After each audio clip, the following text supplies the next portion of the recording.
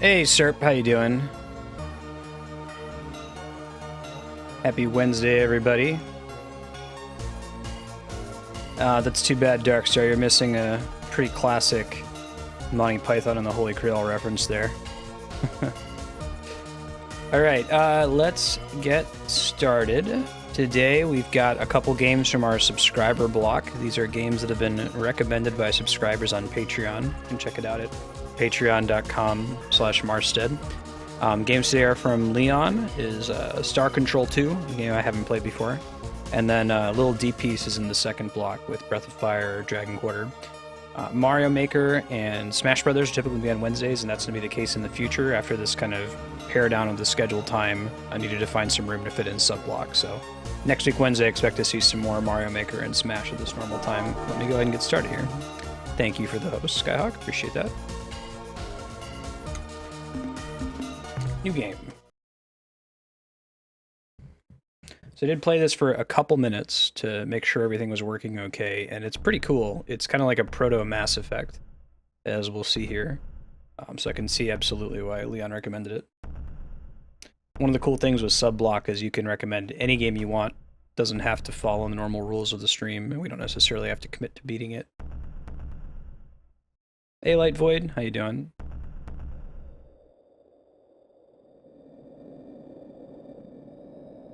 Many great battles, Earth and her partners in the Alliance of Free Stars. Against the evil Urquan, its hierarchy of battle thralls. Now, I don't know like how much I needed to have played Star Control 1, but I'm guessing very little. I just interpret Urquan to be like evil alien race. Edge of the known frontier, an amazing discovery was made. Far beneath the surface of an unexplored alien world.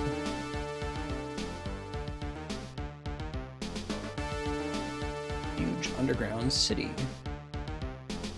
This is a fan remaster of this game, filled with the technological wonders of advanced alien race, the precursors. This game's called Star Control 2. It's nominated by Leon, one of our followers, subscribers on Patreon. Yeah, I moved my schedule around a little bit this week. Mario Maker and Smash will be returning next week at the same time. So we'll be playing this for an hour.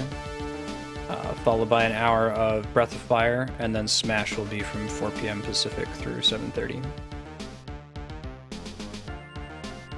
For a rescue vessel, which never again. I think this is summarizing the events of the first game, Star Control 1. Let's say the soundtrack of this game is pretty bumpin'.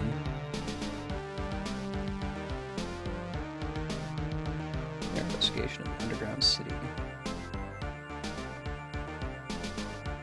Leon, I'm not sure if you're around, but if you are, have you played Star Control 1 as well?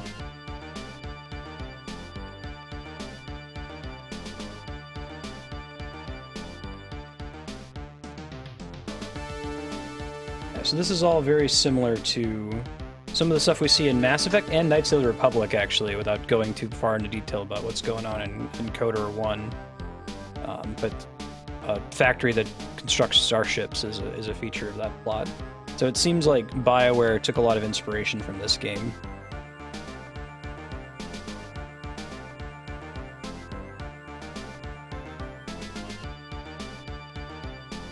Return to Earth. Alright, so we pulled out this weird starship. We've been away from our home system for a long time.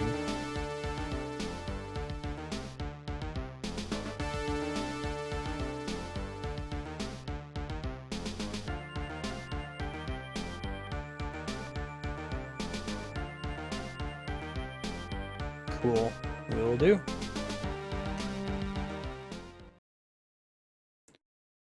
This was originally... definitely a PC game. I don't know what the original platform was. I can do some Googling. Yeah, I can change the name of my guy.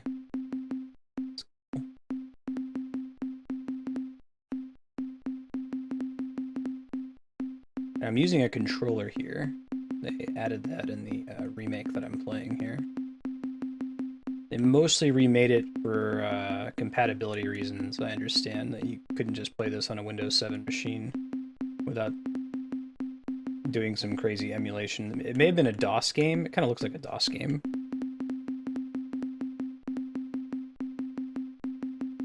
Go.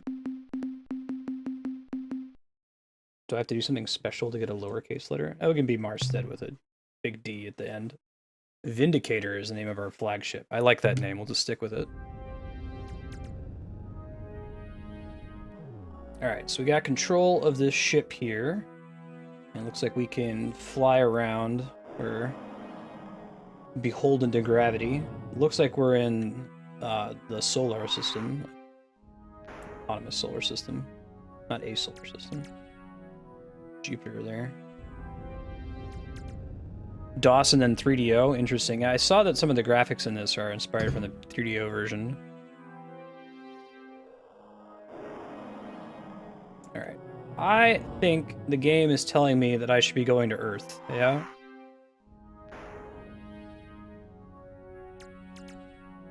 Whoa. Attention, interloper. This recorded message. I like how it's like a video player there. Can I like... Oh, I can like rewind it and fast forward it and stuff. That's cool. Okay. So this vessel speaks with the voice of the Urquan. We see that with the Rachni in Mass Effect, where they can't speak themselves because there's these horrible space monsters like we see here, but they can talk through a thrall, psychically. That's kind of cool. So I think the gross like eyeball monster is the Urquan, and then the little like frog monster with the moving lips is that's like a thrall that's speaking on its behalf since it doesn't have vocal cords. This is not permissible. Only subservience be tolerated. So we've been gone from our home system for a while. We come back and there's these aliens that are controlling the planet. That's pretty shitty.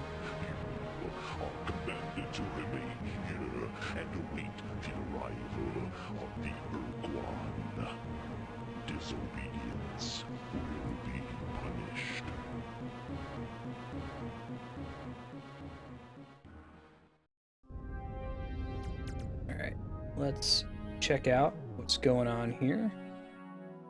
Probably can't go to Earth proper, right? What's going on with this starship here? Attention, unidentified space Oh man, vessel. it's Nathan Fillion. Starbase Commander Hayes of the slave planet Earth. Situation critical. Energy cores exhausted. Scanners and deep radar are non-functional. We cannot identify your vessel. Are you the scheduled hierarchy resupply ship?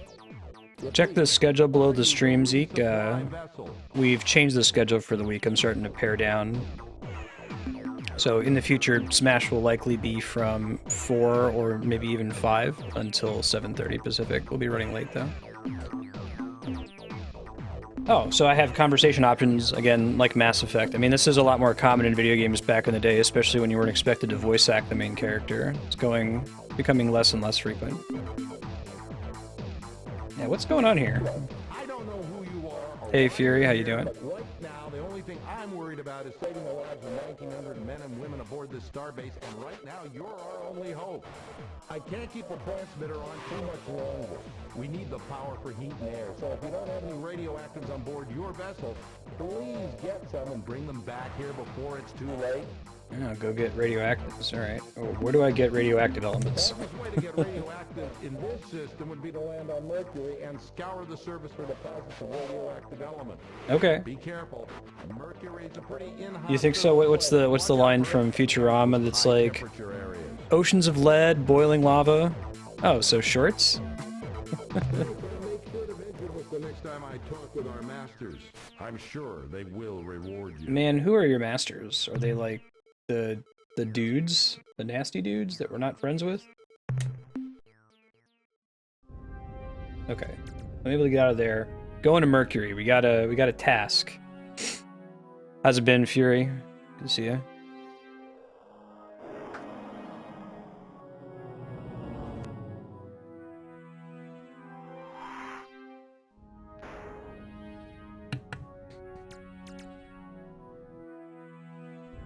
Oh, that's not Mercury. Not Mercury at all.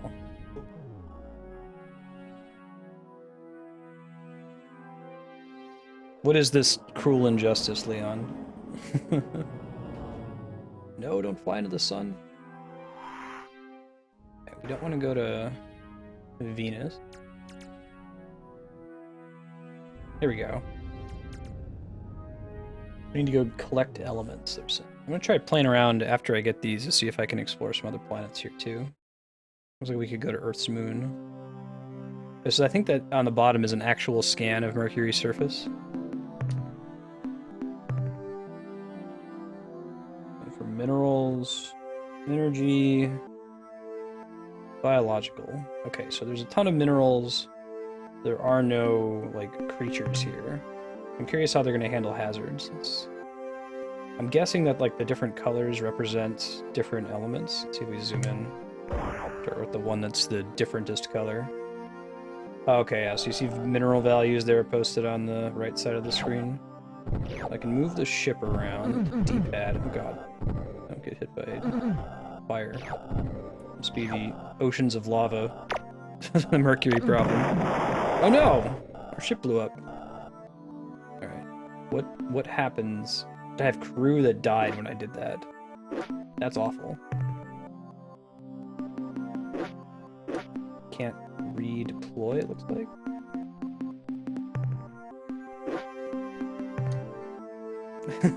A great way to start the game, huh? Let's see if we can back up and pop back onto it. Hey Andrea, how you doing?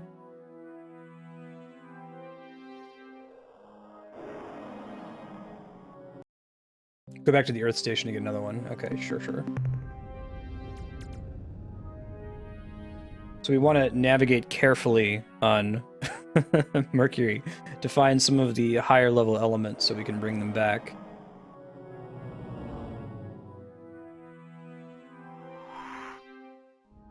We should be able to just go back to Earth here.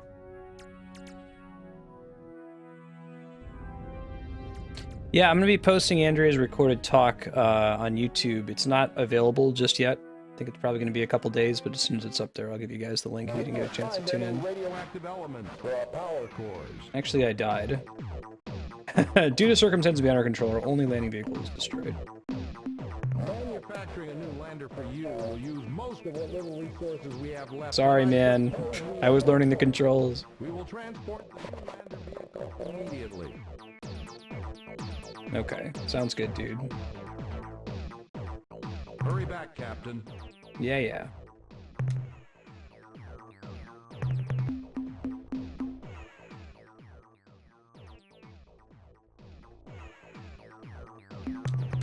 Hurry back. Yep, on it.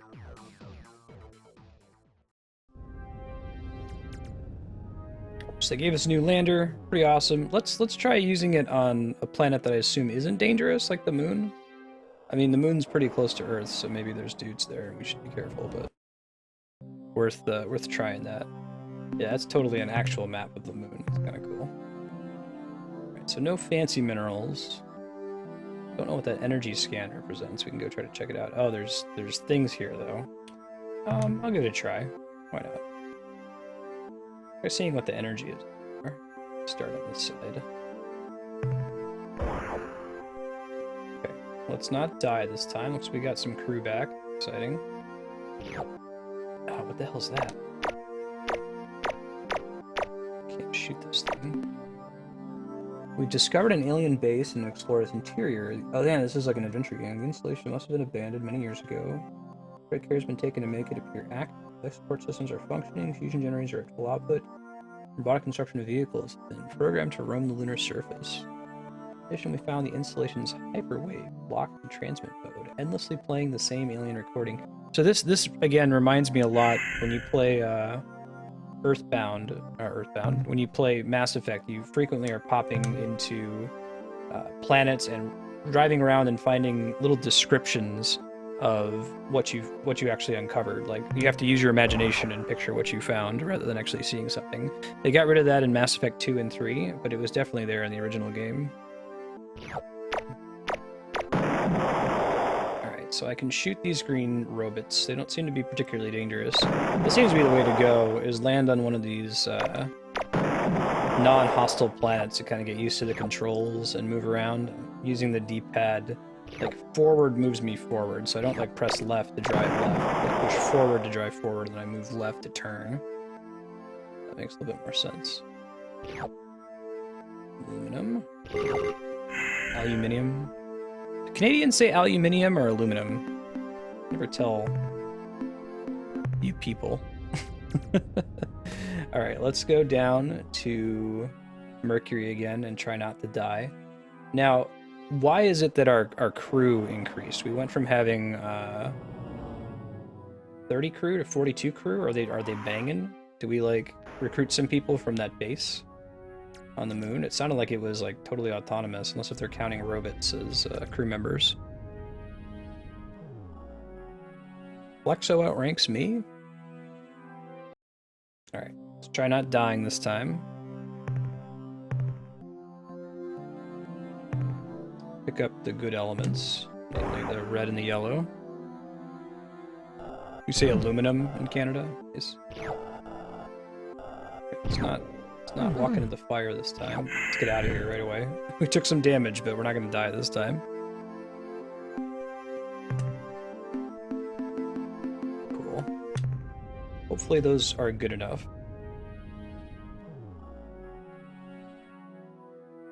Earth Station resupplies your crew. That's cool. Okay. Yeah. Yeah, so I had some people die there, it looked like. I'm guessing that's a reality of taking some damage when I was on the planet. Not just the lander, but in your mind's eye, you imagine that some of the people you sent down there got killed. You monster. I'm not gonna mess around with the enslaved Earth. Did you find any radioactive elements for our power cores? Yeah, man. Oh. Fastest way to get radio... We already tried Mercury, but that's not happening, so we're gonna have to try somewhere else. Hurry back, Captain.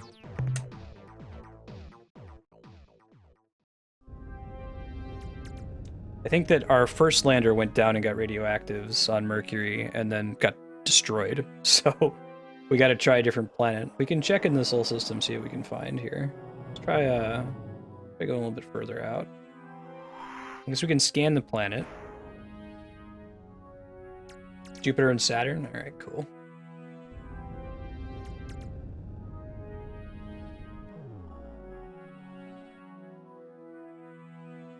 What's up, Moon? This is pretty cool. I enjoy this. I can see the notes of how this was inspirational to Mass Effect, absolutely. This one doesn't look like it has any, but it was worth checking. It's easy to check and then just get out of Dodge, right? Probably can't land on Saturn proper, yeah? Yeah, not gonna be getting any heavy minerals, not sending a lander down there. Yeah, right? Andrea makes a joke in her presentation that says that the instrument, the Fermi-Lat, is about the size of the Death Star exhaust port. It's about 2 meters.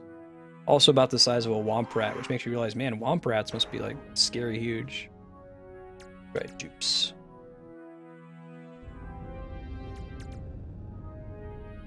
Go, go, go.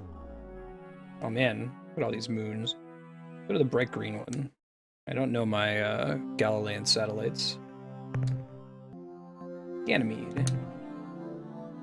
Blue is good, that's new. I don't know what it represents, but let's pick it up. We'll check some of the other ones too. I don't think these are as dangerous. There's no life forms. It looks like as long as we withdraw the lander before it's completely destroyed, we're okay. I don't want to settle them. Now what I wonder is, are the resources that you find here like actually related to what we know about these planets? That would be really cool if they went to the trouble of doing that. But I imagine it's really hard, and at some point, like, I imagine you're visiting systems other than Sol, so you'd have to randomly generate it at some point. Welcome back, Dio.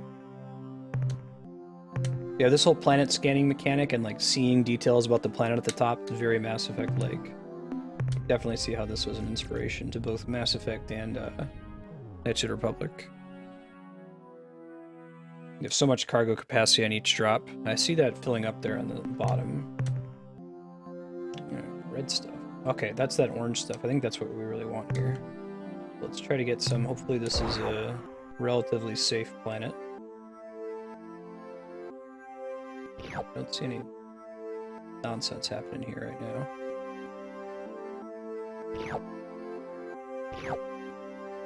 See a thing there on the right side that tells us the individual values for minerals. Probably as good as we're gonna get. Try taking that back and see if they're happy with that. Does look like running out of fuel is a real concern. But maybe the Earth station can help us to refuel. Nope, Serp, you'll get them right away. Thank you so much for the subscription, and thank you for letting me know. And I've got a message on there that I don't get a pop-up. It's awesome to have you. So yeah, no, I'll get you all hooked up after the stream. I'd recommend you not vote for anything until later tonight after I send you a Patreon message letting you know that you're all set up. But yeah, thank you. Good to have you. You'll get the discount, the little chat badge, access to the subscriber forums. If you would, shoot me a Twitch message with your email address so I can add you to our sub forum and kind of give feedback on the stream, hear about some upcoming ideas, give feedback on it.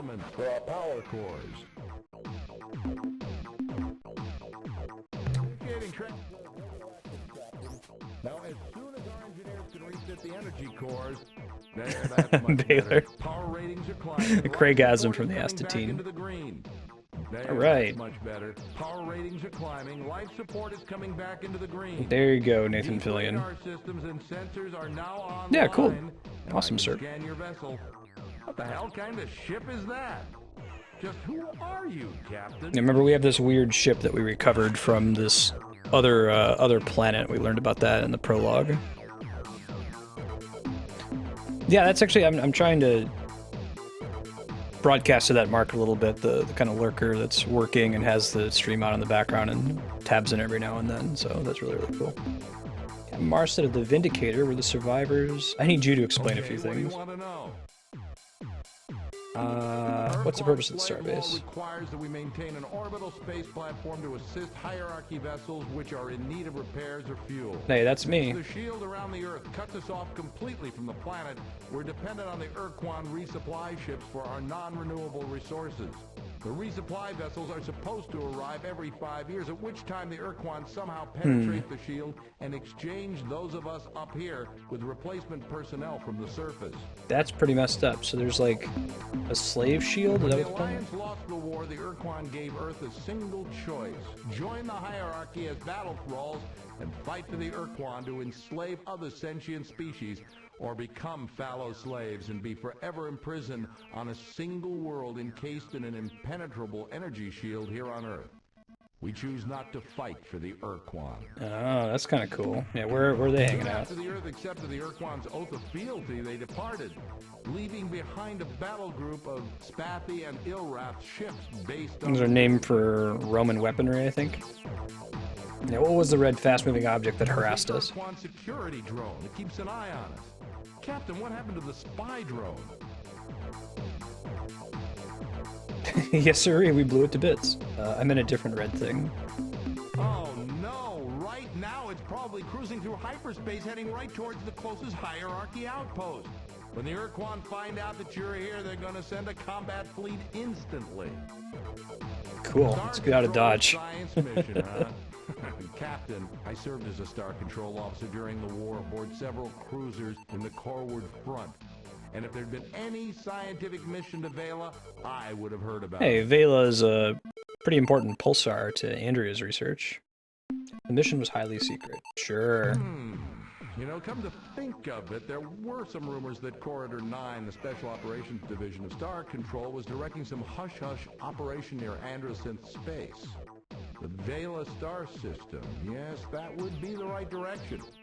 So, Captain, if you say it's true, how do you explain that huge alien starship you're flying? Lords. Why are you here? Secret? Secret scientist. From us. Add quote Andrea Vela's tits. I like the way the story is presented in this game. I need a word to describe it. It's not just show don't tell storytelling. It's specifically the kind of thing they do in like the movie Looper, where as you're driving around you see these cars that have been retrofitted from gasoline to like solar power, and the movie never actually comments on it, but it's little bits of flavor that are just dashed at you here and there without breaking into a full expositive sprint. I like stories in games that do that make you wonder, I wonder what's Androsynth space? Is that like where all the androids live? Who knows? Maybe we'll find out later. You have to be careful though, like some games do that too much. I feel like the beginning of Final Fantasy 13 has way too many like alphabet soup words with apostrophes. Implicit incidental storytelling? Cool. That makes sense. Though day and night we gazed up at the impenetrable wall as though the sheer power of our hatred would pull it down. But over the years I spent so much of my time struggling down on the surface, under the shield, and then later up here trying to keep the station alive, that I'd forgotten what it means to be free, to hate our Urquan masters. And now here you are, in an alien ship of unknown power, offering me your assistance to fight against the hierarchy again after all these years. Captain, your offer is intriguing. It's tempting to think that with your advanced precursor technology, we can somehow crack the Earth's slave shield and reassemble the Alliance to attack the hierarchy. And this time, win the damn war. Consider the consequences. Well, it sounds like our ship was aware of how shitty it is on Earth when we left to do this mission. On the surface below as well. Before I commit this station to helping you attack the Urquan and accepting the risk of annihilation if we are defeated, I have to make sure that you and your ship have what it takes to oppose the hierarchy. I'll make you a deal. If you can eliminate the alien base on the moon and get rid of that threat at least, I will seriously consider your offer. I have a very light brush experience with CRPGs in my past SERP. So it's really cool that Leon has thrown this one on the schedule. I played a lot of LucasArts adventure games. I know aren't quite the same thing. They don't give you as much control or like dialogue options like in this one. But I'm excited to play games like this on stream in the future. Like go back and actually hit up Zork and the like. Attack the moon base and completely destroy. Yeah. Okay, so we already did that. That's interesting that they had to program a response for that. They'd let us already explore it without having it be linear. Closing on this station fast. Our computer identifies it as Ilrath, Avenger class. I think you've got a fight on your hands, Captain. Okay. Your best bet is to wait until you have point-blank range. Uh-oh. Captain, it's jamming our signal. Later, Nathan Fillion. By the fetid breath of the Dark Twin Kazon, a human and an alien starship. How fascinating. Wait, is this a completely different race? I think it is. I intercepted that I like the custom font. and learned that an unidentified starship had approached Earth. I never expected to find such a remarkable vehicle in the hands of a human. Humans are prey animals. I love Baldur's Gate and Neverwinter Nights. Yeah, I like pretty much everything from BioWare, and I actually have played those games.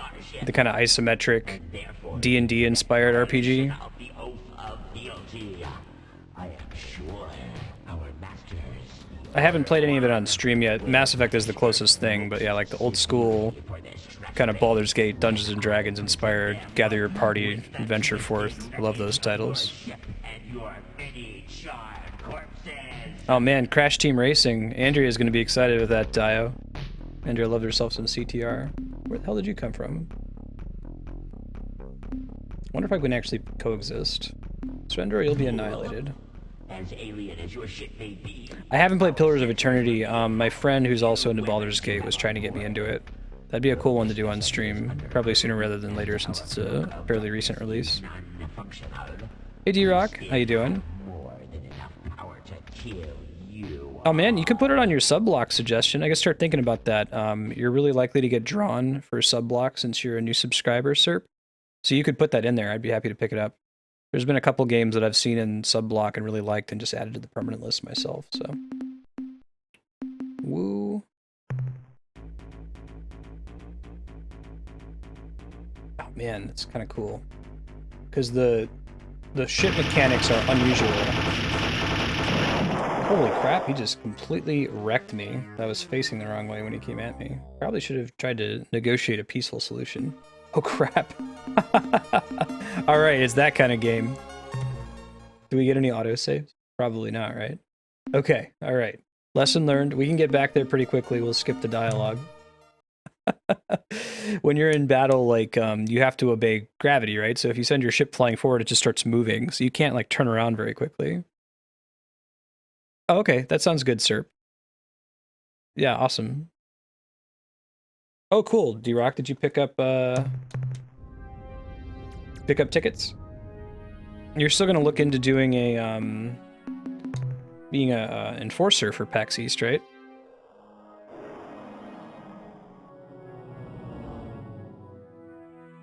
Use the other ship for next time? Alright, and I'll have to try to save a little bit more often this time, too.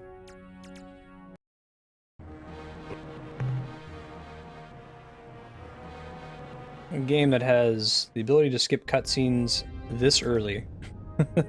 Has lots of dialogue, but if you want to speed run through it, they make it really easy to do. I'm gonna find this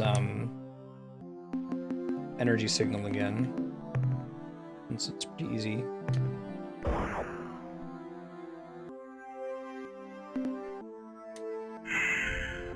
Okay, cool. Done. Earth's moon investigated. Let's go talk to Nathan Fillion. He wants us to grab some resources.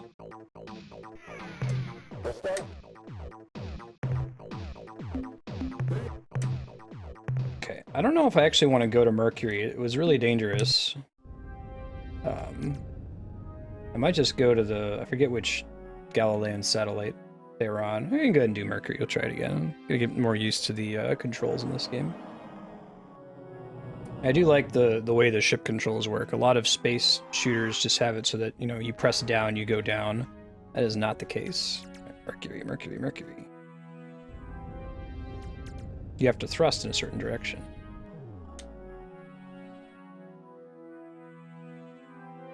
That sucks, D-Rock. Yeah, I know that.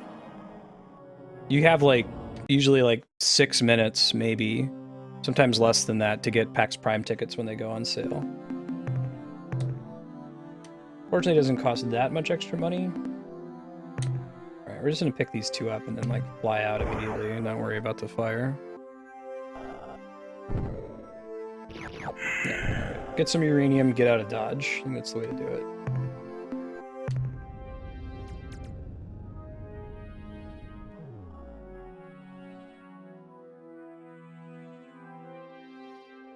Wow, D-Rock.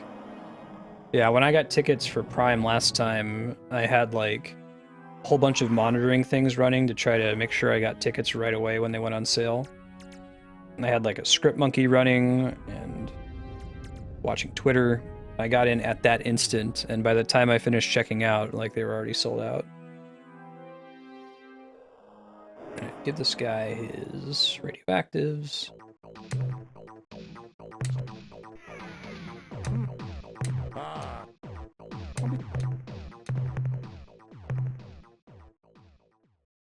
By the fetid, since you... Alright, let's try using this ship instead. Bondage. Okay, good.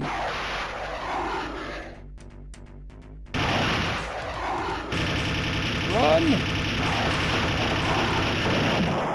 Man. Probably should have saved, but I'm curious. We might be okay. I don't think it's game over, is it? No, we still get to pick our shitty ship. Now we just don't have that one available to us anymore. Turn. Got it. Yeah, that's rough, D-Rock. Sight, Captain. I haven't seen an Avenger blown away like that since the battle in Draco. I guess you've shown So the that little you ship is yourself like, in it's got like homing missiles, it looks so like. my last reservation about helping you has been dissolved. I will commit this station to helping free Earth Cool. and defeat the Urquan. We may get our atoms rearranged in the process, but by God, Captain, we're going to try. So the obvious first step is to get the precursor equipment and software over here so that we can make it work with our ship repair fabricators. But then what, Captain? And then, Commander, we'll proceed to kick some major alien butts. Really good plan, but it's a secret. Bring the Urquan to their knee equivalents. I like the humor in this game. Yes, Captain. We'll do just that. By the way, Captain, I think we need a name for this new alliance we're going to forge. And since it was your idea, it's only fair that you get the honor of naming it. Oh, cool. What will it be? D-Rock, I bet if you get into the Enforcers, you can probably sell those badges and recoup your money. Sell them at cost. United Federation. The Empire of Zelnick, that's the character's name. Let's go. That has a familiar ring to it. Nonetheless, we'll make it so. The United Federation. Thanks, of Skyhawk. Worlds. Now, Captain, I expect the configuration process for the starbase to take at least 2 weeks, so let's get to work. Yeah, I hope that PAX eventually does a marketplace thing where you can buy and sell badges directly and officially through them to get rid of the scalping problem. That's the biggest issue, is there's no limit to how many you can grab. And as you can see, we've already begun minor repairs on your ship, patching up some of the micrometeorite holes. We noticed that your ship does not have an emergency warp escape unit, so our engineers rigged up some for you. All right, emergency and warp each of your escape unit. escorts. Now, you should be able to escape from a bad situation with the touch of a button. But there is a cost, however. The unit gulps up 5 fuel units each time your precursor ship uses it. Also, we now have a limited capacity to make modifications to your ship, to refine Starship fuel, to build additional combat ships, and to train new members of your crew for the flagship and any ships you acquire for your fleet. Captain, I know you're eager to get to work, so I'll be brief. If you have any questions how this starbase works, what resources we need, or just some background information on the galaxy, don't hesitate to ask. wow, so there's a limit of 4 per day per household and it's still selling out that fast? There's so many scalpers there, though. I feel like scalping has to be some non-zero part of the problem. It could just be that there's too many people that want to go to PAX.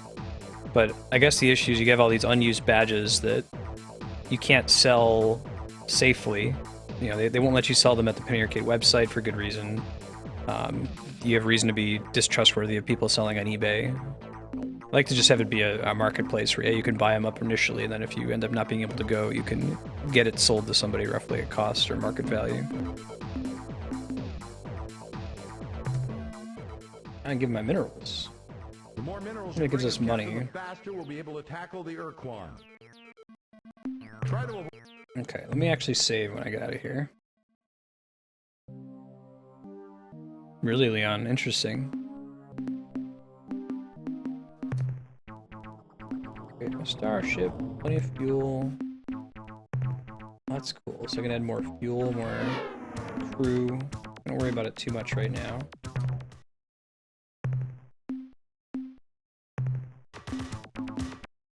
It's cool that you have that option. Ah, yeah, probably need to get another cruiser. Make up for the one that I just lost. Alright, cool.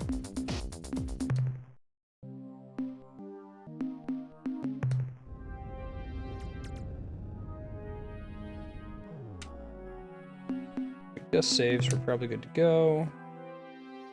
Let's see though, do I want a star map somewhere? Holy shit, this game is huge. A lot of this has to have been procedurally generated, right?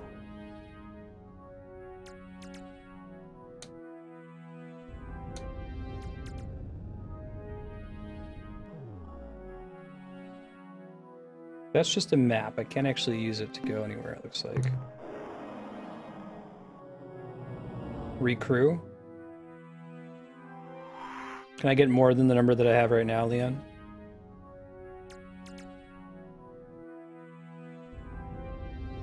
It's not even procedurally generated? Wow. They had to have done some of it at least randomly at the time. If you're not getting a different universe every time. So like, you know, the planet that's in the northwest quadrant is always the same planet and has the same features and stuff on it. Ah, okay. Cool, cool. It says I have 50, so.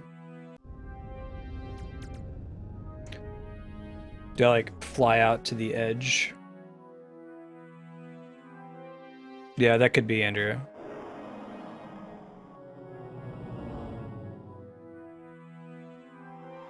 Ooh, Pluto.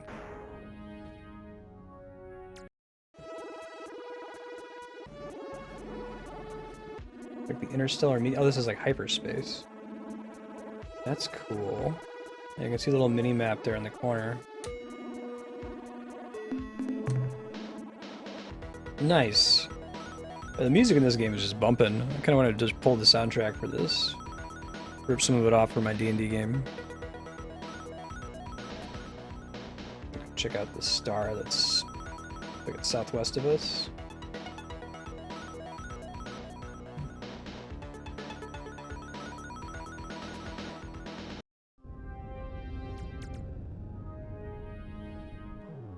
What's going on here?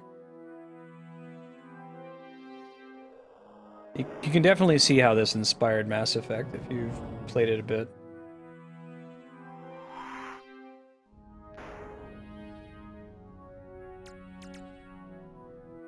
Kind of takes this idea and makes it more accessible.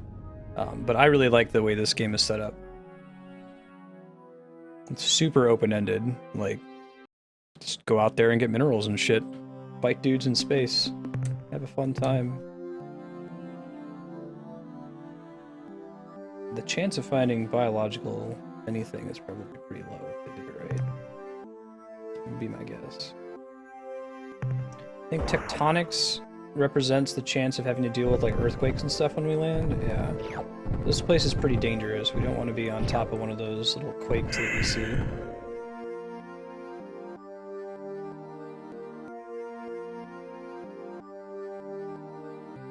Oh man, Yukupo. I think everybody should try to go. If you're a gamer, you should try to make it to at least one PAX. It's a really cool experience. Even if you're not really into games, like I don't know, it's such a welcoming community. The panels are really cool. The concerts are awesome.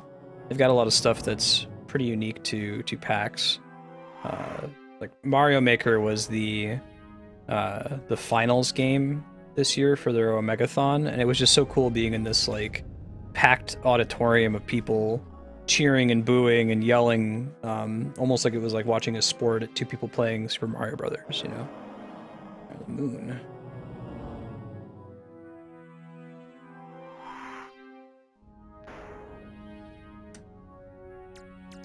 You can dispatch the same planet multiple times. So like the lander only has so much space. You can keep coming back to it looking for different things. Is that right, Leon? Minerals. Hey, Reaper Cheap. How you doing? Hey, so Reaper Cheap, I was before stream today, I found a way to finally go back and update my database with like where some of my regular viewers, like what game they came in on. And I was searching and it looked like you were searching for like Kirby Superstar. And I think you tuned in right after I finished playing Kirby and would switch to like Final Fantasy Theatrhythm, the rhythm game, but you stuck around. Is that what happened, or was it an earlier game by your memory?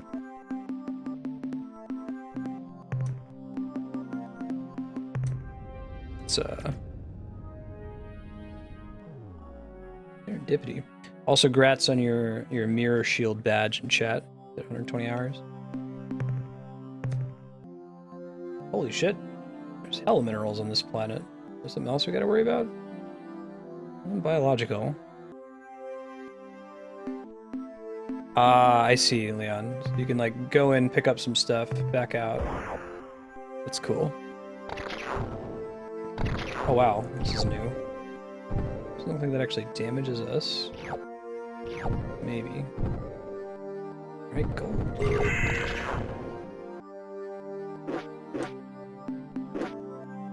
Now that one didn't let us re-dispatch, but oh, I think it's because we're out of fuel. Alright, we should probably go fix that, huh? It looks like fuel is for landers, like this ship can kind of just float around endlessly with thrusters. Gotcha, Reaper Cheap. That's cool.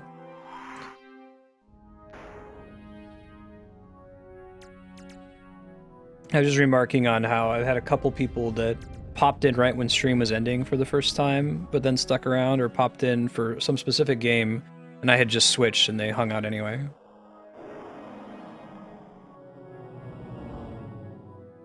Oh, I don't have enough fuel to get home?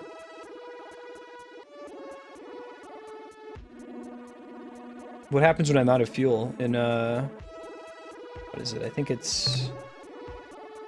Let's see where I am, right? Upper library, beta.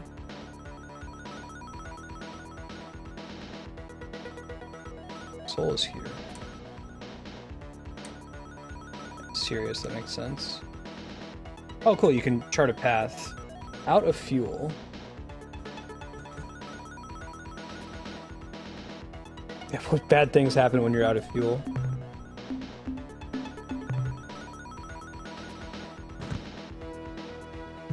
Am I just like stranded in hyperspace forever?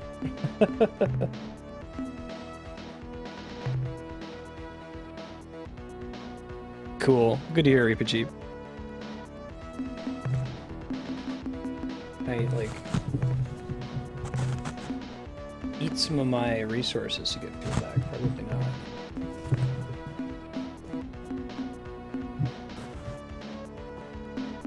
Cool. I'm checking around.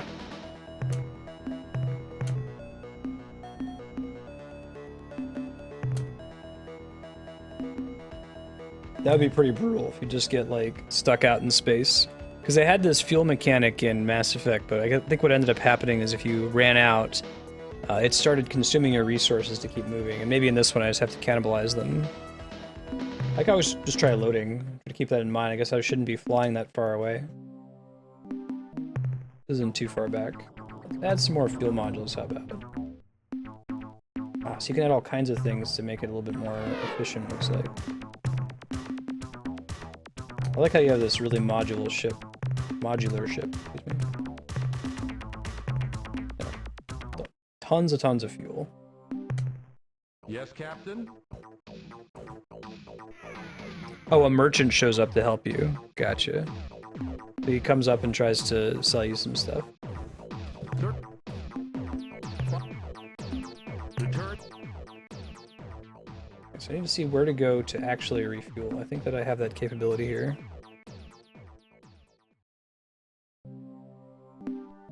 One of those looks like I can get some extra crew. I want to depart the starbase and then come right back to it. The refuel. It looks like part of that is automatic.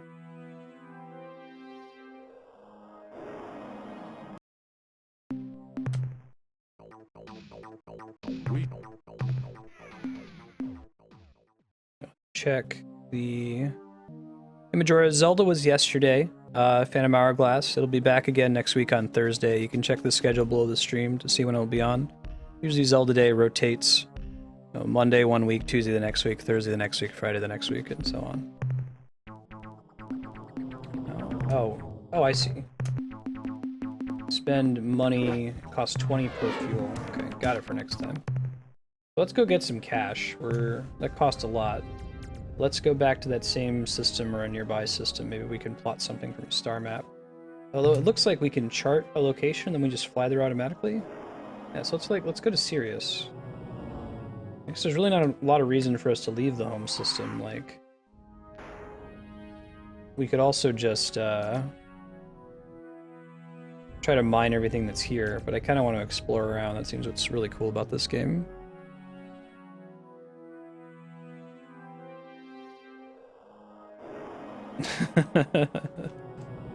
Don't want to repeat of getting stranded. I can probably sub out the fuel cells for something else at a later time. Looks like fuel only expends when you enter and exit hyperspace and maybe moving between planets. Like when I'm just in a system, we seem to be fine. Oh yeah, Sirius is way closer. Give me the intuition for that.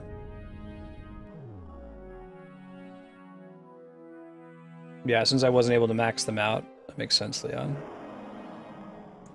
It makes sense. You buy fuel separately at the shipyard, it looks like.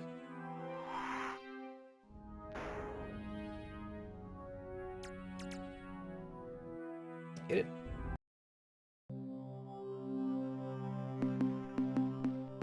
Do a scan, see what we got.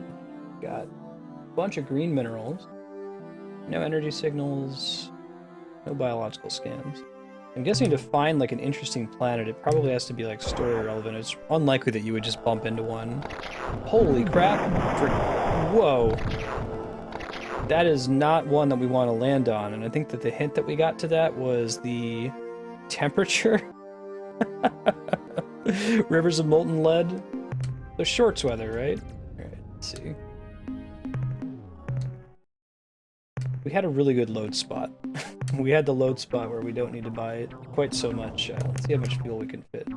The cash we had. Let's cap that out. I think we can get up to like 40.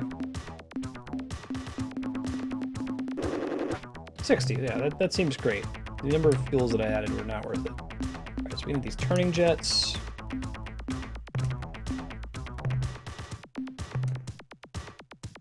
Turning a little bit faster. Costs money, but that way if we get into a battle, we're less exposed. We've got the storage bay for carrying more minerals back with us. I think that makes sense. Back out and see where we can go to. Red temperature in the class 6 tectonics. Gotcha. You should play Mass Effect 2 if you really enjoyed the first one, Yukupo. It improves on it in just about every way. Honestly, I like the story of Mass Effect 1 a little bit better. It's a little bit more like this, you know, where it feels more like open-ended exploration. I really like the feel of landing on some of the planets and just looking at the skybox and driving around and reading the little text things.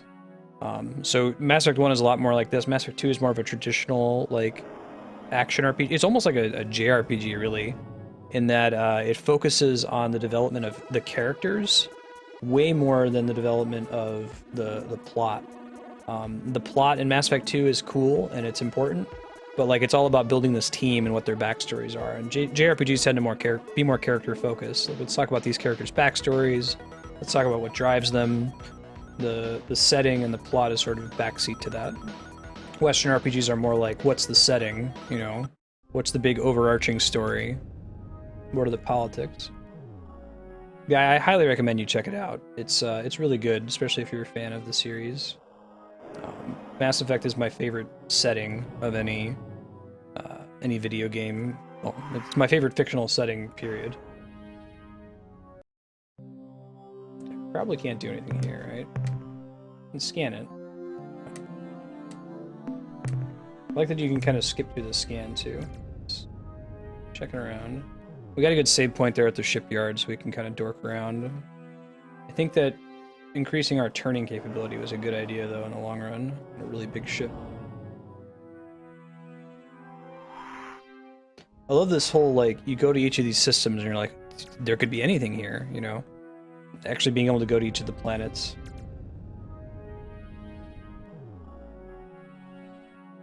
It felt the same in Mass Effect 1. Ah, that's a bad ship. There you go.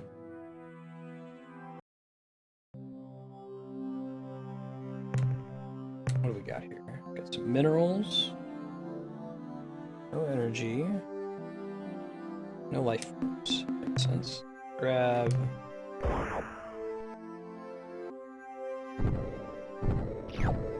The story in Mass Effect 1 was excellent as well. Like, I love the whole reveal in the whole last planet section. It felt really cool. Felt really cool. Iodine magnesium. Sounds good. Keep navigating. Let's see if we can find anything special in this system. Lost 2 crew members. But this is a game of big numbers, so...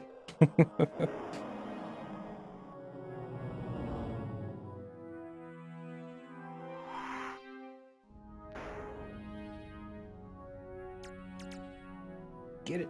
Hopefully there's a moon. Yeah, there's a couple moons. Alpha Wolf. I don't know.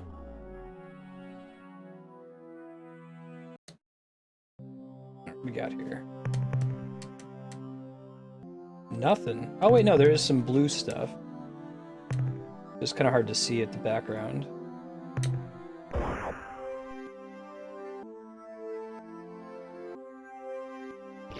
Krypton. Rocket Ball. And Argon. And get some of that xenon so we can build a underground dark matter detector.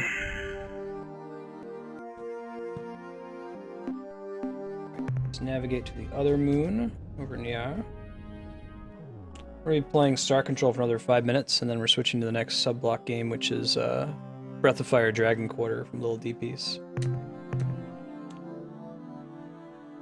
This one looks like it doesn't have... No, Class 5 tectonics, not worth it. I like that they make you make that decision. You look at the planet, you see what the dangers are, you see whether there's something really interesting.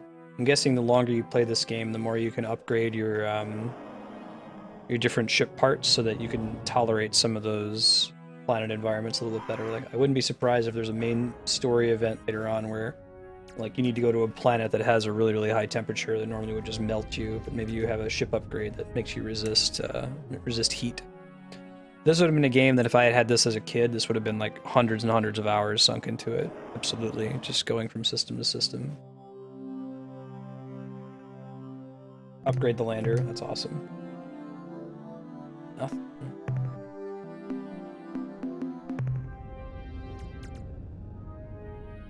The other cool thing is the game really hasn't given us, it just said go out and get resources. Like, there's a little bit of guidance at the beginning, like go to Mercury and like, you know, check out the moon, check out this lander there. It teaches us about the existence of energy signals and how do we deal with biological signals on a planet.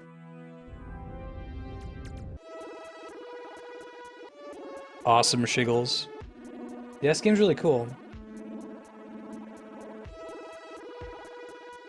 Let's see what's over in the system.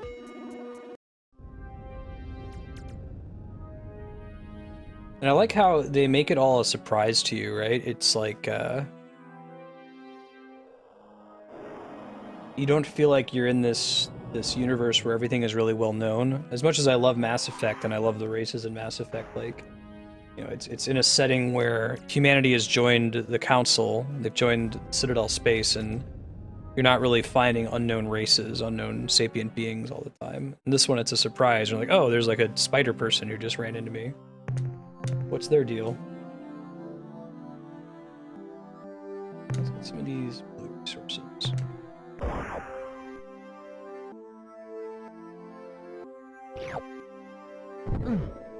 So how different is this from the original release?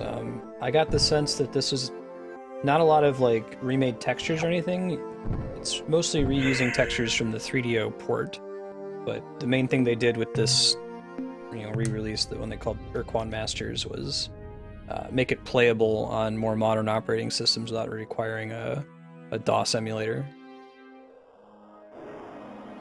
Yeah, Yukubo, this is what Star Trek is supposed to be about. I mean, it doesn't have the optimism of Star Trek, given that we start out as a slave race of this other species. But like, as far as it being exploration based, wouldn't this be cool as an MMO if you had this like giant world? I guess that the MMO of this is EVE Online, except that, you know, the problem with EVE is the gigantic barrier to entry. You can't really get into it and enjoy this.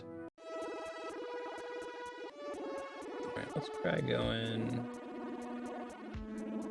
down here. We'll save in this quadrant, then we'll switch over to Breath of Fire. If you were just here for Star Control 2, hey, I'm Marstead. I'm trying to play and beat every awesome game ever made live on stream. So this week we're working through like the Zelda series, Final Fantasy, Valkyria Chronicles. If that's your jam, I'd be happy to have you around. Otherwise, if Star Control 2 is here because one of our subscribers on Patreon, Leon, nominated it. Subs can add a game onto the list whether we're playing it to beat it or not. So I would expect if Leon's interested, we might see this on the schedule again. I kind of dig the game. I might put it on the voting spreadsheet. I'd have to like maybe look at a walkthrough to figure out where the hell I'm supposed to go to actually beat it. So my focus is beating, not 100%ing, and this game would trigger my like completionist terror of like, oh my god, there's so many planets. I have to visit every planet and get all the resources on every planet. So maybe following a walkthrough to kind of beeline it. I'm curious if someone speedran this game and knows how long it would take to complete a playthrough as quickly as possible. Okay, this would be a really dangerous planet to land on, so we're not going to mess with it.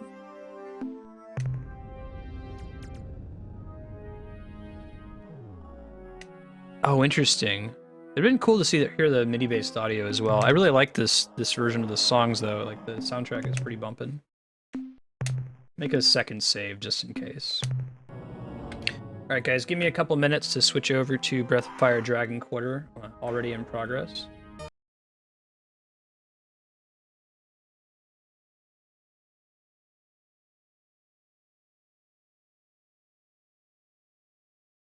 Other games on the schedule today include this one and Smash Brothers until 7:30 Pacific. Wednesday is usually our free play day to do games that you can't really beat, like Mario Maker and Smash.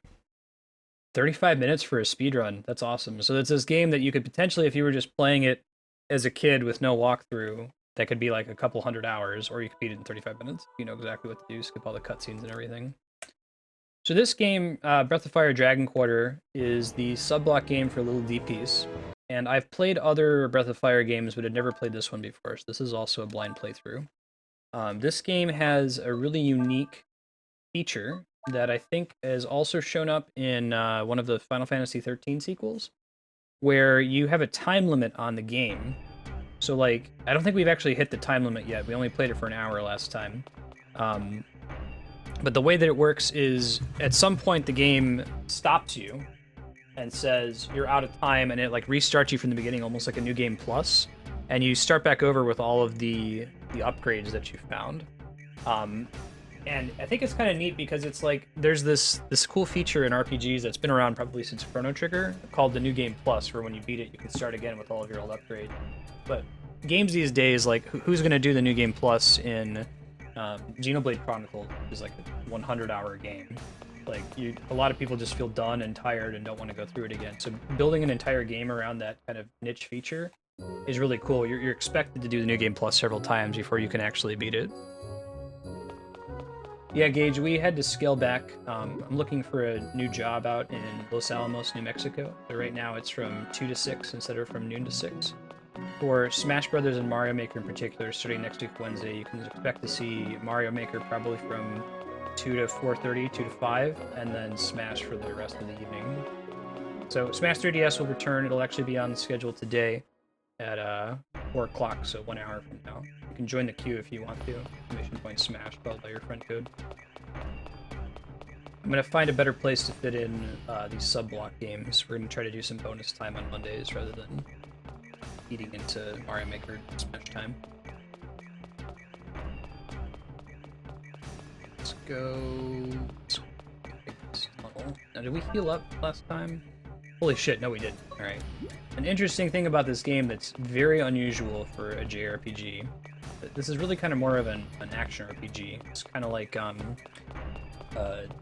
mix between, I guess, Secret of Mana and Valkyria Chronicles, the way the battle system works. But what's unusual for this game is that you cannot heal at an inn. The only way to heal in this game is to get a bunch of healing items, like buy them from a shop, and heal yourself manually. Yeah, I wonder why they felt the need to make this a Breath of Fire game, Shiggles. It makes me wonder, is it like Chrono Cross? I mean, my opinion of Chrono Cross is that it's a really cool game, but I just wish they wouldn't have called it Chrono Cross. They would have just made it, you know, cool island dimension adventure and not try to shoehorn it in. So, like, I feel like this game may have fit better on its own. Maybe they were hoping to get people to buy it based on the tie to the Dragon Quest series, or Dragon Breath of Fire series. There we go. Yeah, so low on money. Maybe some of these items heal up here. I got in early.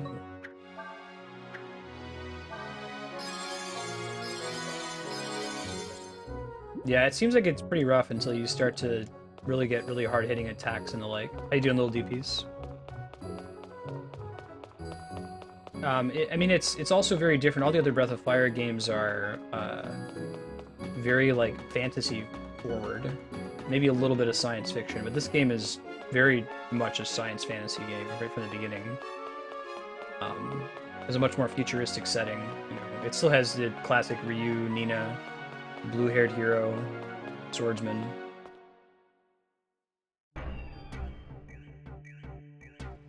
Yeah, I've got you in the makeup entry. You should be okay, Dio.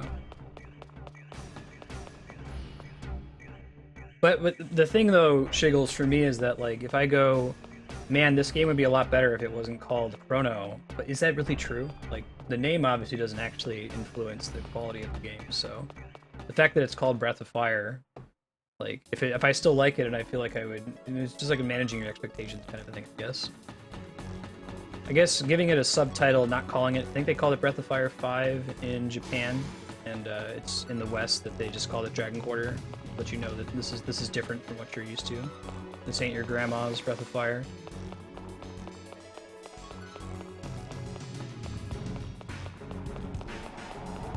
But I dig the design, like the combat's really cool. I like how you have to prioritize movement and your actions, and that they expend the same resource. Like having it be a combat, something I don't like about Valkyria Chronicles, which is the closest thing I can think of for this game's combat, is that when you move forward a little bit, if you make a slight mistake in your movement, that movement's gone forever. But this one lets you reposition until you exactly found where you want to be. You can make a little bit more strategic decisions. It's sort of like comparing the Final Fantasy series ATB, the active time battle, versus Final Fantasy X's like actual turn-based combat with the initiative order in the top right. The former, rewards good dexterity and punishes bad dexterity. But the latter allows for a little bit more strategic, tactical gameplay, I think, when you have more information. So I can see it applying to both kind of play styles.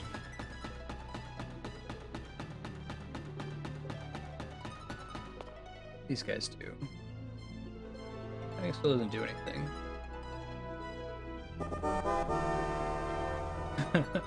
Hey, remember the ages? Thanks to the host. I appreciate that. How you doing? Yeah, Andrea really doesn't like the ATB system. Whenever I recommend an RPG to her, she's like, "Is it ATB? Like, is it really turn-based?"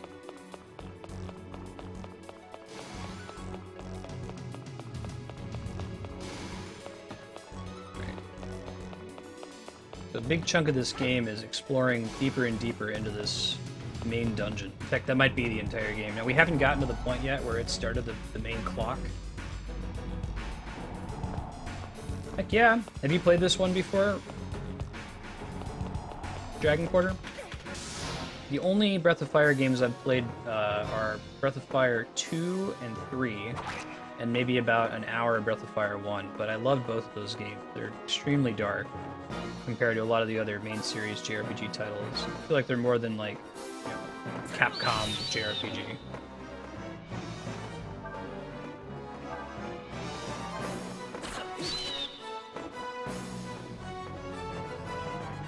Turn in. I think we're gonna get. No, the bat's gonna get to go. I gotta remember that I need to have them start the attack here. So level 1, let's do the slice. Well, then you can do the combo attacks too, like as much as you want.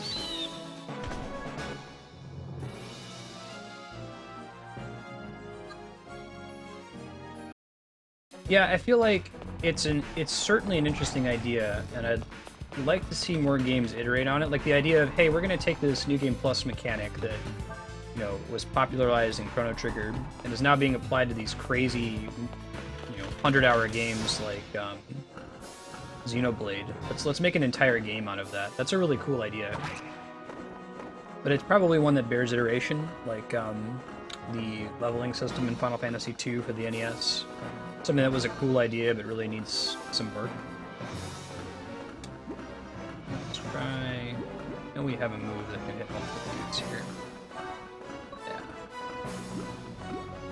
I love this, though, that you have to like move into exactly the right spot. You want to try to move as efficiently as possible to try to hit as many of these guys as you can with your AoE move. You can probably hit all 3 of those if I stand in just the right place. And if I make a mistake while I'm moving, it doesn't penalize me permanently, right? Looks like I can't get all 3. Where to get these 2? You started streaming because of Breath of Fire? That's awesome, remember the ages. Make sure I get you on my host list. What's your favorite title? What's our hope of seeing more Breath of Fire games, by the way? Like, I know that we're still mourning the death of Konami, but this is the last Breath of Fire game. There hasn't been one since this one, yeah? Capcom's still going strong. I don't see any reason why they wouldn't support the series. Shit. We gotta get Ryu out of danger's way. He might die in his next turn. Side slash and vertical slash. Cool, I'll try that.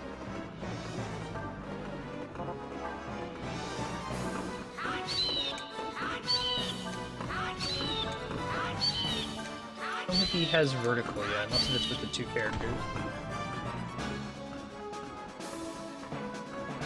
Let's see what we can do here. I'll use this one. Breath of Fire Pachinko.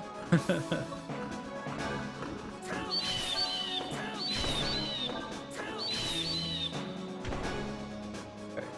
Let's try to get him in like tanking range of this guy. Ah, but I can't stop, I see. This is the way the movement system works.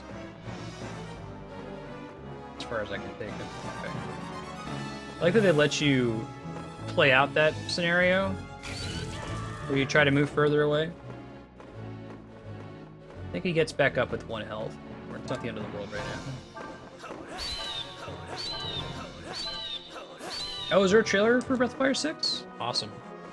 Yeah, I hope so.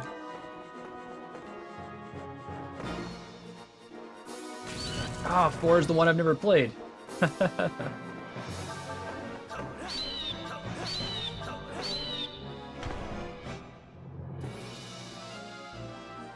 Nice.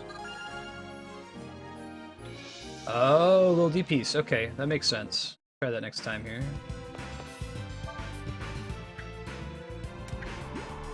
Looking out. Seems really important that we get the first strike in combat too, right? Restores unit from unconscious that's in combat. Yeah, we don't have any way to heal them. The beginning is pretty nasty. What does give up do? Restart the game with some of your experience items intact. You can even do that before the actual timer has started.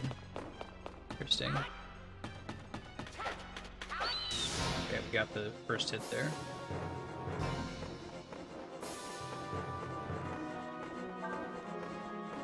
Let me see if I can do this combo. We're saying side slash. Oh, I see, vertical swing. I didn't do it in the right order, but I got it for next time.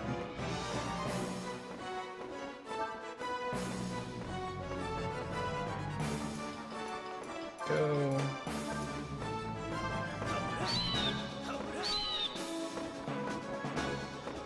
Get a decent amount of movement there. Okay. We're okay. Gathering AP, that's what I want to hear. Perfect. That again.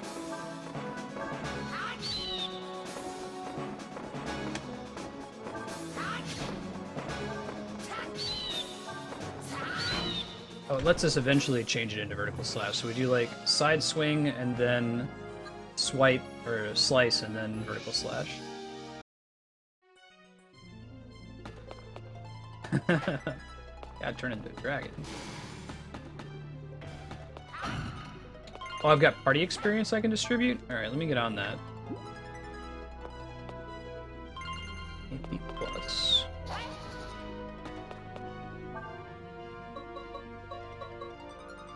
Okay, let's see. Add XP. Oh, I see. Interesting. Yeah, so let's level him up.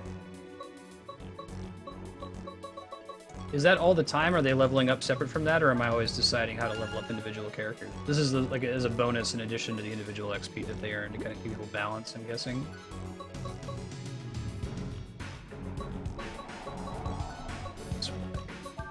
AP up. Let's get him some more. He'll kit him.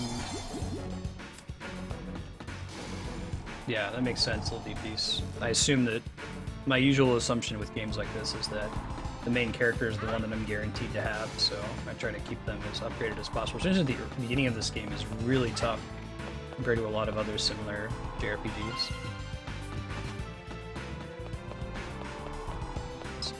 Dead end, but maybe there's some chests down here. Oh, cool. Just automatically get XP for killing these guys. That's a cool mechanic. Games that do stuff like that. Like this enemy is easy enough that we're just gonna give you the stuff for it. Alright, a lot of Zenny. We need that.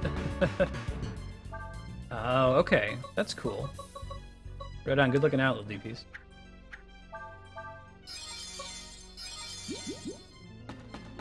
Keep using those as we find them.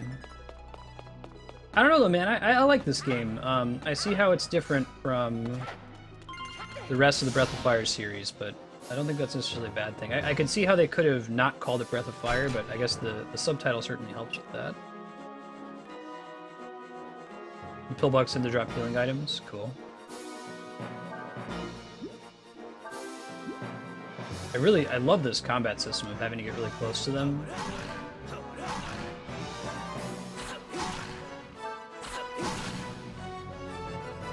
Poison off from there. Ouch.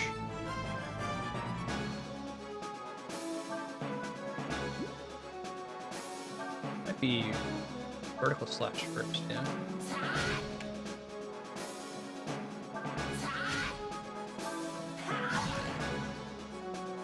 Wild Swing isn't the best skill. The way that it works is it's like 50% chance to miss, but it does extra damage when it does hit.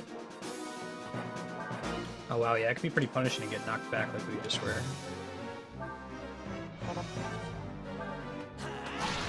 think we want to use that in the future. It wants to be our opening move for him. Because of the defense down. Will help Ryu for hitting him. He's gonna get a hit off on us though. Oh, you can store the party XP on a restart. That's cool.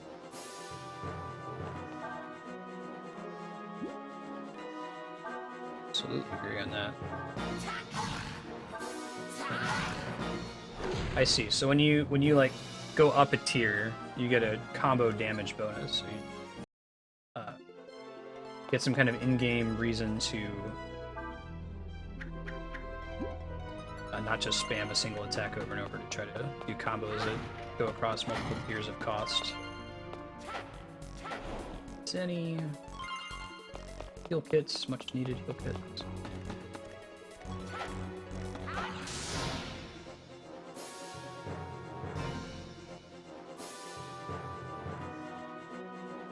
Alright, let's see.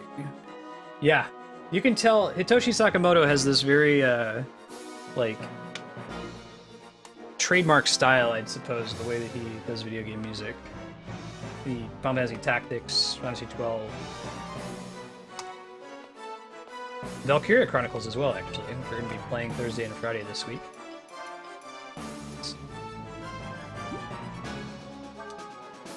Do side slash, try to do this combo thing.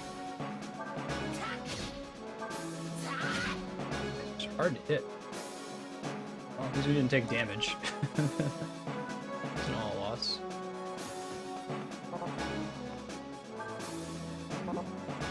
We can get close enough to be able to use that. I think we want to get behind him too. Like, they hit worse defense if you're hitting from behind. Peak Leader is saying something. All alone and feel scared. Can we spare him? Whoa, so what's the mechanic here? Can I do something about this guy not wanting to fight? Can I like heal him or something to get him on my side?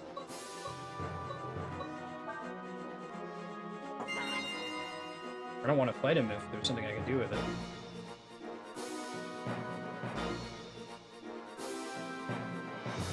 I think that's something that the game actually introduced. I don't want to waste my HP when we carries over for next.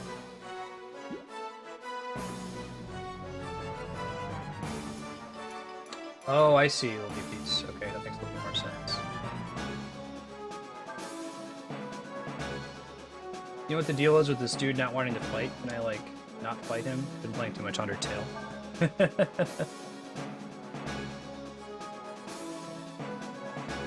Oh, I see. Is there an in-game benefit than, like, just killing them?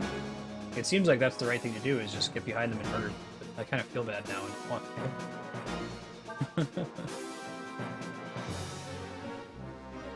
Oh, you do carry over some of your AP from the previous turn. It's kind of cool. I like it. Let me run from this. I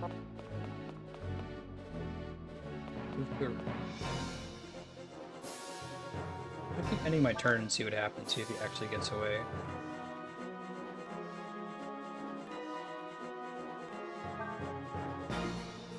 I think you can do the skip order if you need somebody else to go first. It looks like the AP doesn't carry over from turn to turn to turn. He's not running, so I think we have to start fighting him some more.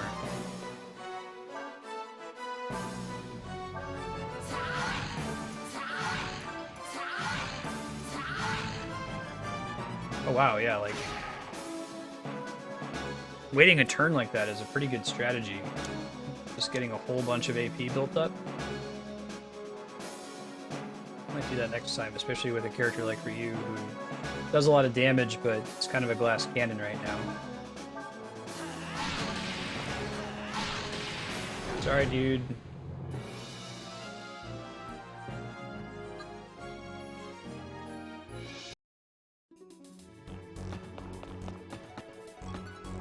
Zenny.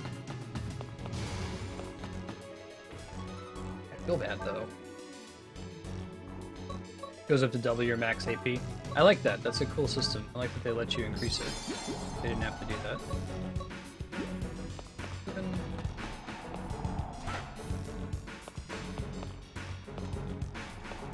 I guess I can just let them run and not even initiate with them, right? Crap.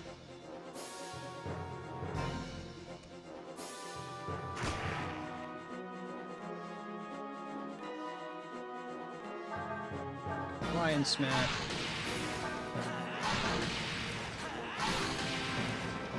Get him down to his defense minimum, sure.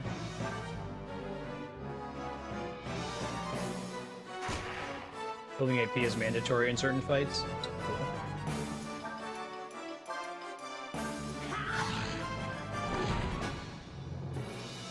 Some more Zenny.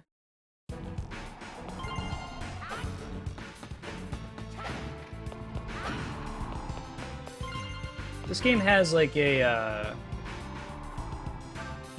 quick save feature, right? Where I can save the game and then when I load my save, the save goes away, I assume. But I think I'm all out of other things. I already know Wild Swing. Okay, I can sell it later though. Just in case I don't get another save token before the end of the session today. You don't want to walk into them if they're afraid of you. Ow. God. He's not messing around.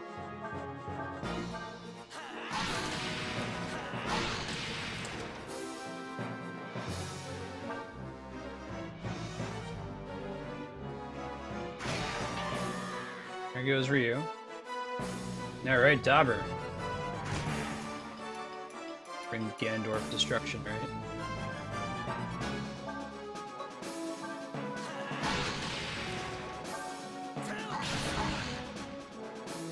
Like changing tier at all is beneficial to getting extra damage out of the combo.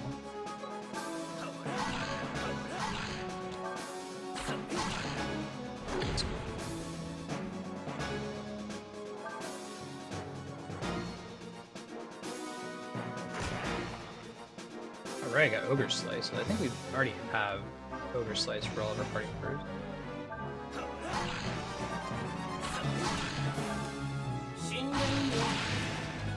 I see. The combo meter gets better and better the more, like, different moves you incorporate into your attack. That makes sense. Let me move that Ryu attack around after this here.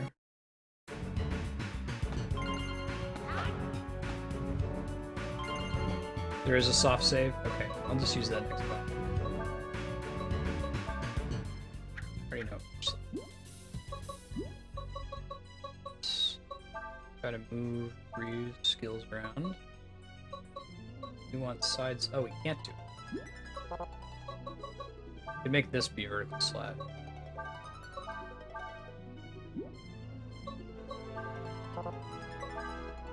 There we go. Over. Right.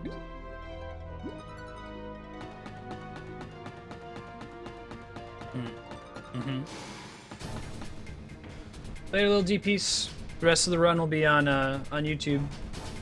Thanks for hanging out. When you enter a danger room, all doors leading out of the room become locked. Be careful when the music changes. The danger room's locks will open when you defeat all the enemies. Okay. Jeez. Ryu's gonna die right in the opening here. Ow. You got some dynamite out of it. This is all on you, dude. I love that you use the same AP to move as you do to attack. That's such a cool idea.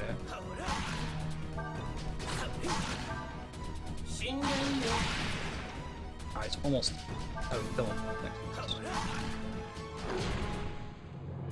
I could guard too to steal? Okay, I might need to just start doing that if I'm the one who starts the turn.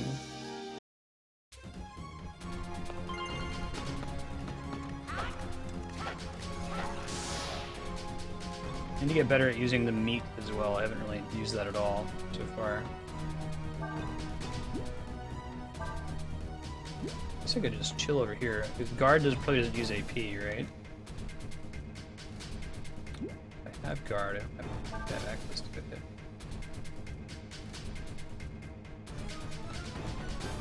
Keep him in the back.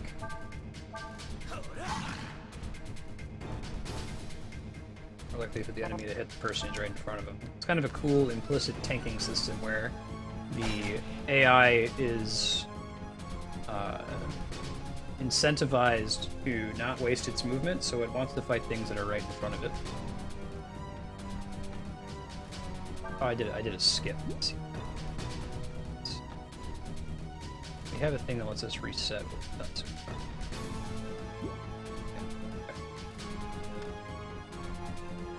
Guard, I'm guessing, is an action I'll get. Maybe I'll learn the ability to guard. It doesn't look like one of the things that I can do right now. Just out the gate.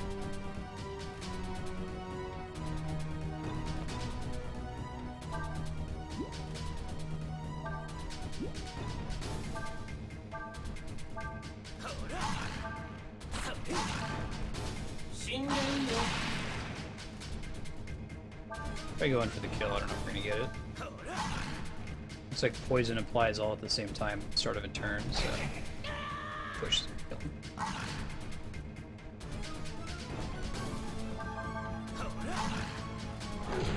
Alright, cool. There were two more dudes behind them there. See if we can like throw a dynamite at them or something. There's a way to throw it.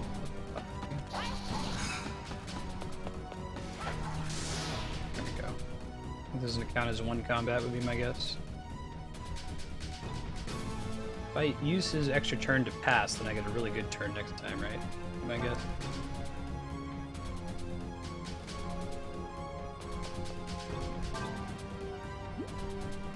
Yeah, there's cool design space in having you share the same resource for movement as you do for actually attacking.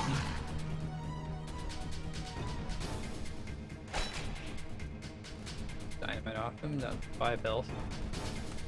Oh no, wasting the extra... Okay, it was actually a waste. I thought maybe it would give me AP for my move. It looks like you actually need to use it to attack. Lesson learned. By using this side slash combo here.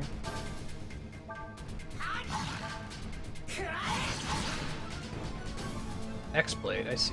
Makes sense.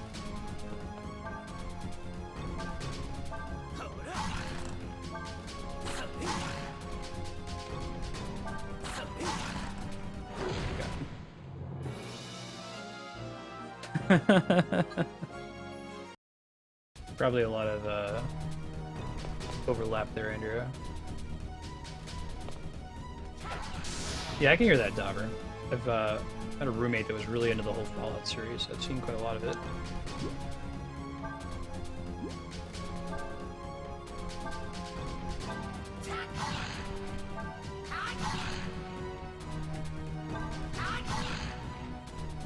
Do a lot of damage.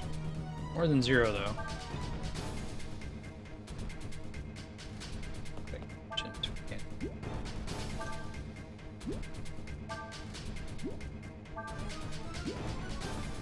He takes 1 hit, he's dead, so I kind of want Ryu to take the hit. Yeah, why don't we just, let's reset his turn so he can have a super turn next time when Ryu die here.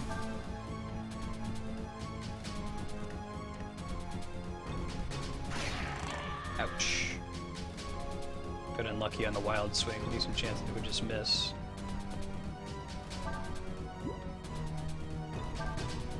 Oh, it looks like it glows when you're close enough to be able to hit. But...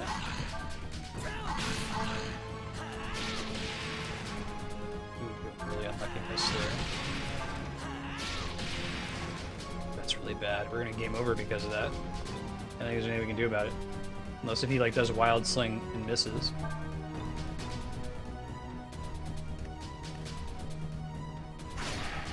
Nope, no such luck. Let's see what happens here. This is our first time having both people die. Start new game with current gameplay data. Continue from your save data while retaining some of your current stats. I feel like I should do the restart since this is our first game over and we have like no healing items and no money. Let's see what it gives to us. Oh, you have to overwrite the save. Like this is the actual save token save too. Wow. All right, let's do it. Let's figure it out. That's what this game's all about, right? I don't know if it actually affects our D ratio since we hadn't died for real.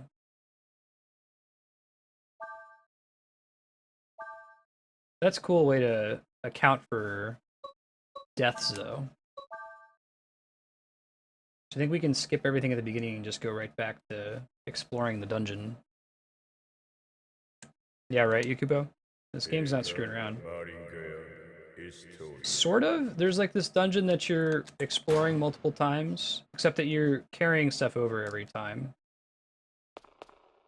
Each time you do this again, you keep some of your stats and items and equipment and levels and things. I understand it. Yeah, so like I have all my equipment. I have all the skills that I had equipped before.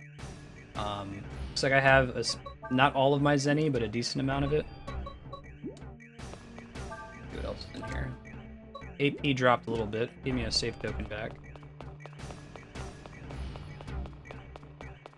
I'm not sure if the dungeon randomly generates. Maybe somebody in chat can speak to that. Somebody who's played Dragon Quarter before. I think it's static, but maybe not.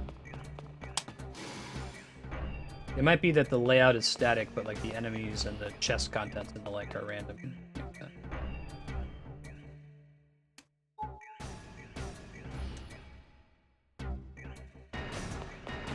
So we've seen those scenes before. You can try signing up now if you want to. Exclamation point smash followed by your friend code.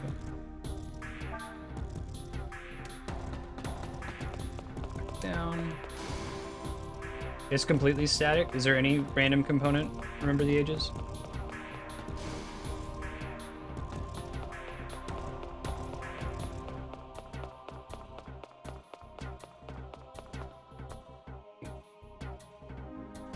They'll move the enemies around at random. That's interesting.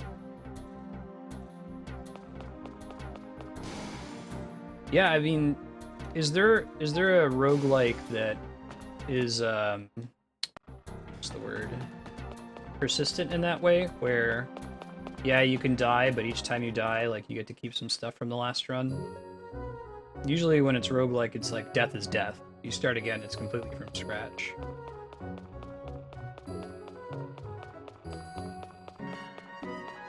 Every now and then, things that you did can kind of affect the next run. You can count. I guess Binding of Isaac does that.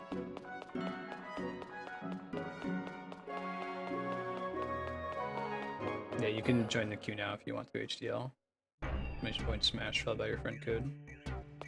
Smash starts in about 26 minutes. Take a short break to feed the cat. Some kind of carryover. I haven't played a lot of recent ones. I played some of the more hardcore games back in the day.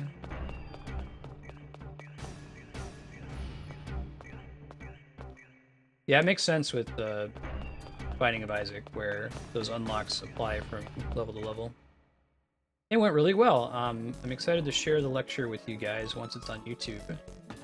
My wife Andrea is an astrophysicist. We have a talk on her search for dark matter. I think it's really good. Probably like it, but it's gonna take a couple days for the creators to put it on YouTube. Do I need to give him a weapon?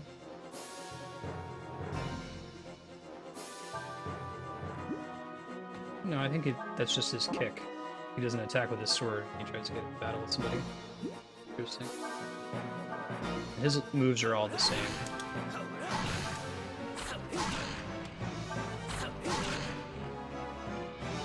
Cool. Extra turn. I want him to go first on the extra attack because of his Lion Smash being so strong.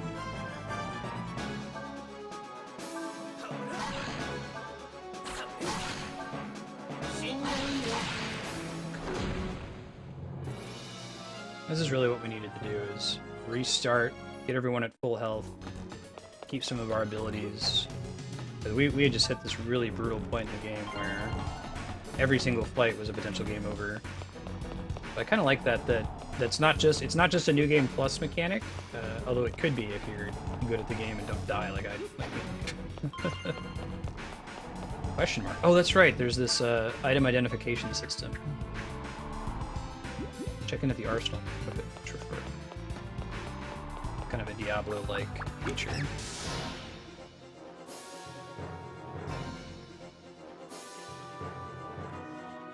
The D rank thing is only after I reach a certain part of the story that like actually turns on the time limit, right? Remember the ages? I didn't get that far in this playthrough, but I assume I can get there eventually.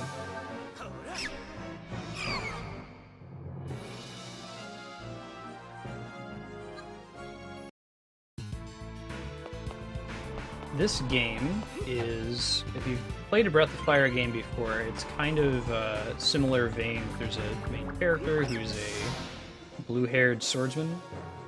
It's probably going to be something to do with dragons later. But as far as what's actually going on in this world, there's like this dungeon that everybody's a part of, and we're all like contracted by this company to explore it. And we have this thing called a D ratio, which I'm guessing D stands for dragon. Don't know for sure yet. Like, basically, you're reliving these events multiple times. So at some point in the game, we're going to get a time limit on it, and when the time limit expires, we have to start the game over from the beginning. Except it's really easy to skip all the cutscenes, and when you start over, you keep all of your old skills and a lot of your old stats and equipment. So you progressively get better and better at the game. It's kind of like an Edge of Tomorrow, I think. Kill him, probably. Like, these enemies are easy mode now, but this is our second time through. We game overed earlier and got to carry our stuff over. Yeah, it's more like a dungeon crawler, like dungeon crawling action RPG. Pretty sure the entire game takes place in this dungeon that we're in right now.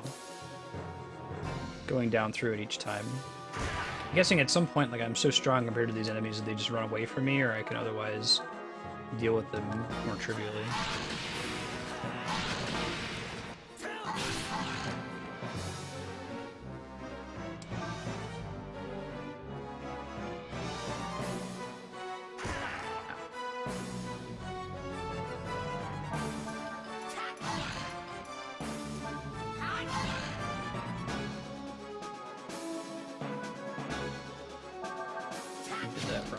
That's okay. I think our main guys or other guys can kill him.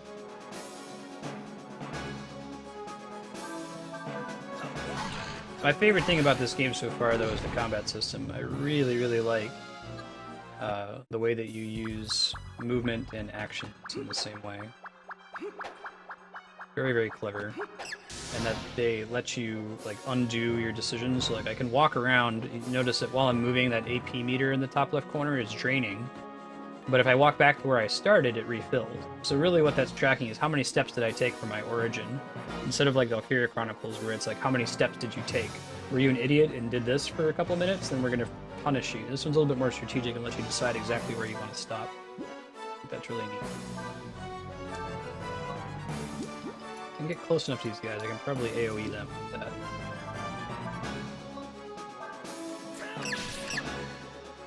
Pretty good damage. End turn, see what happens. We should probably spend... It seems like we should spend the entirety of a bonus turn. I'm not entirely sure if that's true. I don't think you get any AP carryover if you don't spend all that. You gotta use it while you got it.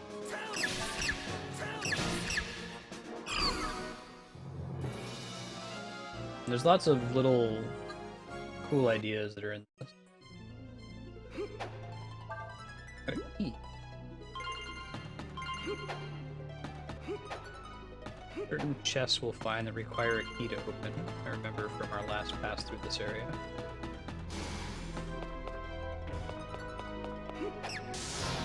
Kick this guy in the face. That's what we do.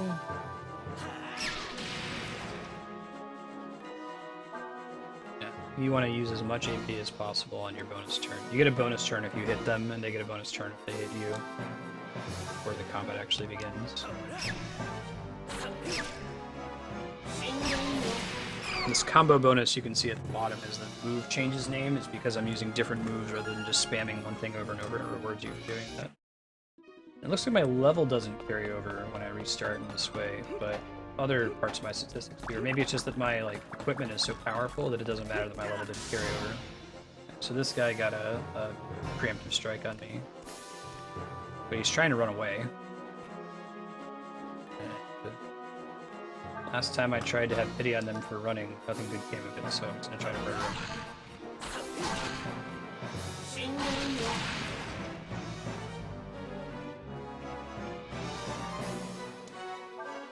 Cool. You might just try to run again, yeah. Sorry to hear that, HCL. A bummer. We move him here, we're really just chasing him. Got some AP carryover from the previous turn.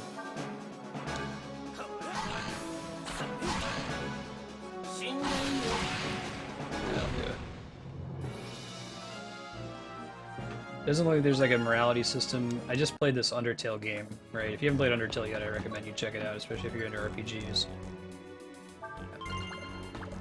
Why wouldn't I take the items? It's like a Chrono Trigger thing where you're supposed to leave the chest unopened, find something better in it later on. Anyway, Undertale allows you to spare just like almost every game. Just the back of the box description for it. And I go into games expecting to be able to do that. Make me murder everything? What is this, 2014? Cannot go through this door. Got it. I can to tell you that right out. Return flush. Let's do combo.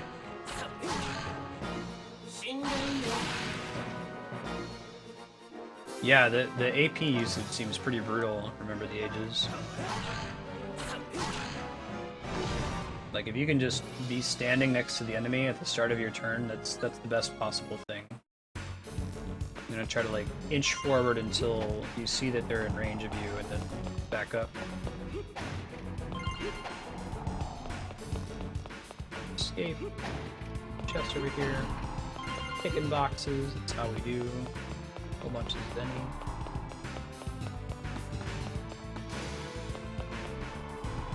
What do you mean by factor of 10 though?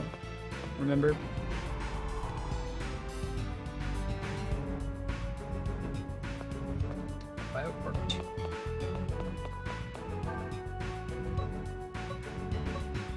Save and quit the game. Okay, that's cool. So I could actually save from anywhere. It doesn't have to be... I don't have to climb all the way back up to save like I did last time. That's good to know. What's that?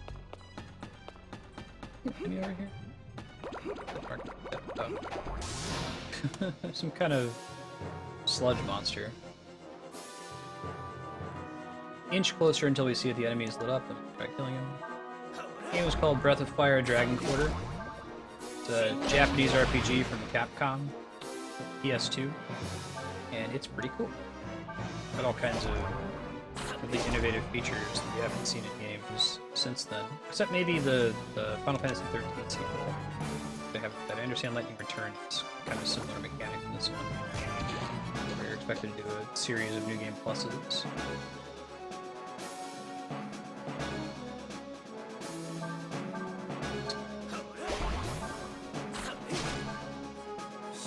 Still get the combo even if one of the interstitial moves misses, which is good. At that point, I think I'm gonna pass. Gotta have your slimes, right? prefer Breath of Fire slimes or Dragon Quest slimes? Ah, we don't have enough to do. Got it. He's gonna get to attack us one more time.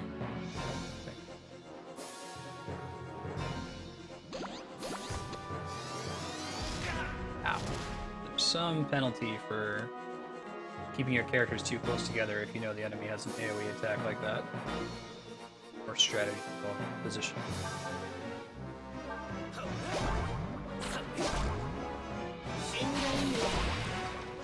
Yeah, I feel the same. Gotta have slimes though. Final Fantasy's always gone with wands. Puddings. Carrying too much. Oh, that's a new thing. Use those.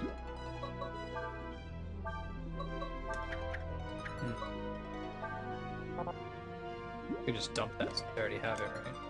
Oh, I guess that's why I was trying to figure out why would I not want to just take everything from every chest? Why does it even give me the option? And the answer is I can run out of space. You have to learn the skills once. Actually, I think I already have this one too. Try taking it and dumping it if I can't do it. Yeah, so we'll do the same thing here.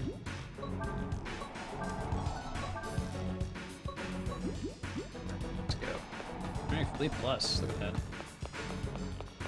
Get in there. I don't think I'm at rank 1 yet. I should have the most hours watched because it will always track me as being online. But I can check and see where I am right now. Tropos XR. Pretty close. 9 more after that.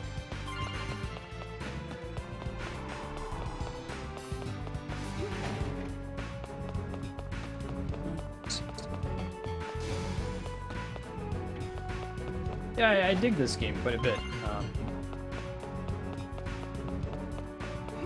I don't know, I feel like it's like Chrono Cross in that Capcom could have probably gotten away with not making it a Breath of Fire game because it's super different. Like the tone is even different. It's almost a little silly. Maybe that changes a little bit later. It gets darker. Yeah, I really like the whole. I like the combat system. I like the reset system. It has some interesting ideas that are new to me.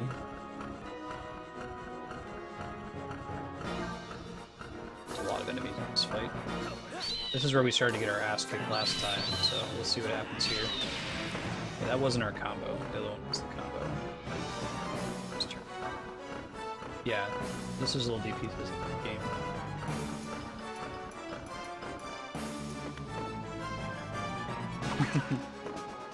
Yep. There happen to be the same number of bosses in Chrono Trigger as there are ranks in my bot, so here.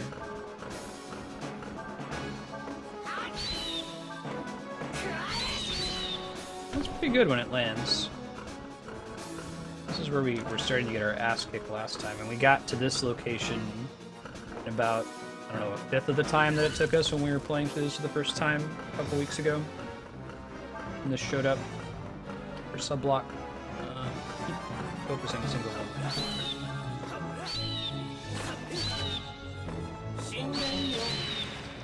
That's pretty good. Mirror Shield is 120 hours. HDL terms there.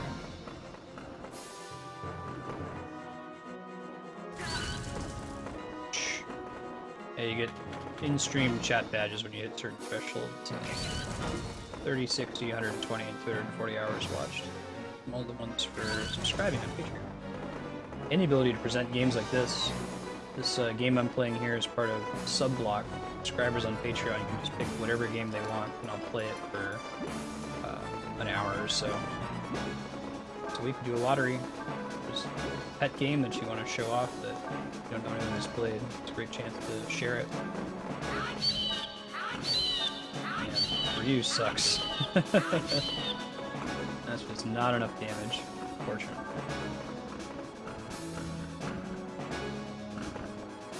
I'll hurt me speed here. Ooh, yeah. I'm in trouble. Do we heal or do we fight? I think we fight. Because, yeah, Ryu's gonna die in the next turn, but we can kill these guys, no problem. Bang, I think, can hit both of them. Do I have to be standing in a smarter spot? No, I think I need to just kill them.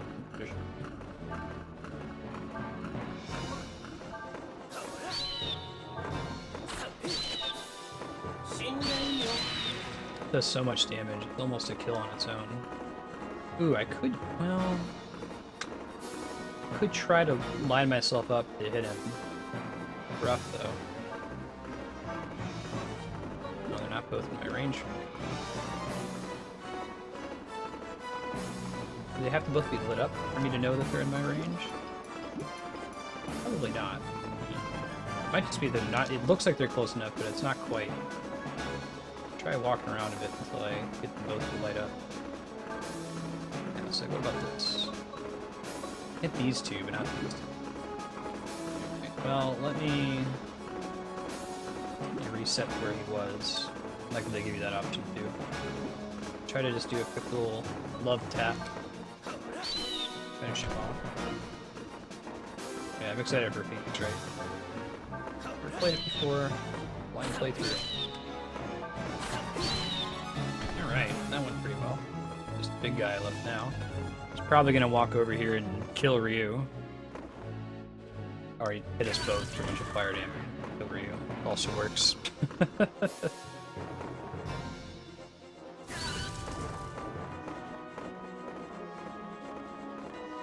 Yeah, I can see why this game would have bummed out some, like, Breath of Fire fans, because it's so different. But I like when companies try something. It doesn't always work, like Final Fantasy II and Final Fantasy VIII. Better that than just make the same game over and over, year to year, I think. I hope that this Breath of Fire 6 is really, really good. Dream. Yeah, so this floor is just nasty. Like, we might need to run through this a couple times to get more skills, more power-ups, so this floor isn't just completely kicking our ass every time we get back to this section. This is where we got down to such low health last time. I think this is even with the preemptive strike. I think we got to hit off for this. It's just that there's so many enemies in that fight, you know? They hit you pretty hard, too. No ins in this game. If you want to recover health, you gotta use potions. This game's equivalent of potions.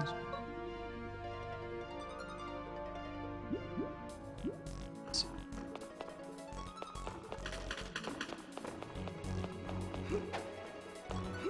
This is where they taught us about baiting enemies, so maybe the intended mechanic here is that we run. We try to bait them and then run.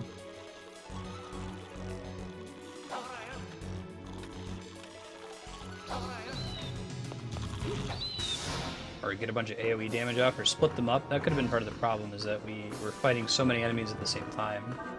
The game was trying to teach us that. For HDL. See if we can bang too. AoE damage.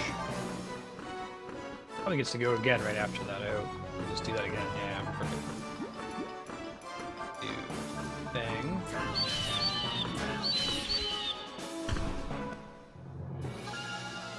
Cool. I really like this party XP system. That's a smart concept. It looks like I can recover the meat when I throw it, so it's not getting low. Party XP is just this bonus XP that you get that you can use to level up your characters. And it looks like it carries over from run to run. So you can, rather than spend that during a run, you can save it to when you inevitably have to reset and use it to level your characters up early on and have an easier time. Okay, that's hoping that he wasn't going to use his flare attack and hit both of us.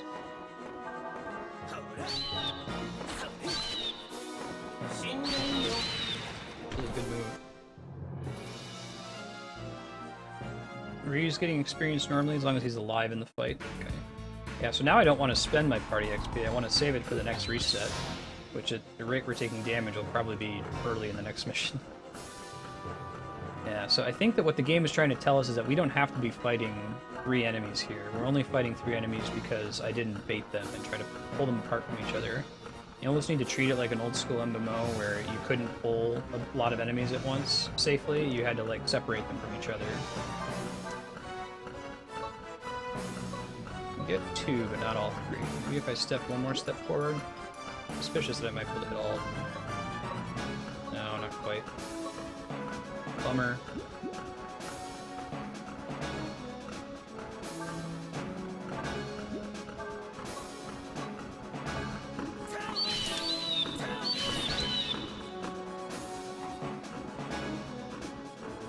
Wow, do you think that's gonna get patched, Kami? When was that discovered? This crazy combo you speak of.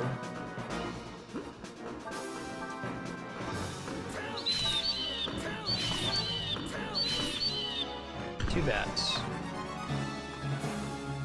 Save the rest of our AP.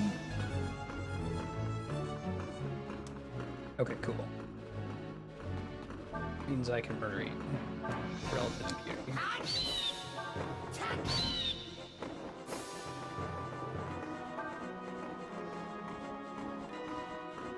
Wow. Yeah, I wonder if anyone's gonna pop in on stream and do it, Kami. It's like the recent cheese.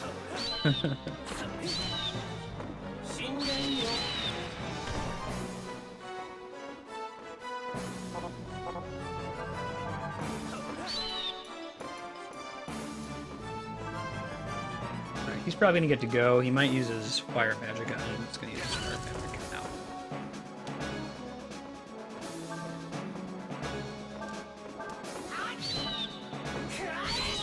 Well, at least does a decent amount of damage. More than what we start with. He probably is gonna finish him off though.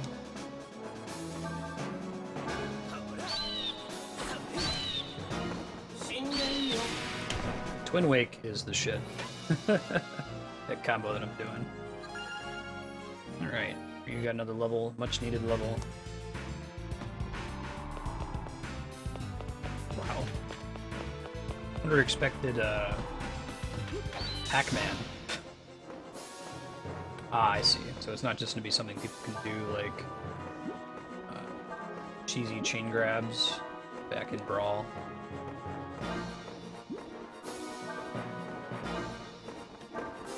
Saw a tournament that was won attacks through some cheesy chain grabs. Player was avoiding using them at first, and then he started to lose, and rather than just lose with honor, he chain grabbed the opponent to death. Everybody booed him. Oh really? Most broken in the game. That's saying a lot.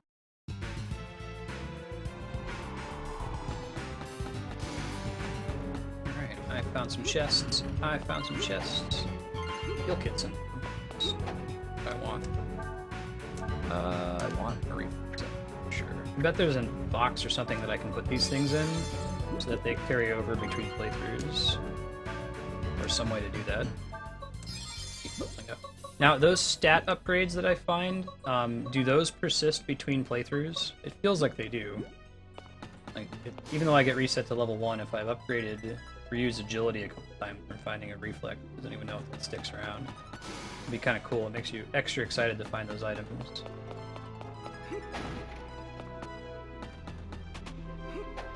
And heal bugs. Party XP.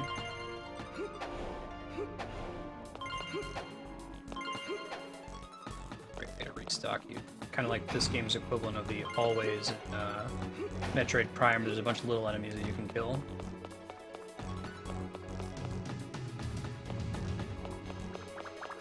Whoa! Did we not see that guy before? What's with the huge dude? I did not expect there to be huge dudes in this dungeon. Jock. Aww. Bummer. No, we don't want to end yet. This is a bonus turn, so it would be a waste to not get all of our AP.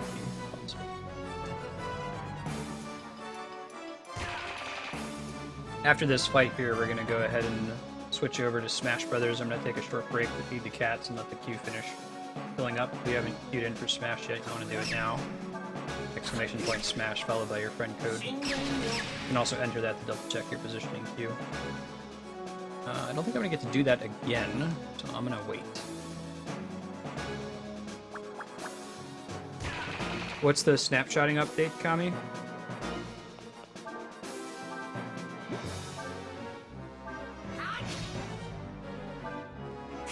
Yeah, man, I made a comment about that got super downvoted, that snapshotting is just a reality. Like, you can't have your cake and eat it too. You can either have a game that has all kinds of crazy effects that, you know, are going on all the time, and have snapshotting, or get rid of snapshotting and just have really boring effects that are just straight numbers. Computers can't calculate all that as quickly as people want them to. You know, all these stacking effects every second. Servers would not be able to handle it. Let's try finishing off the big guy. Cool, Dobber. Thank you for double checking that. Preempt my question. I'm gonna finish this battle and then we'll get Smash set up. Thanks for your patience. Oh, really, Kami? Alright. Calling it. Call back to my downvoted post where everyone said, you don't know what they're dealing with. Yeah, but I guess. Basically, here is my wisdom. I think everyone should keep in mind. If your sentence, and this applies to game design, this applies to world politics, this applies to everything. If your sentence begins with, why don't they just anything, you should rethink it. You're oversimplifying it. There's nothing that is so simple of why don't they just that we haven't done.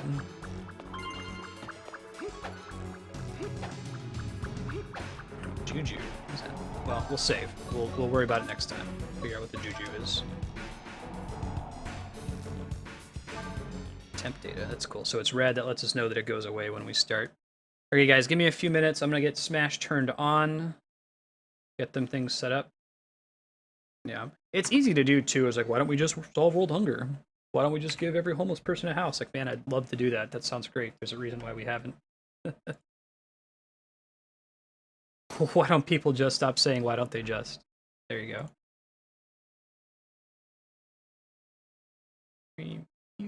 Use. Go ahead and draw.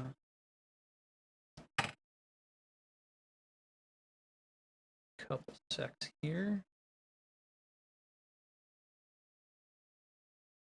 Turn on my event messages. Enable Smash queue. Run. Cool.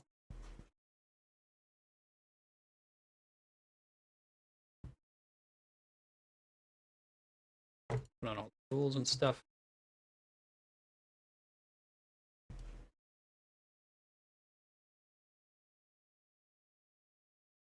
It's going to show now playing Marstead. I had an issue with my queue a little bit earlier. We're going to see who's actually here. I'm going to get Smash turned on, and then I'm going to step away shortly to get the cats fed and give a couple more people a chance to pop into the queue, and then we'll get started. Thank you so much for your patience.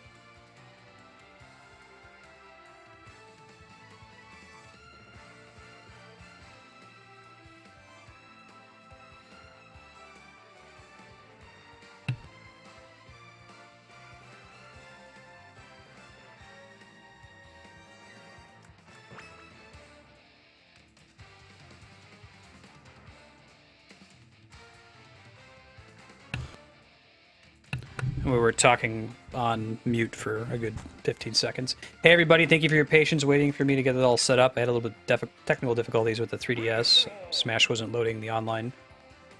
Marco is technically first, but I don't think he's here. So I'm going to move to the next person in queue, which is Levelier. Then Dio, Light Void, Moral Atheist, HDL, Dauber, and Blandillin. You can try popping in the queue now. There's an open spot. Exclamation point smash followed by your friend code. We're going to be playing today until 7:30 Pacific. Hey Blandillin, how you doing? Good to see you. If Marco pops in, I'm going to try to give him a chance to get back into the queue since he was technically in first. I'll just be running a minute or two late. But we'll move along in the meantime.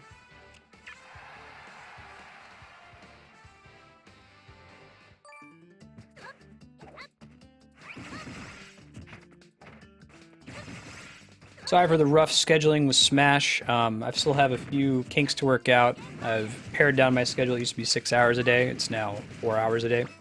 So I'd still like to give a bunch of time to Smash on Wednesdays.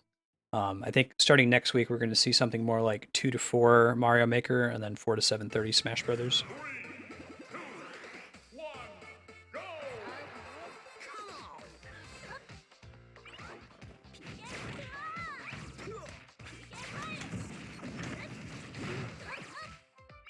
Aw, I gotta back air off, that works.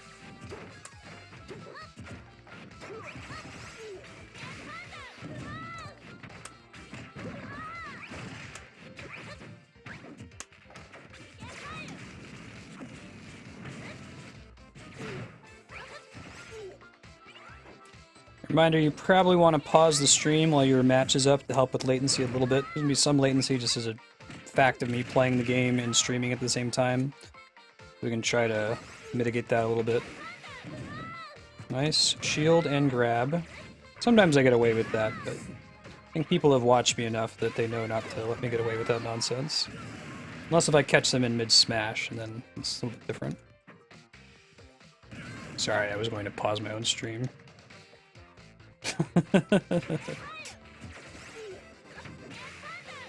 It's okay, I had enough damage on me that...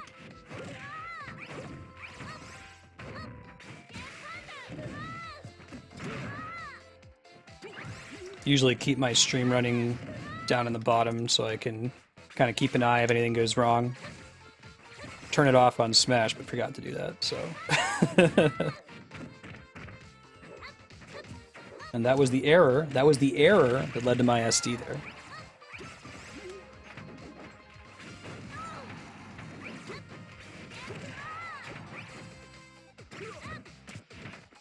Oh, I felt pretty good about that yo-yo usage. Nice use of the leg there.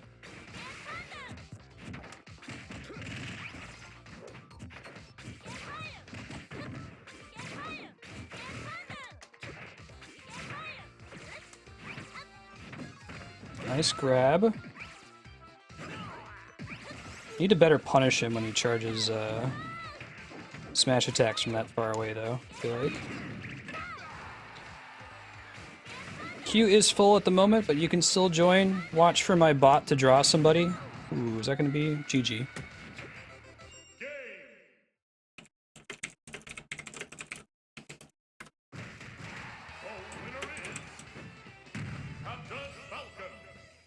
SD wasn't a bad manner move, I promise.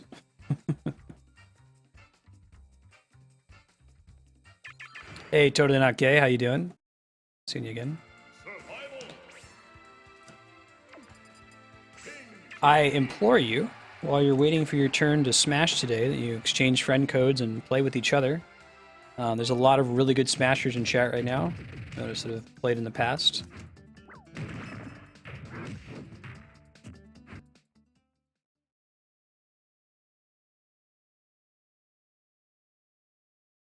Yeah, good to see you. Alright, America Mario. Wait, Levelier is not just like regular America Mario, but like forward air meteor spam. Gotta remember, Cam Man is Cape Mario.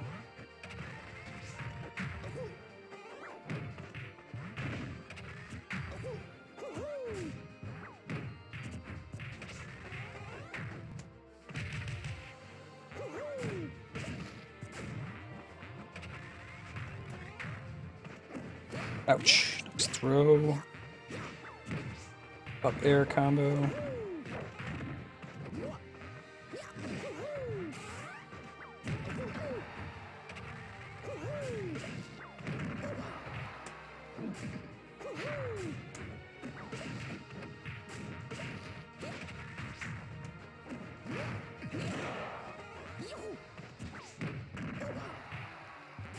Come on.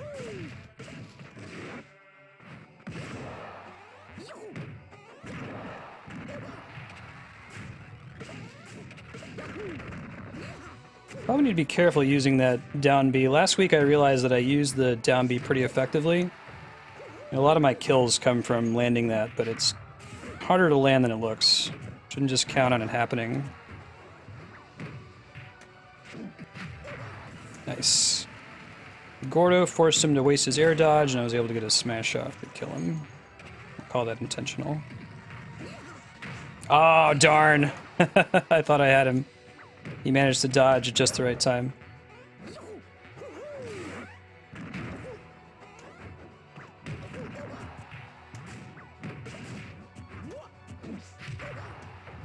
I got a sour spot smash attack there.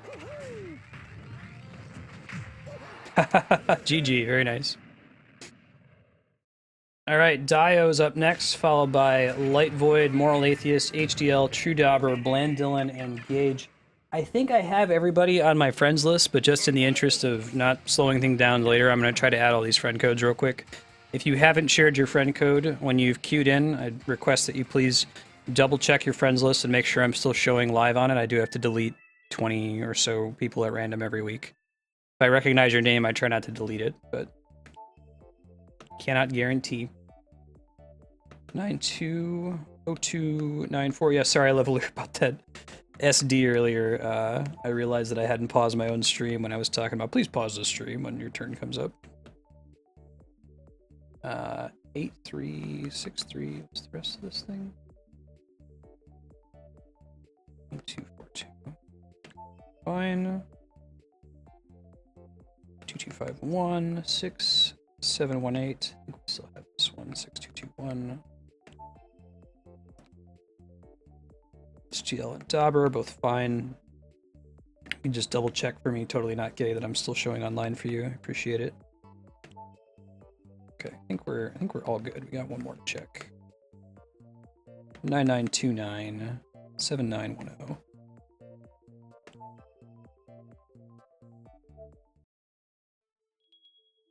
Oh, right on, Blue Flame. The new 3DS is pretty nice. I like it. My only problem with it is the position of the power button. Thank you, totally not gay. Alright, Dio, you're up for reals. For real and for true. Thank you for your patience. I wanted to make 100% sure that I still had all those friend codes. We're playing Super Smash Bros. 3DS for another 3 hours and 15 minutes, so you got plenty of time to get in the queue, even though it's full at the moment. Just wait for me to draw somebody. Playing Ness and DDD because Cloud is not available yet. I will probably play Cloud as soon as he becomes available. Maybe I'll swap out DDD for him and get good with him. Although I'm sure we're going to see a lot of Clouds around that time. Let's see if he's any good. Give me 2 characters that I play for fan of the franchise reasons. Let me double check here. Dio's ready to go.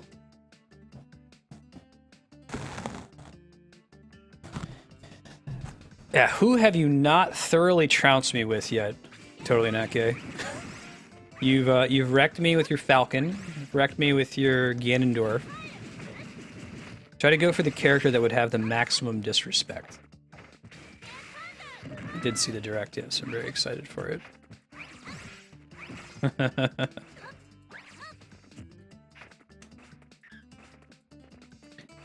Probably going to get this question a bit, since this is the first Smash Day since the Nintendo Direct. But I can make a command for it.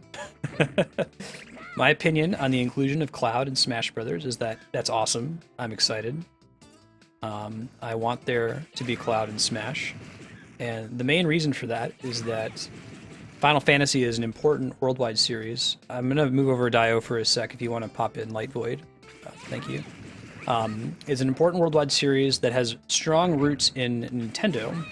And if there was a Final Fantasy character that was as iconic as Cloud on one of the Nintendo systems, Final Fantasy 1 through 6, I'm sure they would have been selected instead of Cloud. But think of Cloud as a representative of the series.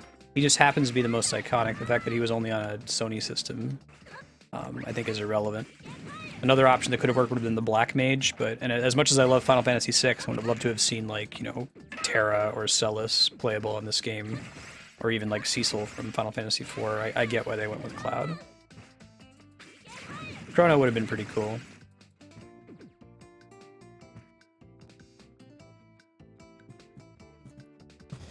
We may have talked about Cloud if you popped in chat between Smash last week and today. But a lot of folks in the Smash crowd are just here for Smash. I think it was, we had Smash last week. We speculated on what was going to happen in the Nintendo Direct, but the Nintendo Direct didn't actually happen until Thursday. Yeah, right, Kami? That would have been perfect. Yeah, no problem. So Marco and Dio both had a spot in the queue, so they had to step out. I'll try to get them back in, bump them up a little bit if they rejoin. 3, 2, 1, go! That would be cool, HDL, but I don't think it would happen. I'm pretty sure that Sakurai doesn't want to have transform characters in the roster anymore, which I kind of get. It makes it hard to balance. Like, if you're always balancing Zelda with the assumption that she can turn into Sheik, like, you're not really balancing Zelda, are you? Especially since people will be willing to only play as Sheik and never turn into the Zelda transformation. Does anyone know, though, did anyone use Zelda at all in Melee? Like, was there ever a reason why you would transform from Sheik to Zelda for a second to do something? Or were you always, like, full-time Sheik mode? Nice. Follow through there.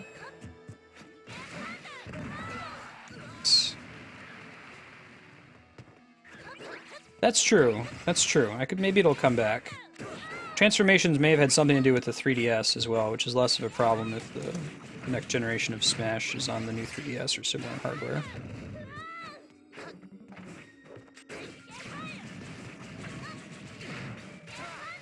This song that you hear in the background here, this is the Secret Room song from Metroid 1, was in an Adventure Time episode recently. It was kind of weird.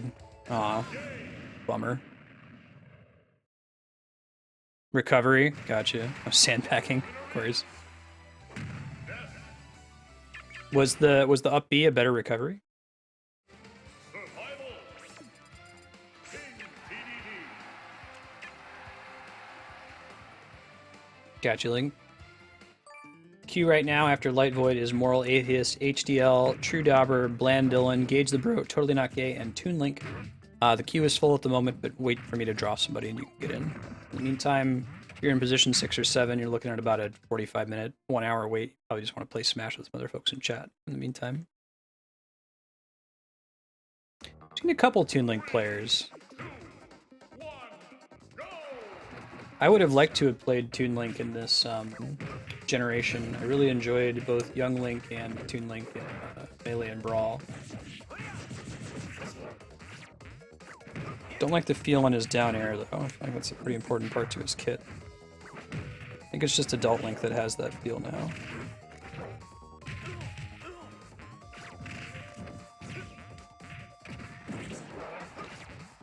If you're new to the stream, hey, I'm Marstead. I'm trying to beat every awesome game ever made live on stream. From Ape Escape to Zelda. We can't find that many games that start with A. Ape Escape's cool, though. So you can check the schedule below the stream to see what's on. There's Final Fantasy X, Valkyria Chronicles. We're working our way through Zelda Phantom Hourglass. Be happy to see you for one of those titles. If you're just here for Smash, that's cool too. Smash is probably going to stick around on the schedule for a while on Wednesdays. It's our free play day. Games that can't be beaten in the conventional sense. I do eventually want to do a stream playthrough of the Subspace Emissary, which is the adventure mode in Smash Brothers Brawl. Before I do that, I would like to beat all of the games that the characters that are represented from, so like just play the Fire Emblem game that Ike is from. Play all the Metal Gear Solid games. I think that'll be fun when we get there. It's gonna be a while, but it's gonna happen. Kind of a cool mini goal for the stream. Actually made pretty good progress on the list.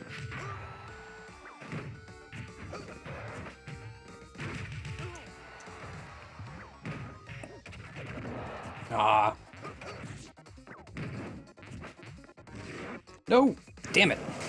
Sometimes I try to cancel that, and the game is just like, you're bad for not knowing how to cancel it. You're not responding to the feedback that I'm giving you, Marstead. You're not doing the right thing. This is entirely on you. You're wrong. GG. Alright, Moral Atheist is up next, followed by HDL, True Dauber, Blandil, Engage, Totally Not Gay, and Toon Link for the win.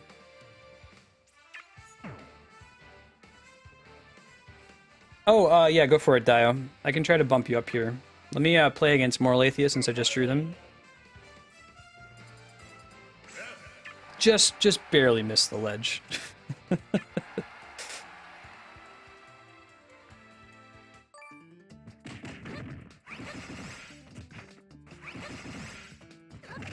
Okay, neutral to stick and then press up. That's helpful. Thank you. A lot of good tips, especially with Ness and his neutral air. I made pretty good use of that.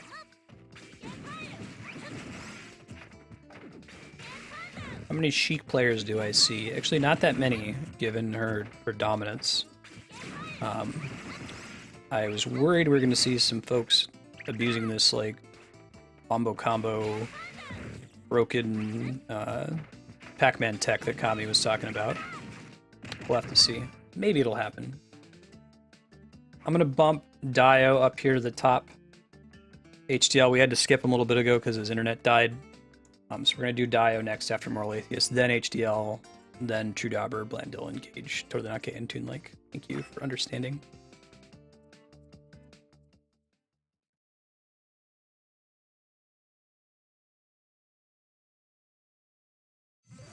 Alright. Lucina.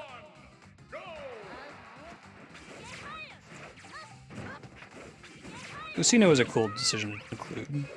People complain about the addition of clones, but I guess I'd rather there be Lucina than Chrom. Take an anime swordswoman over an anime swordsman when we get enough of those. Even just for, you know, a little bit more variety in the cast. Because that would have been cool if they had done Black Mage as the Final Fantasy representative. They could have had another character that was kind of a mage rather than a swordsman. But I recognize the difficulty in doing that and the, in comparison, lack of like iconic familiarization with the Black Mage. I feel like you know who the Black Mage is if you played the Final Fantasy series. If you haven't, you probably don't. Everybody knows who Cloud is, though. They've all seen the spiky-haired swordsman with a giant weapon. He was even in, or his sword was featured in an Adventure Time episode last season. That market penetration, though.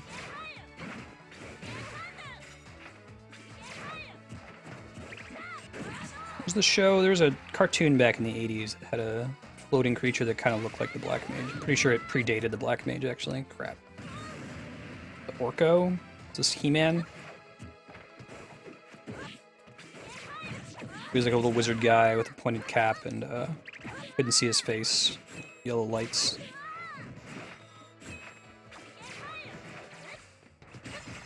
Come on.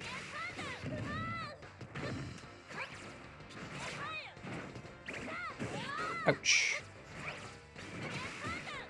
Nice spot dodge. Nice counter as well. I'm gonna come back for my flub there with my recovery. Interesting. Also interesting.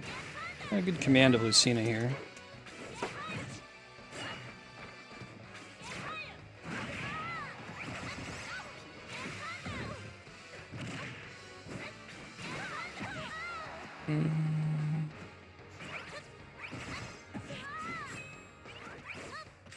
Nice getting away from Ness. Should be really careful if you see Ness coming up on the shoulder like that. Hey, Flashfire. Thank you for the follow. It's good to have you. Appreciate that. Oh, shit. I was out of double jumps. It's GG. I'm going to have to learn this whole... Apparently, when you got a stage like that where you're coming up against a vertical side, you can, like, use PK Thunder to bounce into the wall, and then you can immediately PK Thunder after it. I've never actually practiced it, though, and it's probably not something I should be practicing live. Oh, Nulu just said the same thing.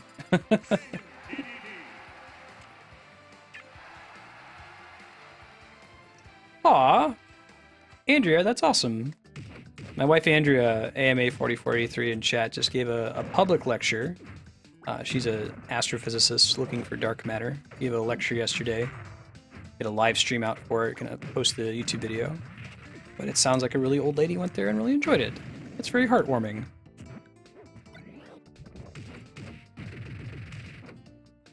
Is that any time you bump the ledge, can you just do that indefinitely and stall, Nulu?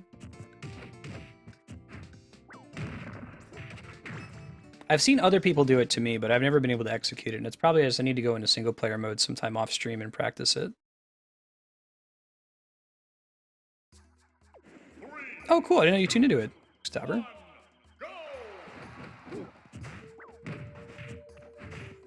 No, you shouldn't expect it, STL.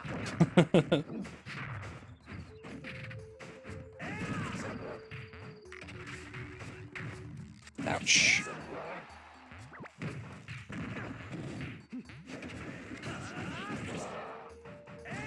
Ouch. Aw, I thought I had that for sure. Bummer.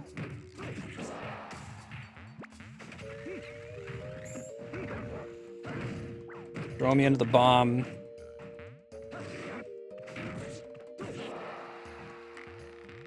Probably should just cancel at this point. I mean, that worked out better than I expected. Dodge is over here. It's great.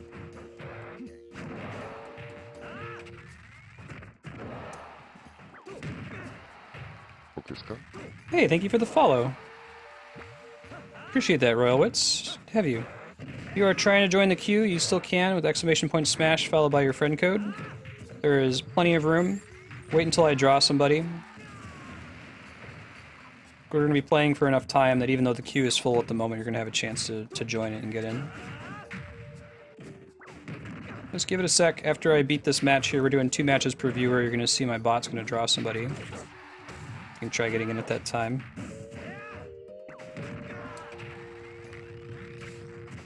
Ah, should have fired that a little bit earlier. Chunk.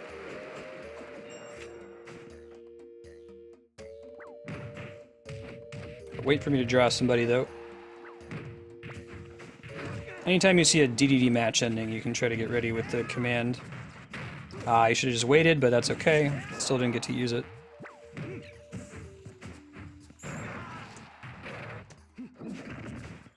Darn.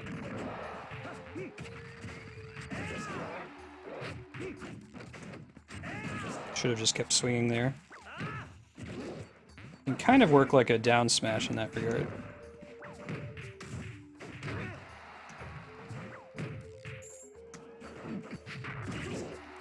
Use that a little bit later.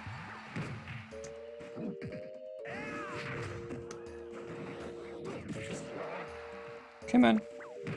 Hope for the best here. That might be a GG. Yeah, GG.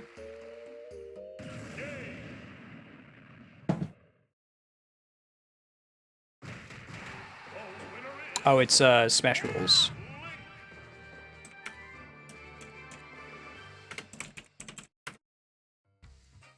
Alright, Dio is up next, followed by HDL, True Dauber, Bland Dylan, Gage, Totally Not Gay, Toon Link, and Cam Man just sniped the Q spot. You're going to want to watch for me to finish a match and get ready. My bot Peek Peek will say that a viewer's been drawn and that's your chance to try to get in.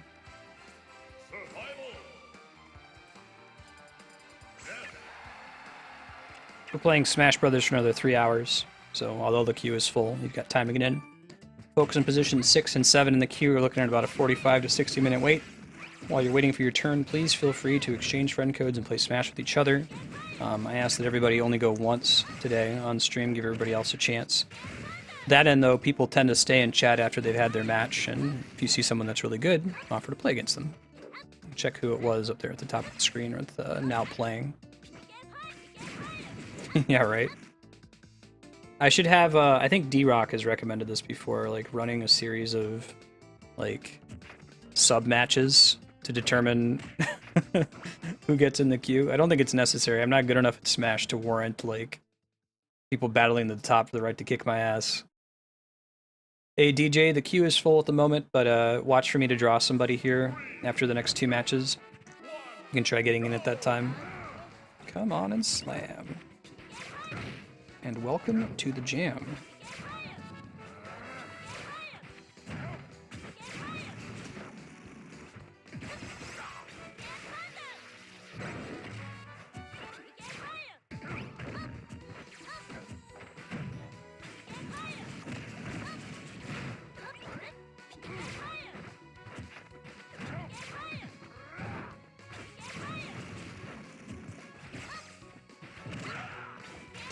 Hey, so, Serp, if you're still hanging out in chat, I had a question for you. You asked me earlier about CRPGs, and I've always taken that to mean, like, the kind of games like Star Control that I was playing, like, kind of old school, lots of dialogue, lots of text.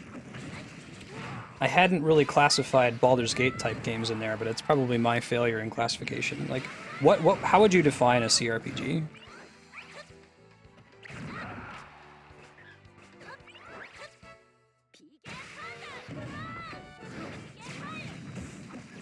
Hey, DJ, watch for me to draw somebody and you can try getting in. We're going to do 2 rounds per person, so after you see me finish up a match as DDD, it's my second character, you can try jumping in. That's good. You don't want to lose first. There's actually a dynamic to who wins and loses first when you're playing as against Lucario.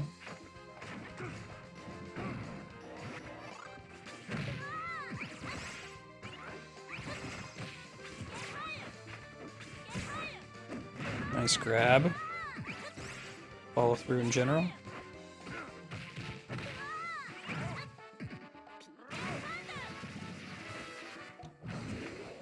Gotcha. Huh. Alright. So I guess that's why I like associate them with almost like muds. Oh, that's interesting. I think that avoided the damage too? That PK thundered into it? I wouldn't have expected that it worked that way.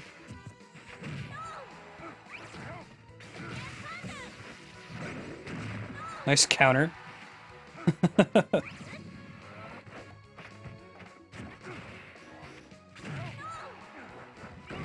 Ooh, nice finish. Just seen that coming.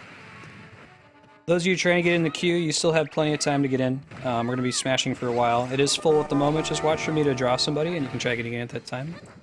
Hey, thanks for the host, JT. Appreciate that.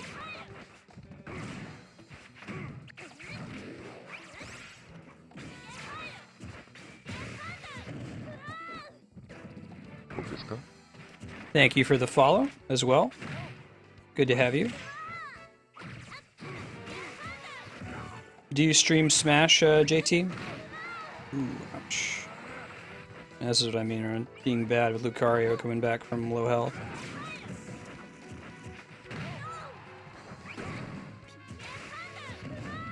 Nope. Ooh, I got lucky there. Probably wanted to use that a little bit earlier than he did.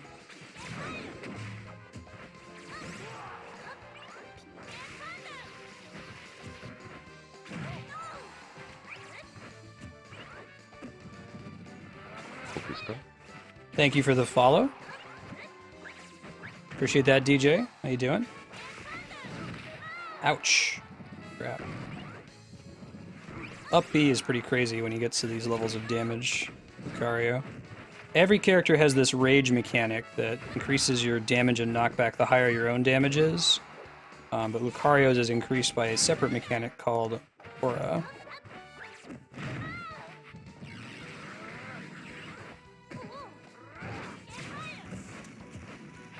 Only his damage is high enough now that PK Fire like works a little bit differently. Like it has enough knockback that it knocks him out of it. It's not the best way to try to finish him off.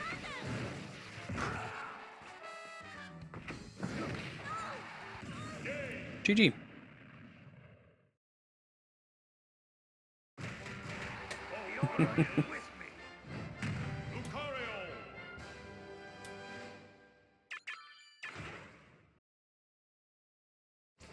Ah, I gotcha, JT. It's a bummer.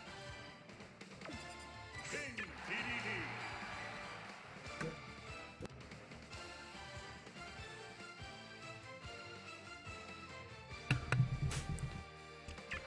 All right. One more match after this match here with DDD. You can try getting back into the queue. Actually, the overall schedule has changed. Cam Man, if you check below, I've pared down to a 4-hour-a-day schedule. Andrew and I are going to be moving to Los Alamos, New Mexico. I'm looking for a part-time job and like arranging the move. Thank you for the follow, Smash Battle. It's good to have you. 3, 2, 1, go. And as my numbers on Patreon continue to climb, I should be able to guarantee a longer and longer stream. Maybe be able to quit whatever part-time job I pick up out there. We'll reevaluate as time goes on. Thank you today to Serp for subscribing. Get it.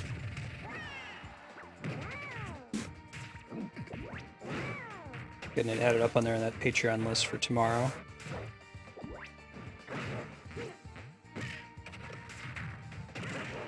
Forward Smash is likely going to be a 4 p.m. to 7:30 p.m. on Wednesdays thing, so I can make sure we keep time for it. Rather than starting at 3 like it used to. Ah, should have not walked right into that one the way I did.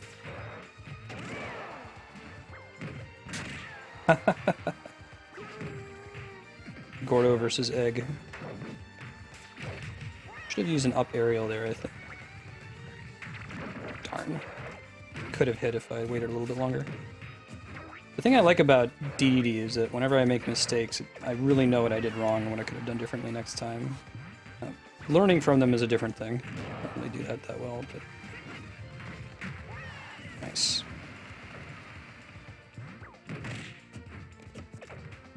Oh, cool, Tin Link. Yeah. Cool, good to have you here. You guys my spiel, I'm Marstead. I'm trying to play and beat every awesome game ever made live on stream, knowing that there's too many of them to play them all in one lifetime. We're working with the Zelda series, Final Fantasy, Metroid, Valkyria Chronicles, Mass Effect. Check the schedule to see if there's anything that interests you. Go to games.marstead.com, it's a spreadsheet that has all of the games we've played so far, what's currently in progress, what has already been beaten. Store all the VODs from this channel on YouTube, so you can always go back and catch up on whatever you've missed. All that might make you ask, why are you playing Smash Brothers? Is this game like a game that you can beat? Well, Wednesdays we set aside some time for free play of cool games that you can't beat, like Smash, Mario Maker, that kind of thing. It's our free play day. So if you're just here for Smash, I'd be happy to have you on Wednesdays. Probably these days from 4 until 7:30 Pacific. Try tuning in. And unfortunately, we just had to disconnect. Here with the Smash rules, if a disconnect happens after the first stock, we're just going to move on to the next match in the interest of time. Sorry, Dio, it's a bummer. Try to hit you up next week. I think you had that one. HDL is up next, followed by Dauber, Blandillin, Gade, Totally Not Gay, Toon Link, Cam Man, and there's one open spot in queue. You can try joining now with !Smash, followed by the friend code. Absolutely, JT. I am super excited for the release of Cloud. To the point that I almost need to make a command for my bot to just explain my feelings on the Cloud situation. The short version is that I think that Final Fantasy deserves to be represented on Smash Brothers because it has roots in Nintendo, and the reason they chose Cloud, a Sony character, is because he's the most iconic Final Fantasy character. So I'm excited. I'll probably play him instead of DDD when he comes out. So, Earthbound and Final Fantasy are two of my favorite series. Yeah, I would wait to try to get in until after I draw somebody, and once you see that the queue is full, there's no point in continuing to press the command. Wait till I draw somebody else. If it's full, it's full. You gotta wait about 7 minutes or so for me to get through a couple matches.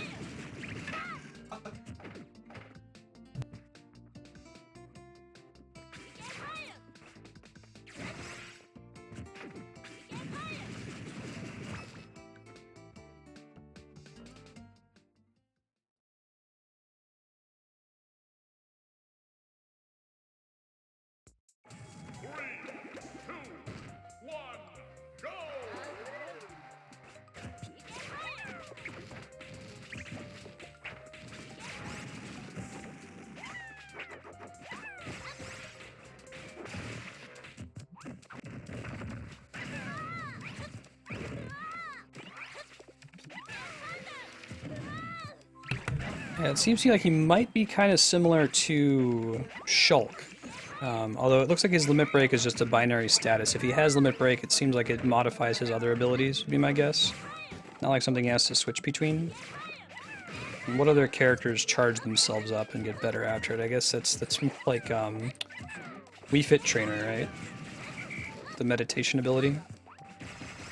She's just flat better if she has that on, but it looks like it's less maintenance involved with turning it on. You would just press B neutral to turn it on.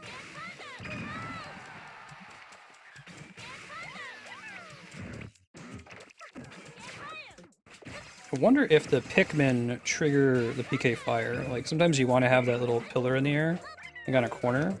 And if his Pikmin are there, I wonder if you can do that. I don't fight Olimar very often, so I'm not sure. Hey, Chaos, how you doing?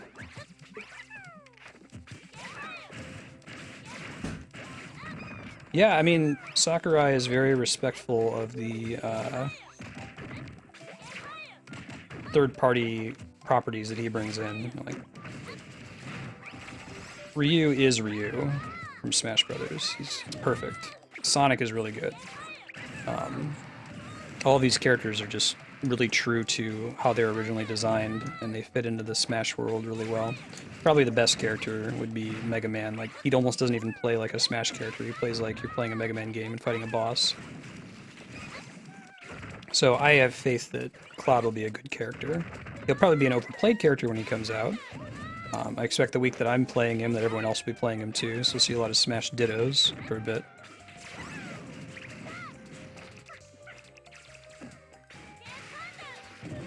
Sonic might not be a strong character as far as like his ability to tier well, but he's well designed. He's faithful to the franchise. There's a difference there. Same thing with Mega Man. Not a lot of people play Mega Man seriously competitively, but his design is very smart. It does trigger the pillar, which can be good for him sometimes. GG.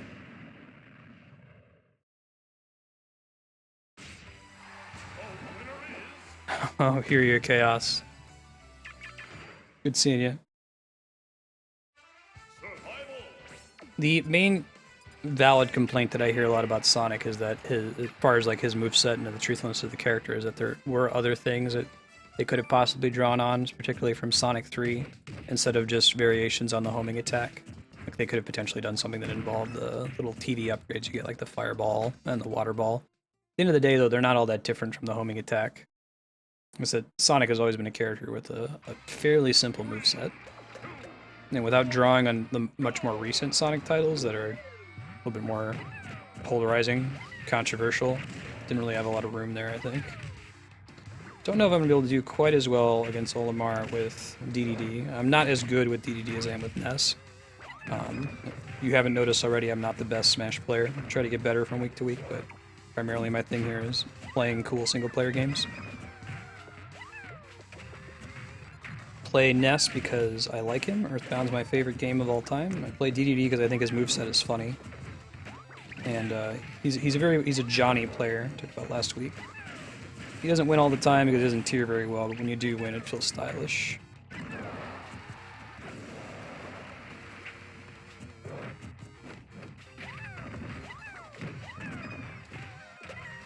Yeah, Lucas's down and up smash are good, right? Would you say that Lucas's down smash is broken? Because what would make it broken, I wonder?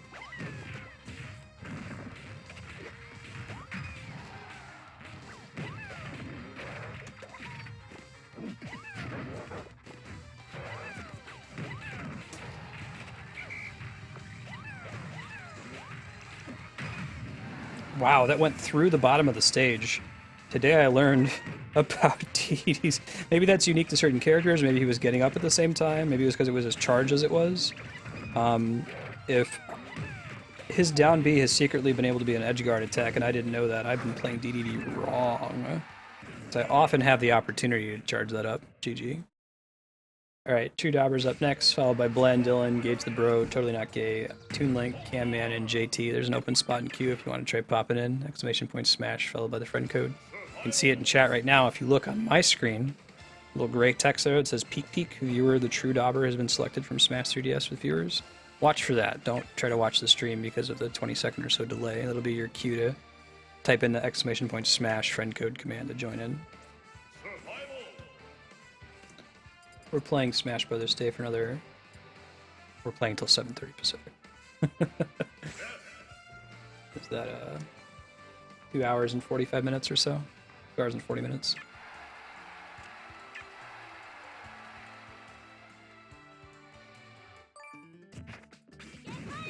So you got plenty of time to join in. If you're in position 6 or 7 in the queue, that's in the top left corner of your screen on the stream.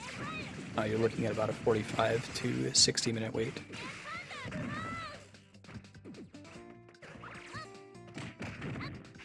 That was fun though, HCL.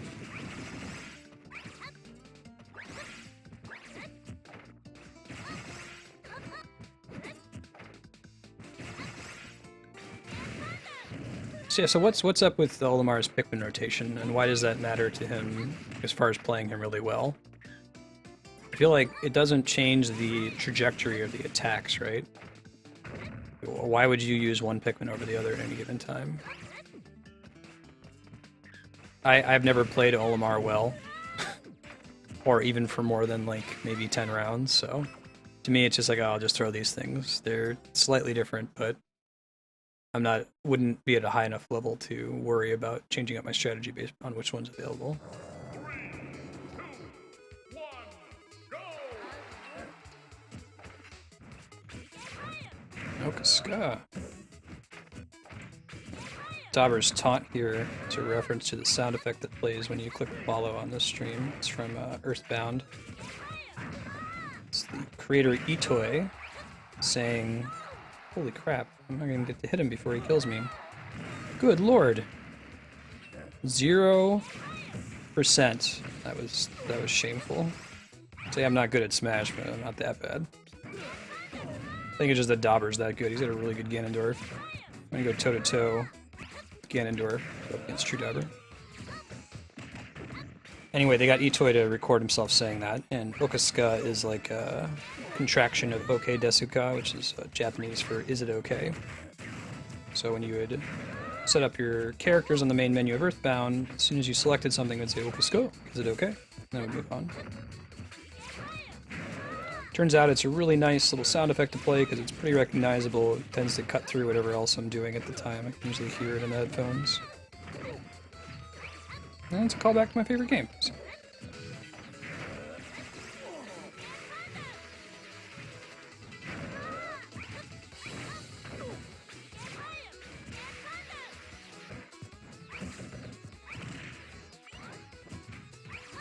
Can I at least avoid the 2-stock? Probably not. I mean, I went from 0, no. GG. Nice, Gabby. So I've tuned into a couple other streamers, and I realize that that's kind of a unique reality of watching somebody playing a video game live, that their train of thought gets interrupted almost all the time if you're just kind of talking and something like that happens. The question is trying to remember it, pull it back. If you're hanging out and you haven't joined the queue yet, you can wait until I drop somebody. It looks like the queue right now after Dauber is Bland Dylan, Gage the Bro, Totally Not Gay, Toon Link, Cam Man, JT, and DJ. When I draw Bland Dylan, see a message in chat, you can try joining with exclamation point smash, followed by the friend code. Plenty of time to get in.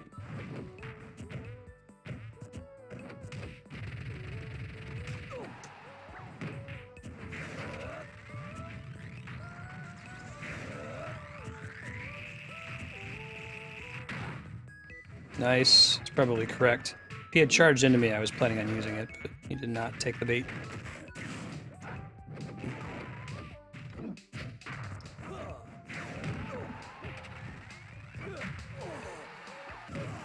Nice. That felt good after the embarrassment that was that last match. Maybe I'm just better prepared with DDD.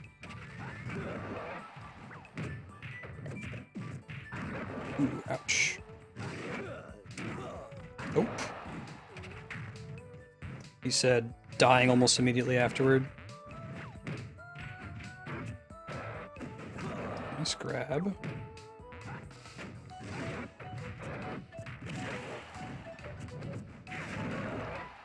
Maybe he was just like letting me save some face there in that first stock. Now we're back to the whole like, can I hit him question in stock 2. Kid gloves are off. Ouch.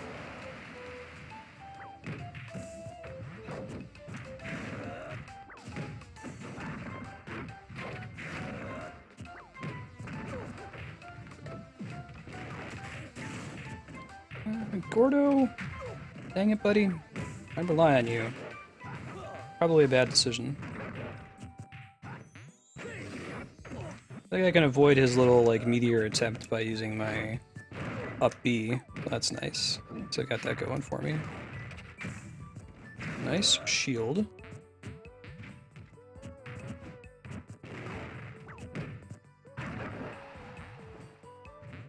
Okay. Does it there. As long as I come up from the bottom, I'm okay. Most of the time, looks like. Maybe it was just a fluke there, that first stock. I don't know. Whenever Ganondorf starts to use it, like, oh man, I'm going to punish him for that one. Nope. GG, True Doctor. Truly a Ganondorf for the ages. Bland Dylan's up next, followed by Gage. Totally Not Gay, Toon Link, Cam Man, JT, and DJ. Try popping in now. Spot in the queue. Exclamation point smash, followed by your friend code if you haven't played yet today. Hey Lee Man, how you doing? Good seeing you.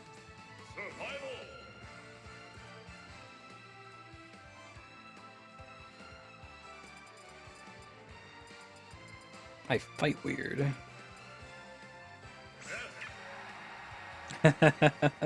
Is it okay? Apparently it is. Yeah, right. Disjointed. Alright, Bland Dylan, I'll give you a couple minutes here.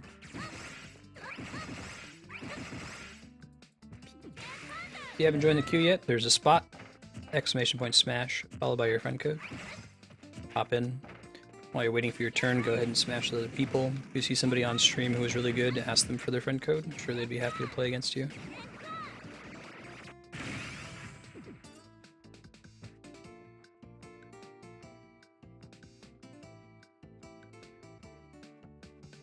Missed this. Thank you, Smash Battle, for the follow. Appreciate that. Also, DJ and JT. Get you guys. Yes, I changed the schedule because I've pared down. Used to do 6 hours a day. I'm now doing 4 hours a day. My wife just got a new job in a different state, and I've been working off of these severance funds that I had from my old job when I got laid off. It's been letting me do a full-time stream for the last 10 months or so. So those funds are starting to run out. Need to kind of scale back so I can start looking for a part-time job and set up moving arrangements to get out to Los Alamos. Still going to try to do as much streaming as possible outside of the normal schedule, but what I can guarantee for now is 2 to 6 Pacific Monday through Friday, with Smash probably from around 4 to 7:30 when I can. And other things might come in and sub out for that. Just watch the schedule, update it once a week on Mondays. And if you'd like to guarantee a longer stream, contribute on Patreon, patreon.com/Marstead. As a subscriber, you get a lot of little bonuses. Get a discount when you vote for the next game we're going to play on stream at vote.marstead.com if you wanted to check that out, or someone wants to help me out by posting the link in chat. Basically, I let the viewers choose which game we're going to go through. Whichever one wins, we play next.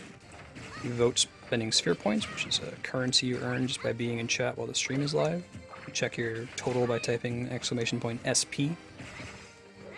You should have enough to do a vote right now. If you've clicked the follow button, you get a 100 follow or 100 SP bonus to start with.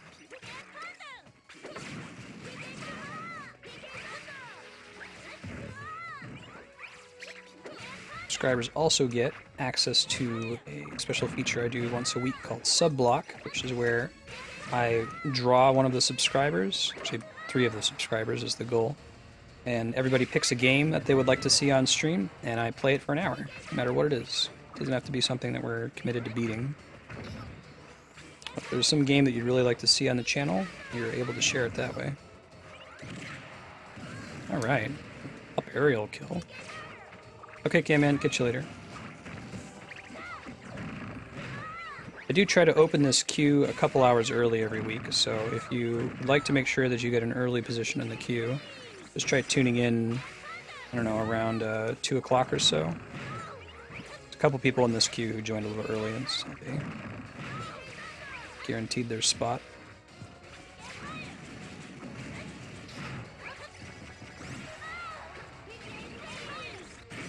Ooh. PK Freeze kill. Do lots of damage, but it's not killing you that big of a charge at... Oh, nice. That was a nice smash there.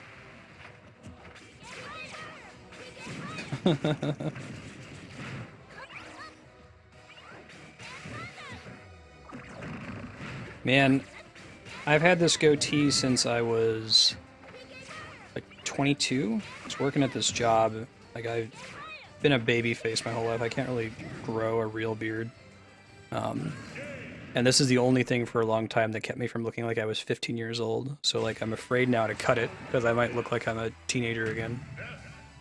Got the little kind of like, you know, when they draw a Simpsons character as being older than they originally were, they put the little bag under their eye. Kind of have those now, so that helps a little bit. Yeah, I gotta air dodge more often. There is room in the queue to join if you'd like to. ! Smash, followed by your friend code. 2 spots actually, since Cam-Man has bounce.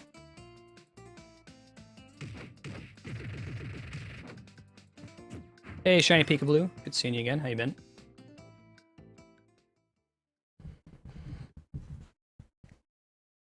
Thank you for the follow, Purple Villager. I appreciate that. Welcome.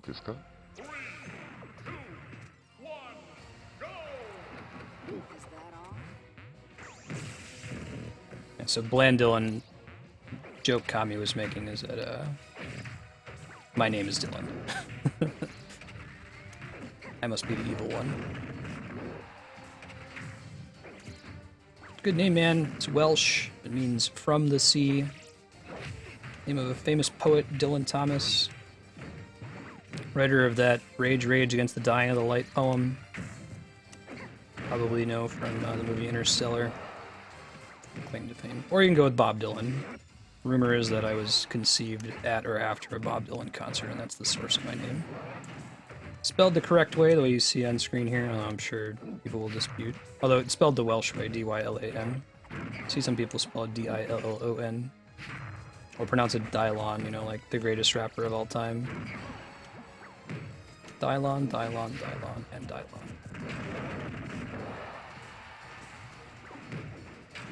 Your name is Dylan, D-I-L-L-O-N. That's cool. Sorry, it's okay to be wrong.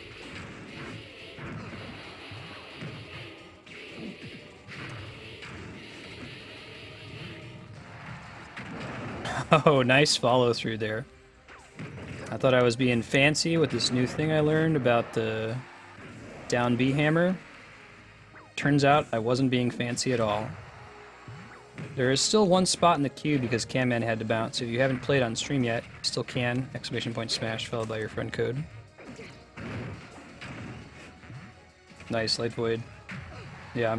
I remember seeing Smash 64 on the shelf at Blockbuster. This is before I really had internet access, so I didn't read up on games or get hyped about them or have anyone who really knew anything about them telling me about them. So I walked in one day and there was this game that had like 6 characters from games that I really liked on it. It's like, what's this all about? What's this then? Ouch.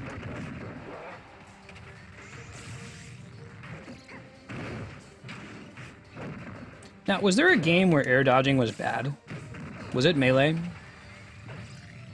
Or like doing it was really risky or had a long recovery associated with it or something?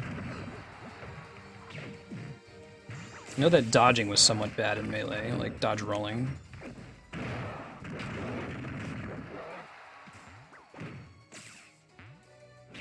Don't think it existed at all in Smash 64. was a thing that was added in Melee.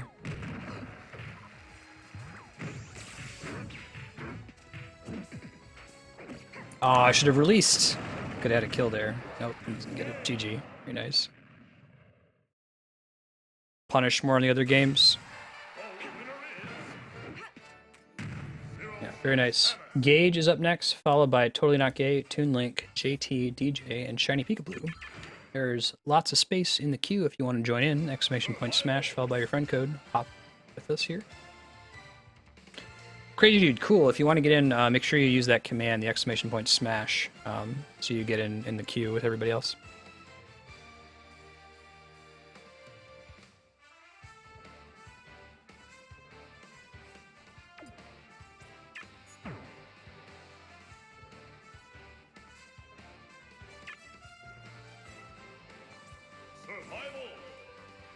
Ah, Serp. I think that's what I'm remembering. In Melee, when you air dodge, you can do nothing but fall down.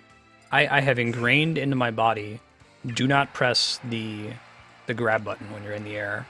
Like, and that's my fault. I need to learn that it's okay to do it in Smash 4 because it's forgiving. But I really have to, like, train my muscle memory to unlearn that and go ahead and be okay with pressing it. Who do I want most in Smash? Man, I don't know. They added Cloud. Gino would be really cool from Mario RPG. Also be kind of a indicator that there's interest in focusing on that again. Making another Mario RPG sequel. Later, Lightfoot, thanks for hanging out.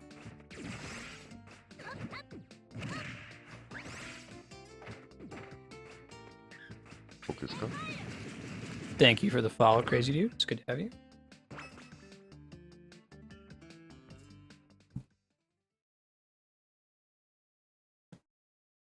While you're waiting for your turn here, if you're in position 6 or 7 in the queue, you're looking at about a 45 to 60 minute wait, so you are welcome to exchange friend codes and play Smash with other people in chat. Plenty of people would be interested in playing with you, I think. Now, does that, like... It's not up air. Up tilt attack, like from Mario. Is that just a really good thing to do if the other person's at 0% damage, or does it do anything useful, like higher than 0%? I've seen a lot of Marios that just do that and get a bunch of free damage off on me. Ah, that's a bummer. It zapped him instead of hitting me for a bunch of extra damage.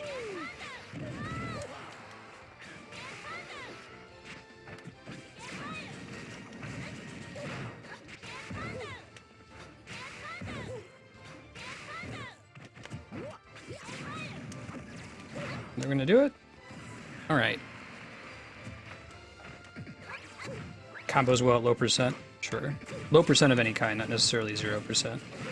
I don't know, there are certain characters that have things that you only want to do this at 0%, otherwise they're gonna get knocked far back. We talk about the design space of games, and the whole system of having an increasing percentage amount that makes you get knocked further and further back is something with a really cool design space. I'm surprised that no games had it before Smash, or maybe someone's going to correct me that Sakurai was inspired by something else. Because it does that where, like, combos suddenly become less and less useful the weaker your opponent is, because of how much they knock the opponent back. It's kind of a natural consequence of the rules. Nice.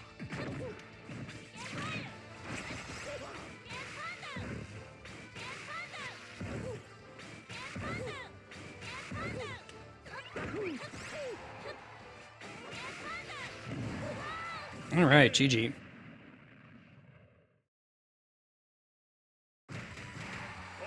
Can also do SP and level up are the two main viewer accessible commands. And of course, smash, exclamation point smash, followed by your friend code to join in here. Inkling would be cool.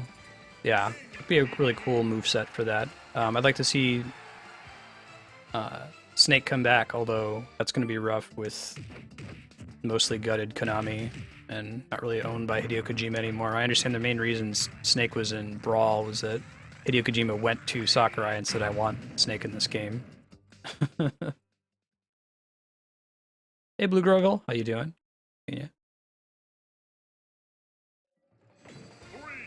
Let's correct.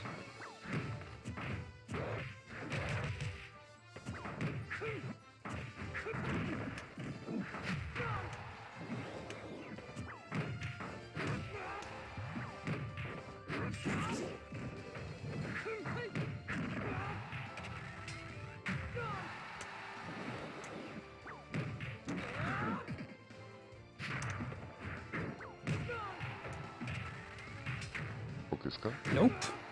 Hey, thank you for the follow, Cam McCrae. It is good to have you. How you doing? I don't have a list of command, but those are pretty much the two. Maybe do something that outputs them as a paste bin at some point. So there's like some dice rolls you can do, like 1d20 exclamation point coin to do a coin flip. Big ones though are checking your sphere points and checking how much time you have to level up. Ouch.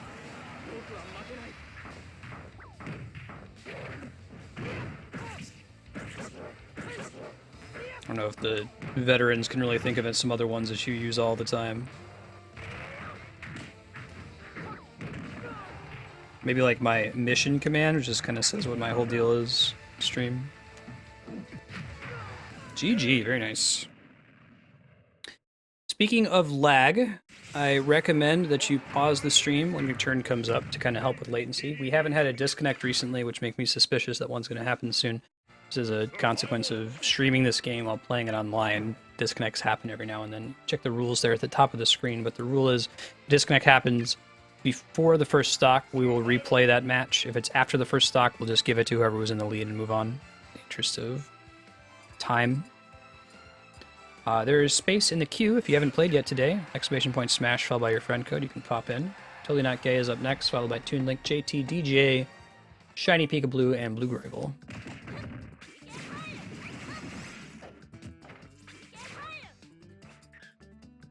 Okay, sounds good, DJ.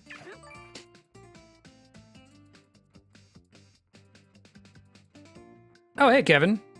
I suspected so from your Twitch name.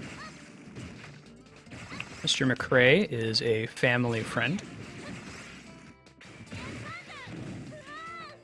How are you guys doing?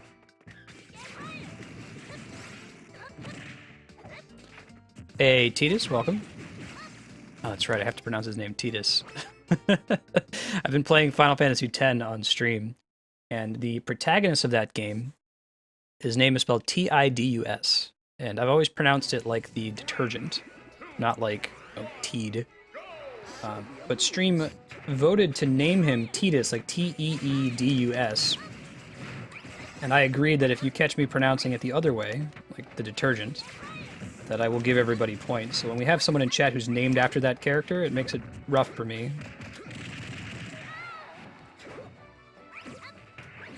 Apparently that is the canonical pronunciation. I don't believe it, because I think that's ridiculous. I feel like the trend with Final Fantasy characters from 7, 8, and 10 is to name them after something water-related. Cloud, Squall, Laguna, Rain. Detergent.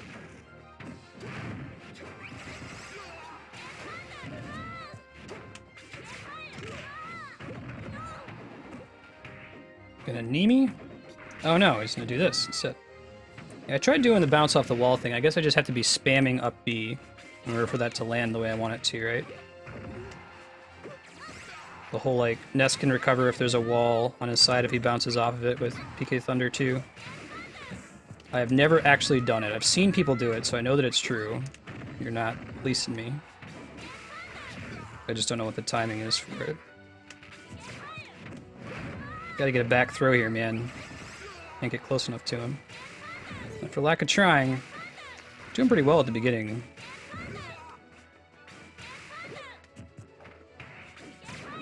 Yes.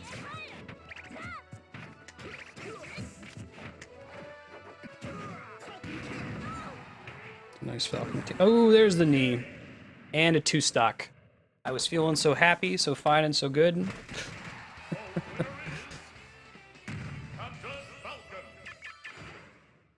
Cool. Cool. Thanks for stopping in, Kevin.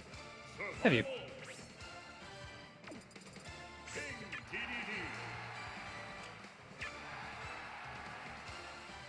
Yeah, so the thing that's look, Titus, right? Like tide. But a tide is something that we think of as related to water. So I think that that's the appropriate pronunciation. But Square Enix disagrees with me, so I have to go with the Word of God on that one. That was a pretty nice knee. Yeah, I felt pretty good at the beginning of that match, and then hubris took over and led to my death.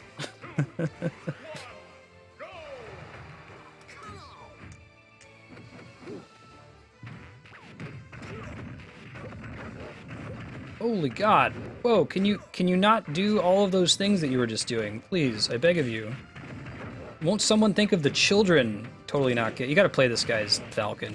He's off the chain. Like I don't even know what's happening a lot of the time. I think he was just letting me get some damage on the last one, just for style points. That's something a Falcon would do. Can I hit him?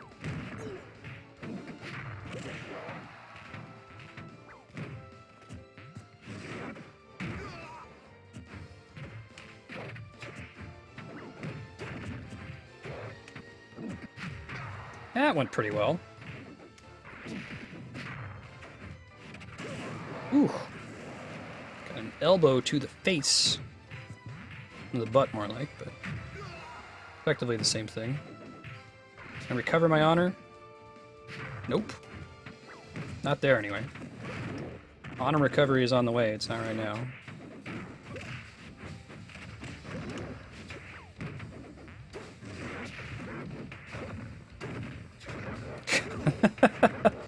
I'm just like hitting everything I can to try to like recover from that in the air, but like once he starts it, there's no neutral air, there's nothing you're doing breaking out of it. Whew. That ground knee. Short hop knee off the stage. Good God. GG. Toon Link's up next, followed by JT, DJ, Shiny Peekaboo, Blue Groival, and Titus. If you haven't joined the queue yet, exclamation point, smash, followed by your friend code to pop in. I need to add some friend codes here before we move along, so give me a second. Toon Link, I'll have a lobby open for you here in a second. It's going to take me a couple minutes here. Yeah, right? You haven't played Totally Not Gay. He usually hangs out in chat after he's done mopping the floor with me. In case you got a dirty floor, needed to be cleaned, and you're not opposed to your own lifeless body being used as a mop, I recommend you play against him. Right, JT? And yet I quiver. Alright, 2294 5769 5801. I am really excited about Cloud. My opinion on that whole situation is that Final Fantasy is an important series. It's a beloved series, and it has its roots in Nintendo. So Cloud is more a representative of the series than he is a representative of, I know people are frustrated that he is from a Sony system. It's just that he happens to be the most iconic Final Fantasy character. You show a random person a picture of a spiky-eared guy with a big sword, they're not going to know his name. It's like, oh yeah, I've seen that guy before. More so than any Nintendo Final Fantasy character. So I think his presence is very reasonable. And as a huge fan of the series myself, I'll probably be playing him likely in lieu of DDD for a while.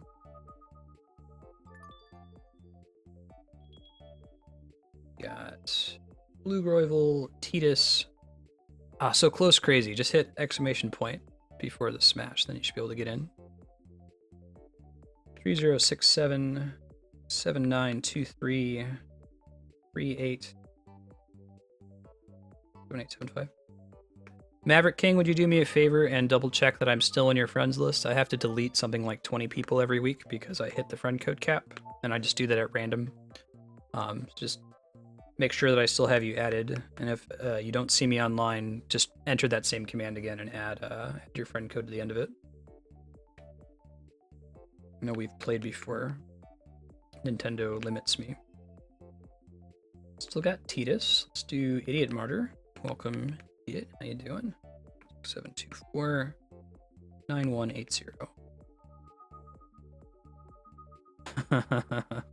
Thanks, totally not gay. Just kind of rubbing it in there.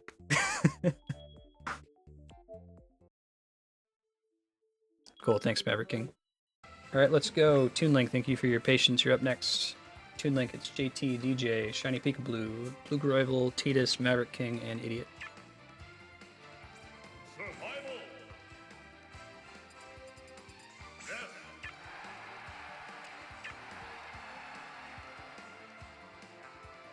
Crazy, you got it that time, but now the queue's full. So just watch for me to draw someone.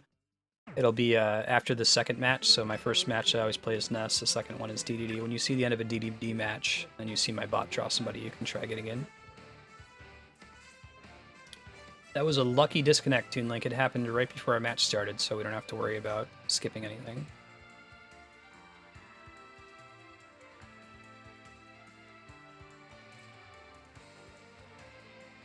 Yeah, I'd like to see, let's see, Simon Belmont, I feel like would be great to have in Smash, but the death of Konami makes me worry that we're not going to see it. Same as bringing Snake back, you know. He's got his roots in Nintendo. I think it's important to have him present. Or any Belmont character, doesn't have to be Simon. Yeah, 2 games. Thank you for checking, Maverick King, I appreciate that. If you haven't joined the queue yet today, you still have plenty of time to get in. We're playing for another 2 hours and 10 minutes. Just watch for me to draw somebody. I wouldn't rely on hearing me say that there's a spot in the queue on stream because there's something like a 20-second delay. Instead, I would watch chat to see when I draw someone. My bot, Peek, is going to pull somebody out, and that's your chance to type !smash, then your friend code and get in. If you're in position 6 or 7 in the queue, you're looking at something like a 45-minute to 60-minute wait. While you're waiting for your turn, you're welcome to smash with each other, particularly smash with people you just saw on stream. The queue's likely going to stay full for the rest of the stream, so people are only going to get one shot to play live today. Once they're done, they tend to hang out and chat. Probably be happy to exchange friend codes and go up against you. I like Lucas matches. Get worried when I see some short hopping going on, though, and fast falling. Someone knows what they're doing, and that worries me.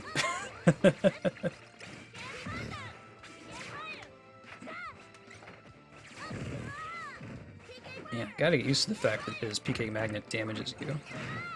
Pretty nice advantage, despite it being ahead of you. Maybe gone down there and tried to PK Magnet Gimp him since I'm behind on damage. Be a good time for me to try to do that if I get him off the stage again. Ooh, that was bad. That was really bad. That's okay, we were not doing so great on health.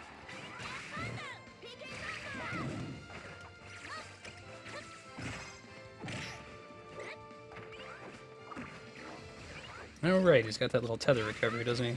I like that they got rid of mandatory tether recoveries and just made it a bonus if you were paying really close attention. Oh, that was nice. Is that gonna do it? Alright. At least it wasn't a 2-stock.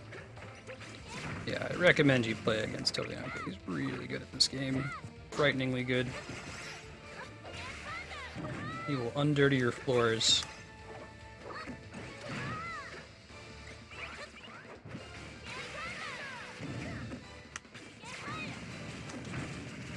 With your tears.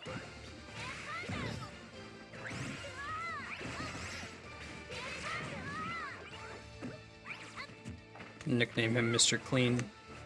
Get him.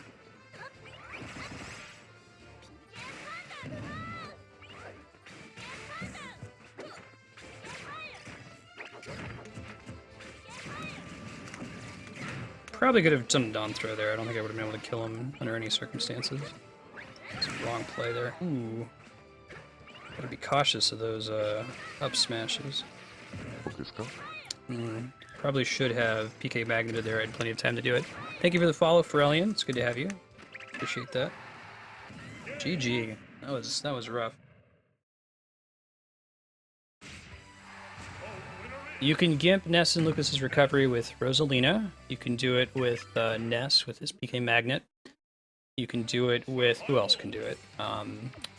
Game & Watch can use his up aerial, which if it doesn't contact with you, actually knocks you up a little bit. Kill him with that. I'm trying to think, there's a couple other ways to do it with character special moves or attacks. If you are trying to join the Smash queue right now and can't get in, don't worry, it is full. As you can see there in the top left corner, maxes out at 7. But I'll be drawing somebody every other match. So whenever we finish a match with DDD, you can try to join. Watch for the bot to draw somebody, and then type !Smash followed by your friend code, and you can get in. 3, 2, 1, go! It's not Pirellian.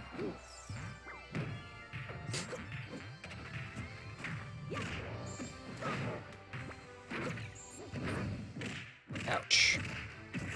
Holy crap, that Toon Link instruction there. Prefer going up against Toon Link as Ness usually. There's a character that makes it kind of rough to play DDD. His shield is a problem, his projectiles are a problem. Basically, you shouldn't use your Gordo if you're playing as DDD against him, and hopefully I can at least hit him before he kills me. But it's increasingly looking like that's not going to happen. Yeah, it's going to follow up with me off the stage and kill me. Bummer, man. Hey, we got 1 hit, though, before the second stock. Before he 2 stocks me, at least we got 23% damage. Feel somewhat rewarded in that regard. That was a pretty good charge, but not enough damage on him for it to be a kill. It would have been otherwise, though, I think. Okay, no 2 stock. Pharaoh Lion. Cool, I'll keep that in mind. Thank you again for the follow, I appreciate it.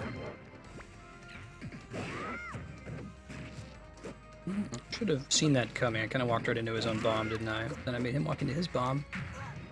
Totally my decision there. Yeah, we get those 0 to deaths, right?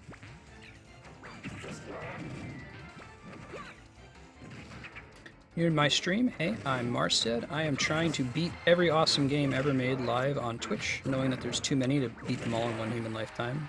Trying anyway. GG. So typically during the week we're playing things like Zelda, Final Fantasy, Shadow of the Colossus, Kami. You can go to games.marstead.com to see a list of the titles that we've already played on stream. Thank you for the follow, Wada. Good to have you. Wednesdays are a free play day. If you're just here for Smash, you might be wondering, what's he doing talking about beating games? You can't really beat Smash. It's true. So Wednesday's free play. We do Smash Brothers, Mario Maker, that kind of thing. Check the schedule. I update it on Mondays. You can see what we're playing when, and tune in. There's an open spot in the queue if you want to try to get in here after JT. It's DJ, Shiny Peekaboo, Blue Groival, Titus, Maverick King, and the Idiot Martyr.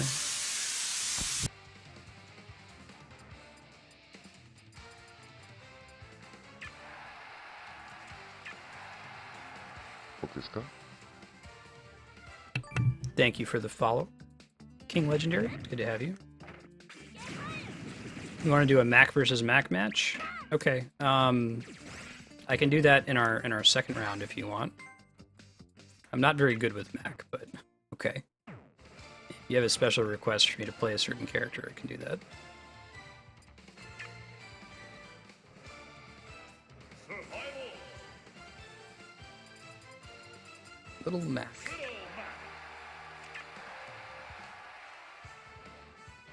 See if I can, like, learn his moveset here. Don't use side B, right? That's how you murder yourself. Yes, Super Days, you are able to join the queue. Right now, if you look in the top left corner there, there's 7 people listed. When I draw somebody, there's a chance for you to get in. !Smash followed by your friend code. That'll be every 2 matches, so whenever you see my second match, just watch the chat for the bot to draw somebody, and then you can be ready with the command !Smash friend code. You can get in.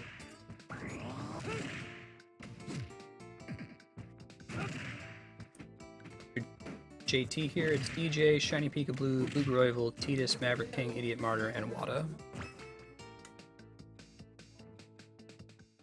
And while you're waiting for your turn, like I said, folks in position 6 and 7 in the queue are looking at about a 45 to 1 hour wait, 45 minutes to 60-minute wait. Recommend you play Smash with other people in chat.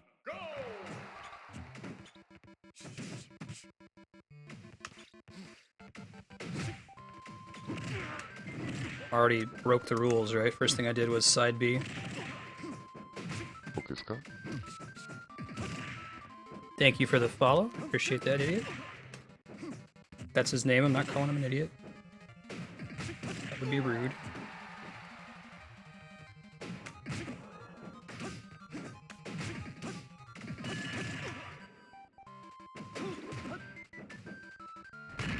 Nice KO punch.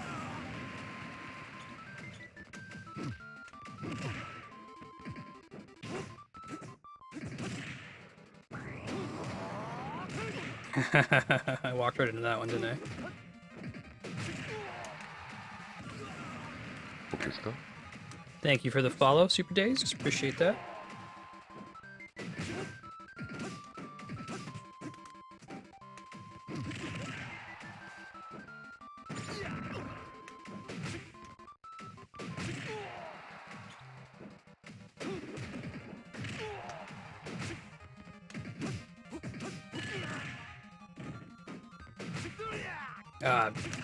Bollocks. It's hopeful. Nope, no luck. GG. I'll go ahead and play Ness in the second round of this one. I'm not really used to Little Mac. That's not an excuse. That's just an explanation of what happened. No Johns here, right? You die. Your fault that you died. In my case is that I don't practice Little Mac.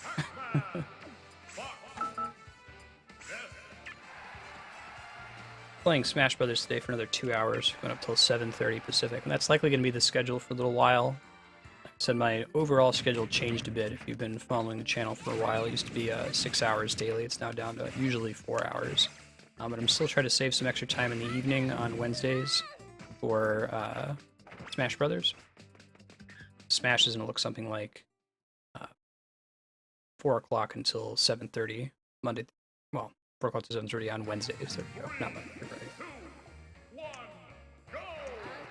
That said, you're welcome to use my chat to try to arrange some matches of your own.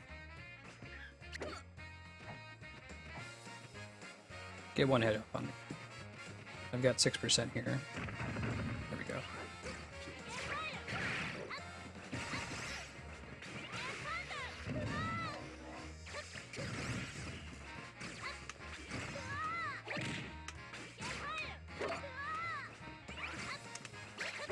Ouch.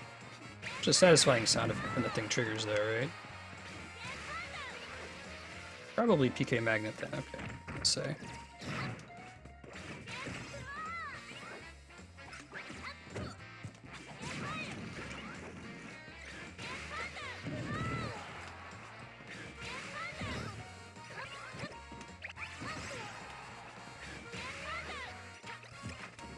Come on.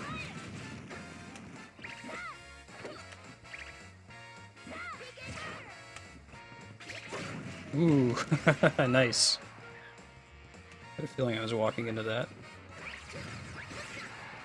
Alright, that back air. Ouch. I really appreciate that he could get that out so quickly.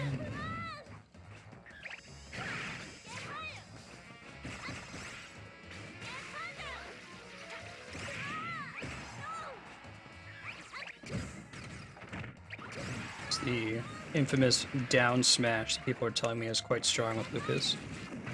I haven't been able to take the time to practice Lucas and get used to his differences from Ness. I've been playing Ness for too long. I do like Mother 3 as a game, though. Glad he has a presence. GG. Alright, DJ is up next, followed by Shiny Pika Blue, Blue Groival, Titus, Maverick King, Idiot Martyr, and Wada Wada. Give out some more points to everybody. Because I said Titus the other way.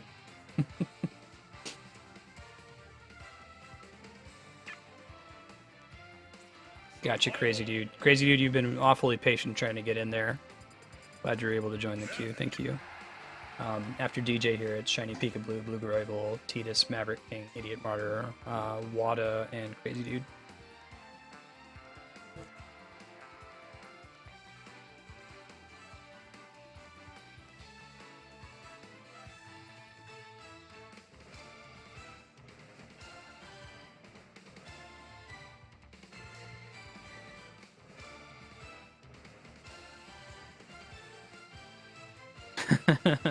Yes, very much so, JT.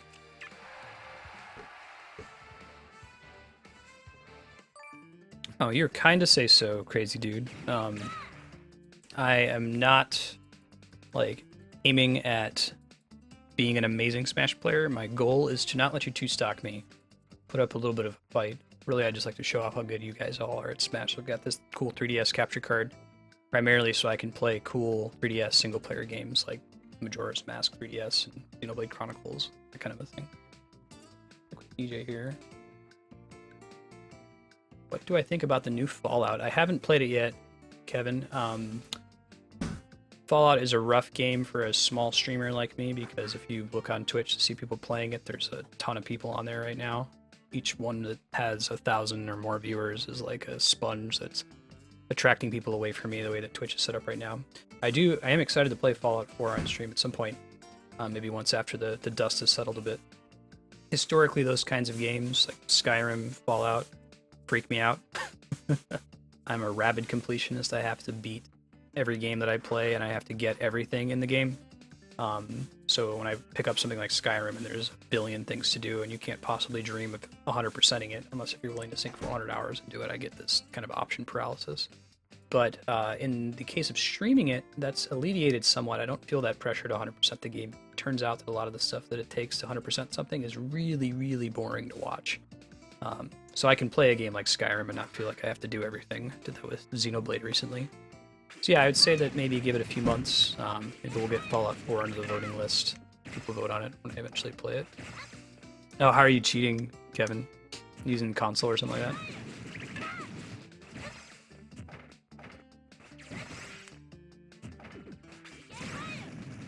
Yeah, not a lot of folks fans of the circle pad, just like the circle pad in the system. Okay, DJ, I'll give it another minute or so. If you're having issues, I can always pop to the next person and then fit you back into the queue after that. Set a countdown here for a minute before we pop over to Shiny Peekaboo. After DJ here, Peekaboo, Blue Rival, Tidus, Maverick King, Idiot Martyr, Wada Wada, and Crazy Dude.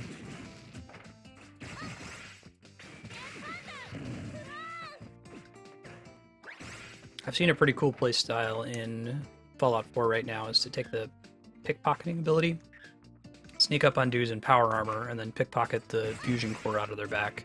It makes them get out of it, and you can murder them.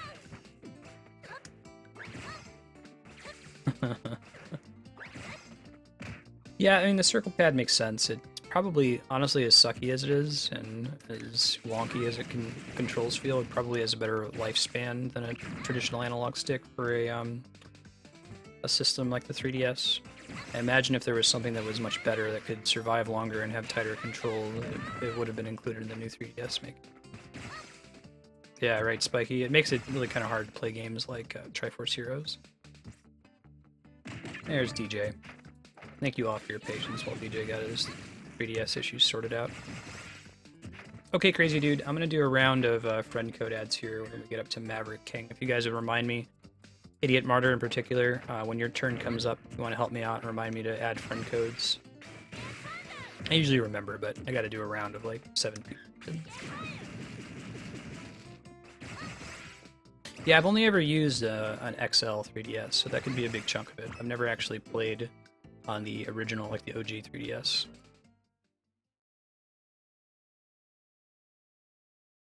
Nice, Kevin.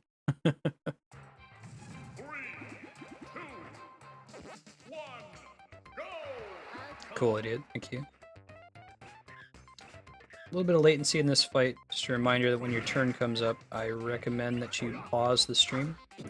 There's going to be some amount of latency just because I'm streaming the game while playing it at the same time, but if you're also watching the stream, it's going to increase the lag pretty significantly. So you can try to mitigate that a little bit. And a reminder on the disconnect policy. If a disconnect occurs in the middle of a match, before the first stock, we'll go ahead and just replay it. If it's after the first stock, we're going to have to move on just in the interest of time. If this match continues on at this level of latency, I might have to skip DJ for today and see if I can...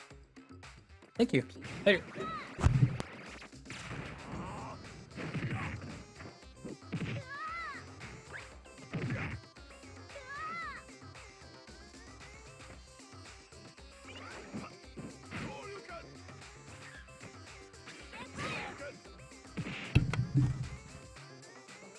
And the maintenance team showed up a little bit late today, and they were letting me know the whole situation. They just wrapped up.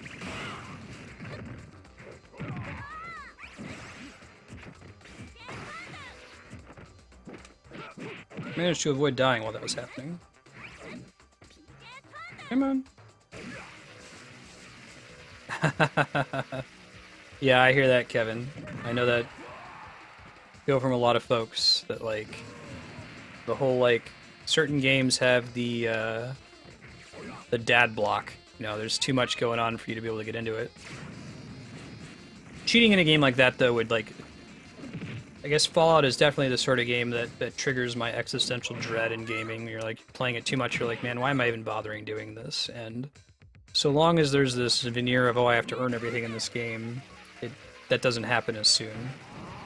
That's what makes it hard for me to play like creative mode Minecraft. I could play survival mode Minecraft all day because I feel like I have to earn my resources and build stuff. But if someone were to just like join my server and spawn a bunch of diamonds and something and hand them to me, I would just quit on the spot because like, why do I even bother? I could just do that myself.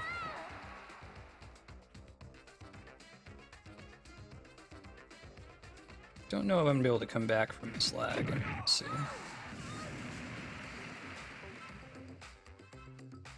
Like I said, we'll just have this be the one match with DJ because the latency is so bad.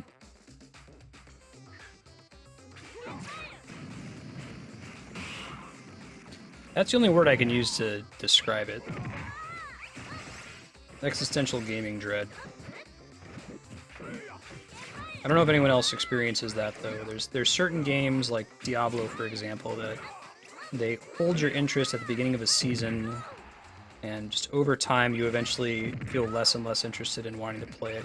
And the reason for me is that I question, why am I bothering? Like, I could be spending this time doing something else, cleaning the apartment, playing a different game. And you start thinking about like the heat death of the universe. All gets very nihilistic very fast. GG.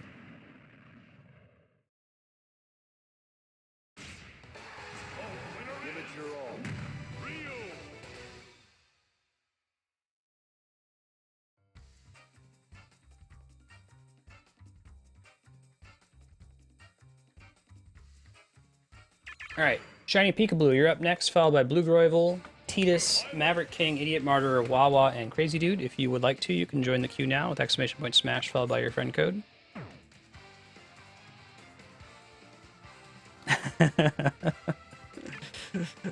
We believe in Dasing Lebowski.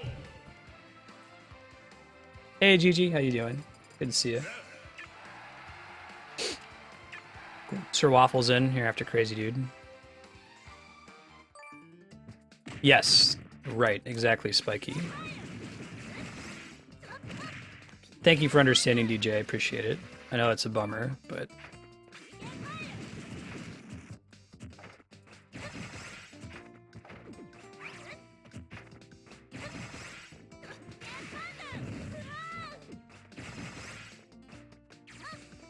yeah, there are just some games, like, it's hard for a working parent to get into an MMO, for example. That doesn't make it really easy. That's often why you'll hear catch-up mechanics or, like, mechanics that give you XP boosts described as being a dad boost, parent boost, so you can actually have a hope of playing the game if you only get, like, an hour per night. Peekaboo with the crouch tones. DD.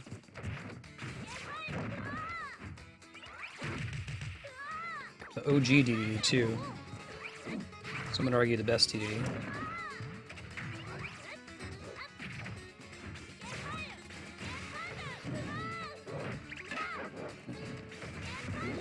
Be able to hit DDD, I mean, come on, right?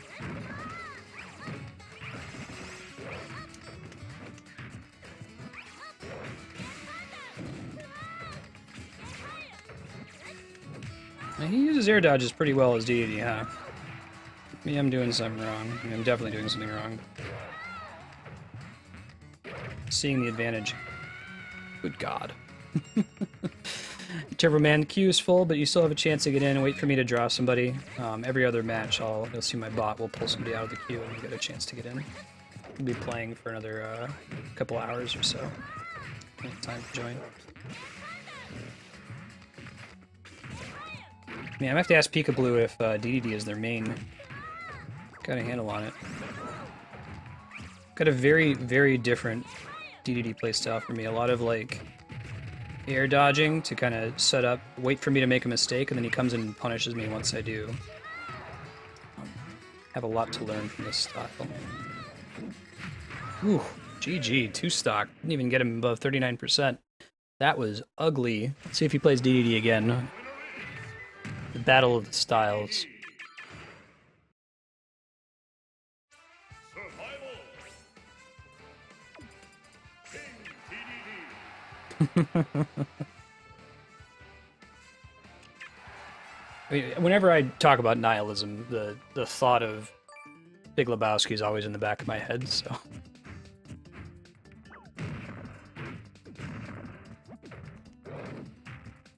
Matchup was in Ness's favor. That's even more embarrassing. and I'm familiar with DDD's moveset, so I have no excuse. Thank you for the follow, and Shakiro.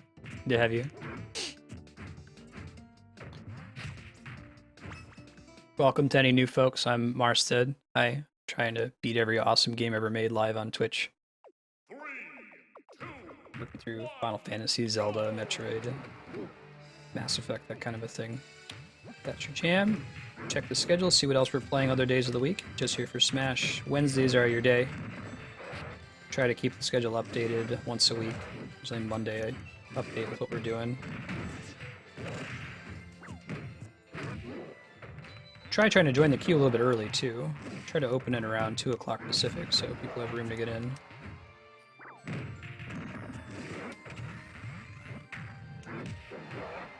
Man, I gotta learn to use that back air a little bit better too. You saw the benefit of it there. At least I'm doing better as DDD v DDD. Some of the same tricks. The up air is really strong as well. Whew. I should learn the timing on that. I probably could have survived that if I had DI'd a little bit better. It was one of those just barely KOs.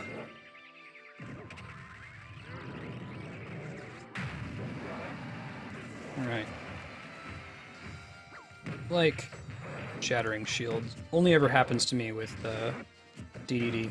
The couple times I've managed to do it with Ness, what you're supposed to do is use a PK Thunder 2. I think that's his highest possible knockback move, but I always forget to do it. I get too excited that it happened. It happens like once every month or so.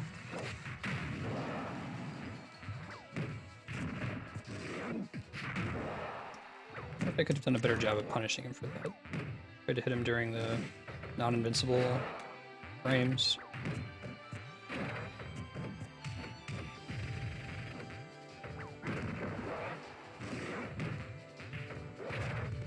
Ooh, that up air. So I avoided getting 4 stacked, right? Small victories.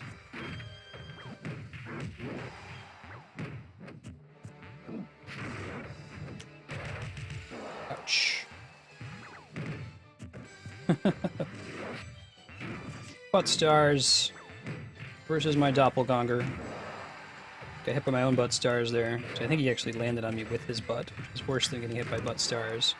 GG, very nice. Peekaboo has a very strong DDD game. Blue Groivel, you're up next, followed by Titus, Maverick King, Idiot Martyr, Wada Wada, Crazy Dude, and Sir Waffle. And there's a spot if you want to try to join. Makes point smash, followed by your friend code. Oh man, Reapacheep. It's gonna be like Yahan has just been plugging away at Dead Space, and you look on the voting spreadsheet, and Dead Space is like the 4th game, right?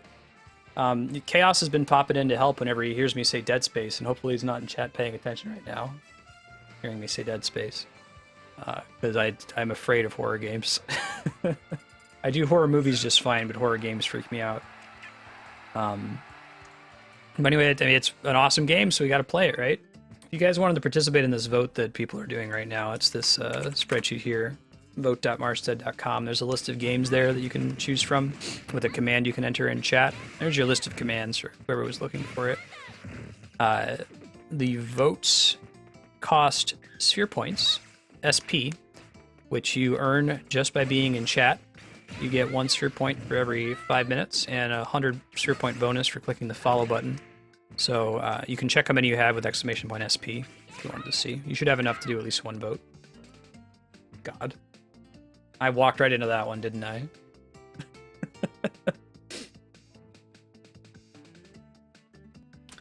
Chaos is a major patron. It is through his patronage directly that I have this very nice microphone, for example. So he's sitting on a huge bank of sphere points as a result, and he uses them for fun purposes like that, punishing me for mentioning the game that brings me terror, Dead Space. Hey PK Salty, how you doing? Like your name. After Blue Groival here, Titus, Maverick King, Idiot Martyr, Wada Wada, Crazy Dude, Sir Waffle. 3, 2, 1, go! Whole tension at the beginning, like, do we both taunt? Are they just gonna taunt? Should I just go attack? Reminds me of dating. If they go in for it and you didn't go for the taunts and you kind of got to back up a little bit so you don't accidentally hit them while they're mid-taunt because that would be bad manners. Okay, I guess I'll do this. Sometimes you then taunt back.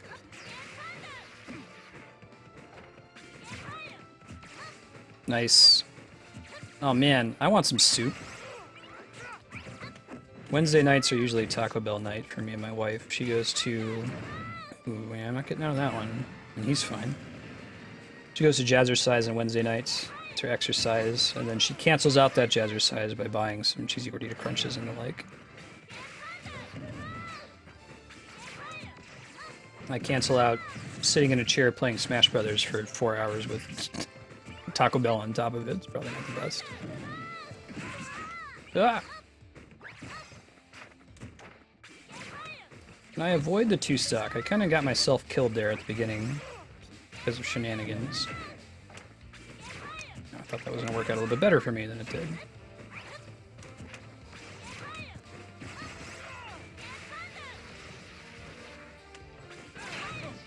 Ooh, Electroshock ignores my nonsense. It's good to know.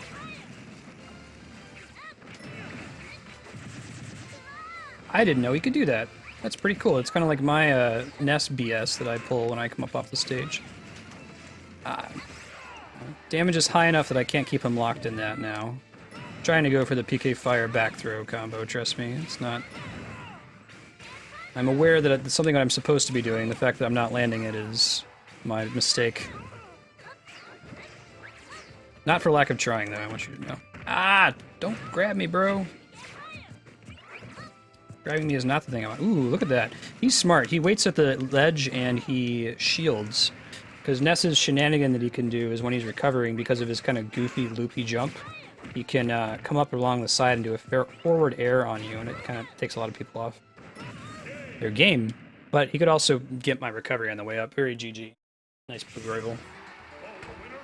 Nice try. Great Chaos.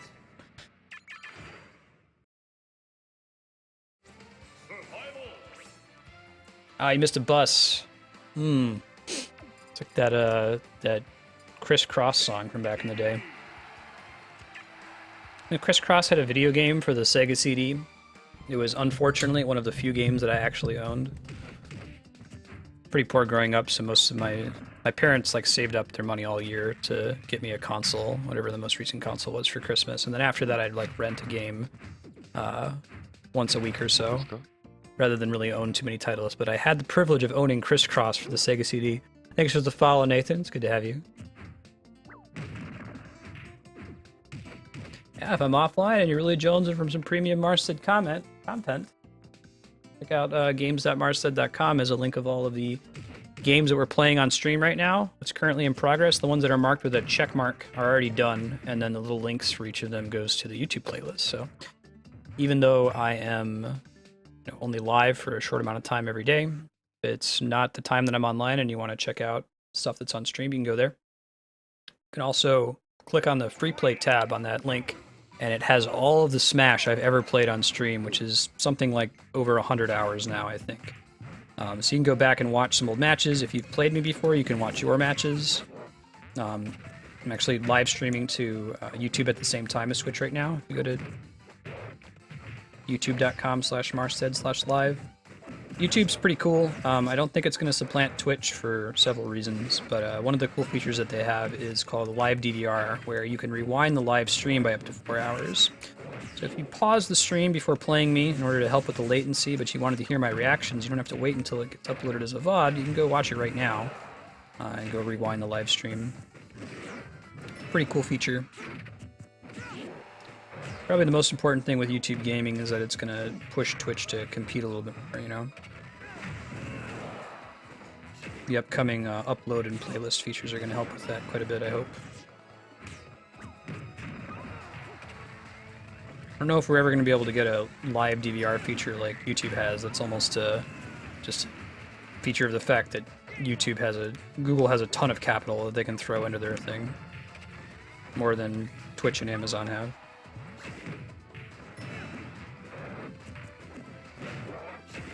Yeah, Spiky did Undertale, which I really appreciate. It's great when people timestamp those games. You can see a link there. It shows you another way you can earn sphere points is to watch some of my old video. You don't have to like watch them back to back, skip forward through them.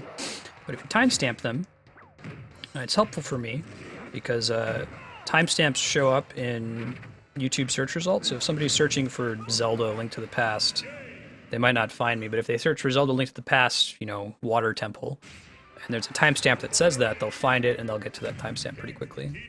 So it's useful for discovery. GG Blue Groival. Titus is up next, followed by Maverick King, Idiot Martyr, Wada Wada, Crazy Dude, and Sir Waffle. If you haven't played yet today with me, you can. !smash followed by your friend code. There are 2 spots in queue, so you have plenty of opportunity to get in. Yeah. Hey, Sableye. Thank you for the follow. Good to have you. Appreciate that. Oh, man. So, Andrea and I joke.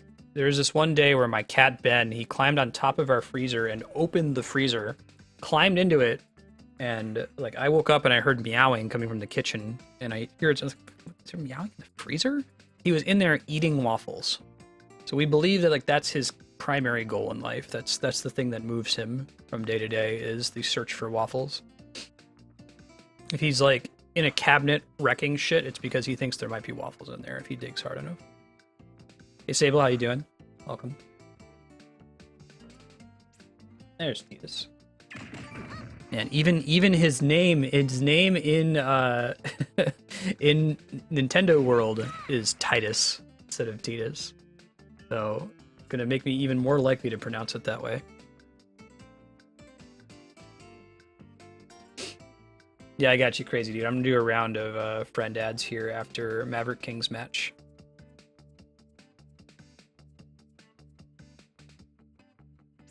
Frozen waffles, no less. I just opened the freezer and he's in there chewing away. Yeah, so the backstory on that is, actually, let me just let Edith know. Backstory on that is playing Final Fantasy X.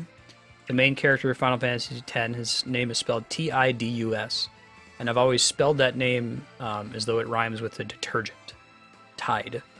Yeah. Apparently, it's actually supposed to be pronounced Titus, and to drive that point home, when I was playing Final Fantasy X, Stream voted to name him Titus, Teedus, so we can't get away from it. So if you catch me pronouncing it the other way, and I don't give you 5 sphere points for it, you should say something. You can check your sphere point total with !SP.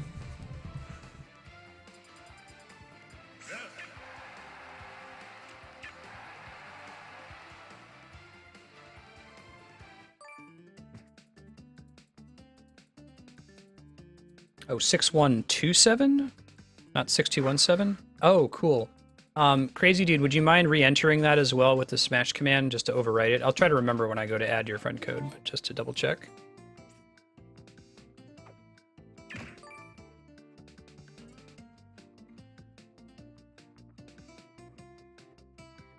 He was so unhappy, Andrea. Welcome home.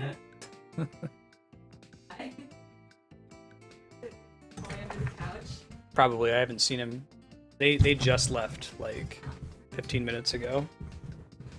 So he's been so unhappy. They're gonna come back tomorrow too, I guess, to paint it over. No, they're doing that on Friday. Yeah, should be able to. Yeah, it's good to know, Spiky. I think that if you were translating it to English, that would be consistent with the other sounds that we've seen.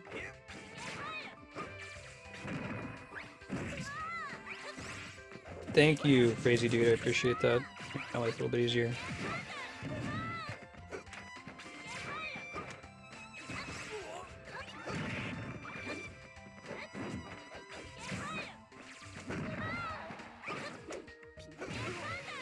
Whoa, that wasn't what I meant to do, but we're okay. We lucked out. Sometimes you just luck out hard enough. Everything will be okay.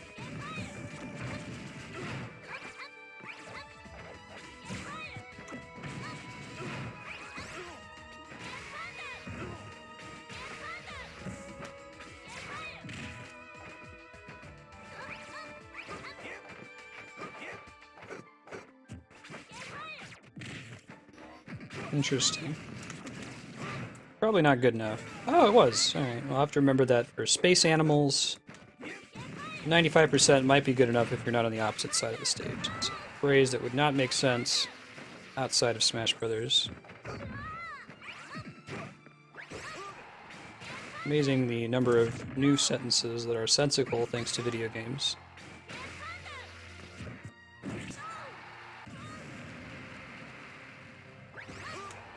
I wonder if you're the first person to like use a certain combination of English words in a sentence. I think the chance would be remarkably low, but with something like a video game, maybe not.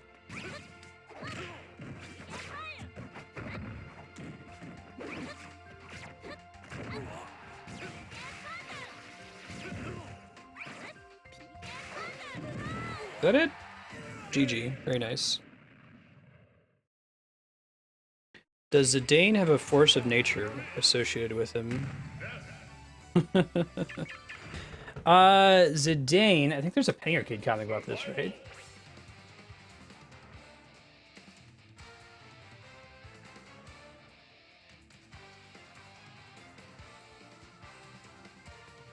See how quickly I can find it. Holy crap, this is an old Penny Arcade comic. It's a really old art style that Gabe hates now, apparently.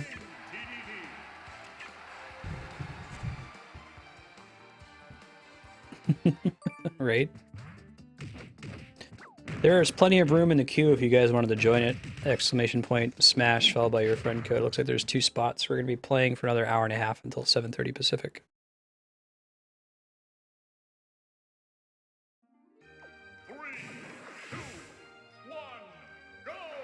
He had 2 swords. They weren't even swords, right? They were like daggers, because he's a thief.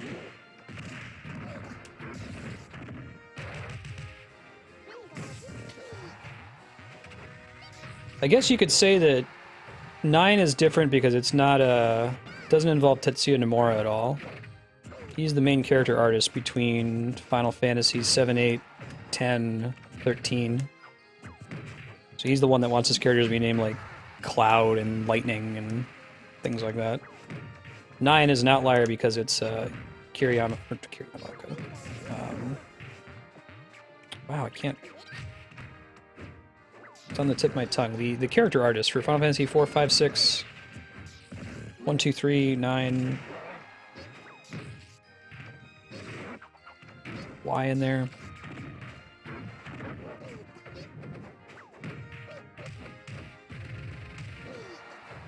I think they even like print it in the opening like credits for Final Fantasy 14. Yoshitaka Amano, thank you, Yukupo. Good God. I have in my head like 30 Japanese names, most of them in the games industry, and that's one that's usually pretty solid. All right, GG Titus. Maverick King's up next, followed by Idiot Martyr, Wada Wada, Crazy Dude, Sir Waffle, and Flashfire. For joining. Yeah, right, Spiky? I'm okay with that. Bravely Default is secretly Final Fantasy. I mean, Sakaguchi-less Final Fantasy, and like, we're gonna let Tetsuya Nomura do whatever he wants with buckles and zippers and symmetrical shoulder pads and the like. Hey, Flashfire, how you doing?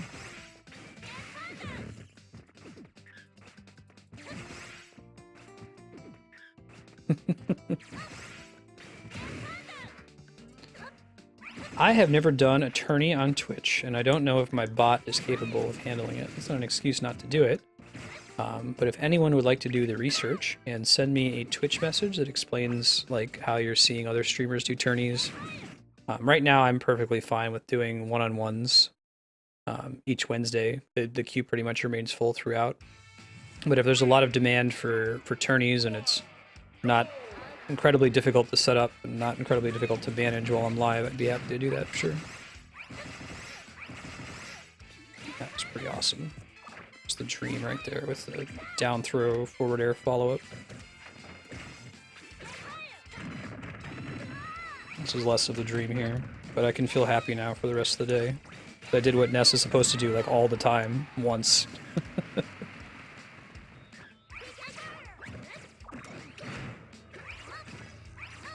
For just a moment there, I was a real boy.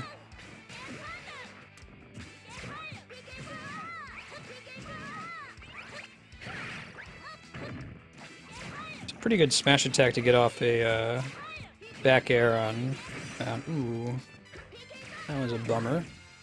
I haven't considered doing that with Lucas. It's pretty good, huh? GG. Glad I didn't go attack him. I didn't realize that he was knocking himself off the stage. In the anti-Marstead League, you get points for beating me, then you're just gonna have an infinite number of points.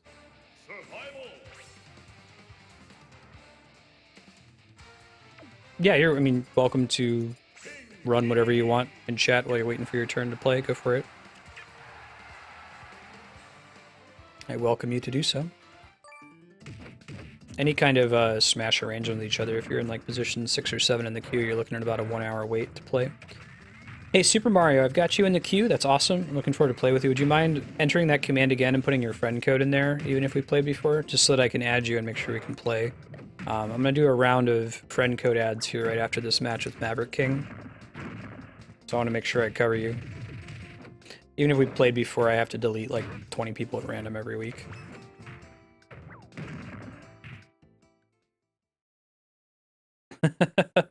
Yes, Titus, when I pronounce it with a long I, everybody gets points. So you're helping everybody out by being here. You can check them with !SP if someone else wants to reference Titus's name and point that out.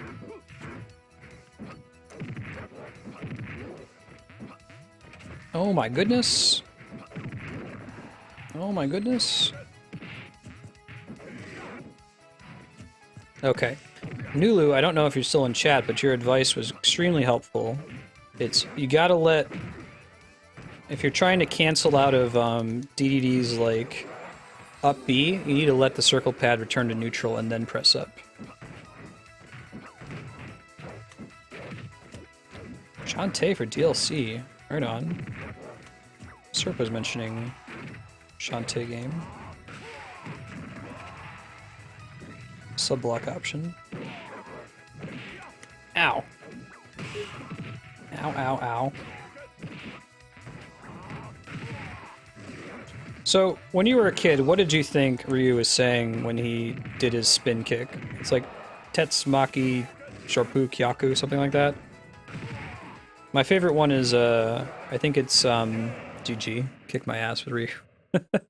Homestar Runner says, "The pipes have woken!"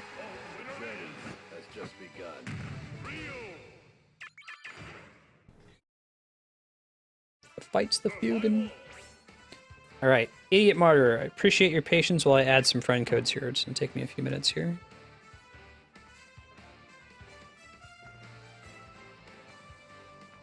Oh, you can run a tournament, that's fine. I just don't have any bot ways to do it. You have to just do it manually. Old school pencil and paper. Tatsumaki Senpuyaku? Senpuyaku. Tatsumaki Senpuyaku. Japanese is easy, it's just pronounce everything. And no, like, certain letter, like an A is always an A sound. It's never that English ass sound. Hey, Ben. Streamer Ben. He's so furry. That's one of the things that he is. Yes, he's furry. You know that he's also soft? He's the Cat softest hype in the kitty. bottom right corner. I don't know how he maintains his shiny soft coat.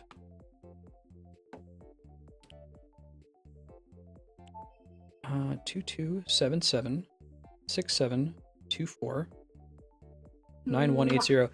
Idiot Martyr, would you mind double checking your friend code to make sure it's right? I just tried putting it in and I don't think I got it. And there might be a typo in there.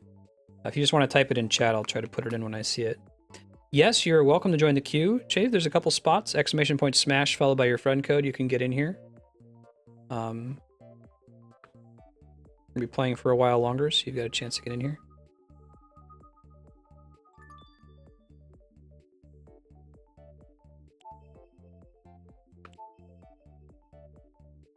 I mean, you're welcome to run the tournament whenever. I don't actually have something in my bot that runs tournaments, so if you want to do it, you'll just have to like take out a pen and a piece of paper and track it on your side. Oh, we're already added, idiot? Okay. If we're already good, then that's cool. 6127 3129. Oops, miss a number. 222 6127 3129. Yeah, Sean, I had to pare down the stream. Andrew and I are going to be moving to New Mexico in the spring. Guys, left. That's a lie. Later. So as we move, I'm like spending some extra time now looking for jobs out there, setting up moving company, packing, and then I'm gonna be able to guarantee, since I gotta get a part-time job out there, I'm gonna be able to guarantee a stream based on what's being supported on Patreon right now. 5430 050 6062. Thank you for your patience for your waiting right now.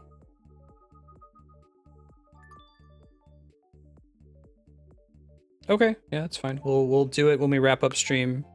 Flashfire. It'll be at 7:30 Pacific, so about another hour and a half from now. 748 5413 3014.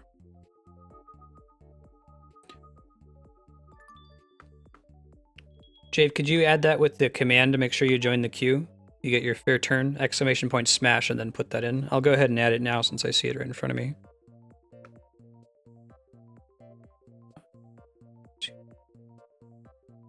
3922. Cool. Sounds good.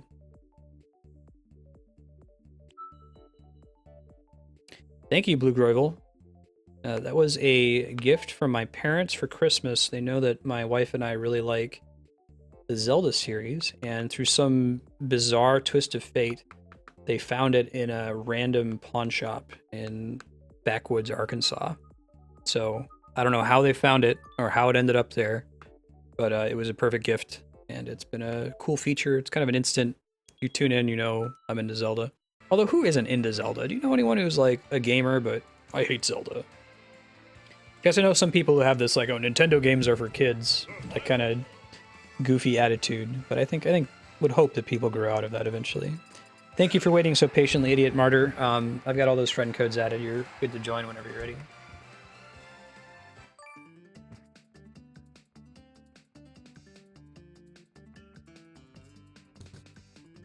Hey, Knight. How you doing? Know people who can't get into Zelda. Man, it seems like such a universal game to me, because there's all kinds of games where someone might tell me, yeah, I don't really care for that, and I'd be like, okay, I understand. I can see why you wouldn't like an MMO. I can see why you wouldn't like RPGs. But Zelda, that's surprising. Okay, I guess I can hear that. I know that Yahtzee makes that all the time. You too, good luck, have fun. Knight, so I still haven't addressed your email because I don't even know what to say.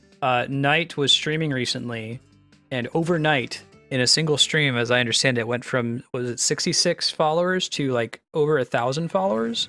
Did you have some like big streamer host you or something? What happened?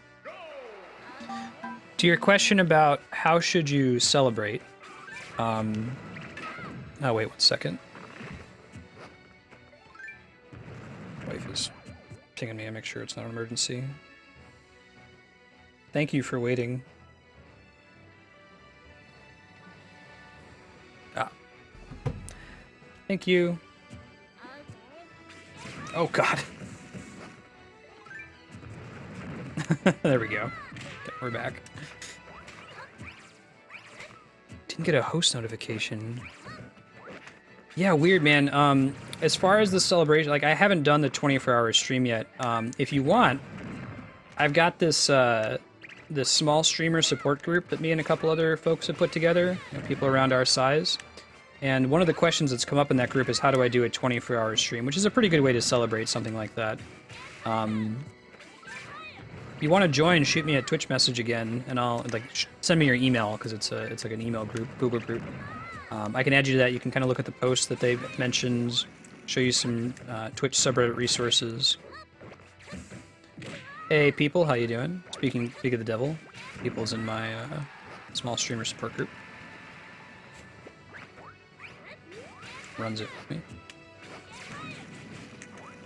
That was a really good use of the bowling ball there. Holy crap. Yeah, I don't mind Zelda being the same game every time. I don't think it's a game that needs to have this crazy amount of innovation happening from title to title. I like the stuff that they do with it.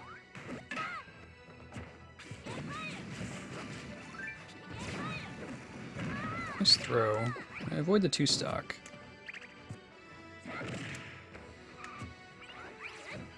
Yeah, again, shielding on the ledge. Smart versus Ness.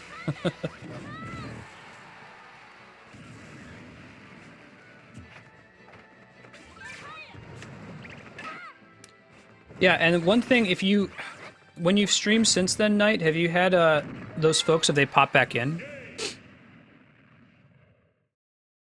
I've read about this thing that can happen, and I'm not insinuating this happened to you, but people have showed up on the Twitch subreddit, and like somebody has view-botted them.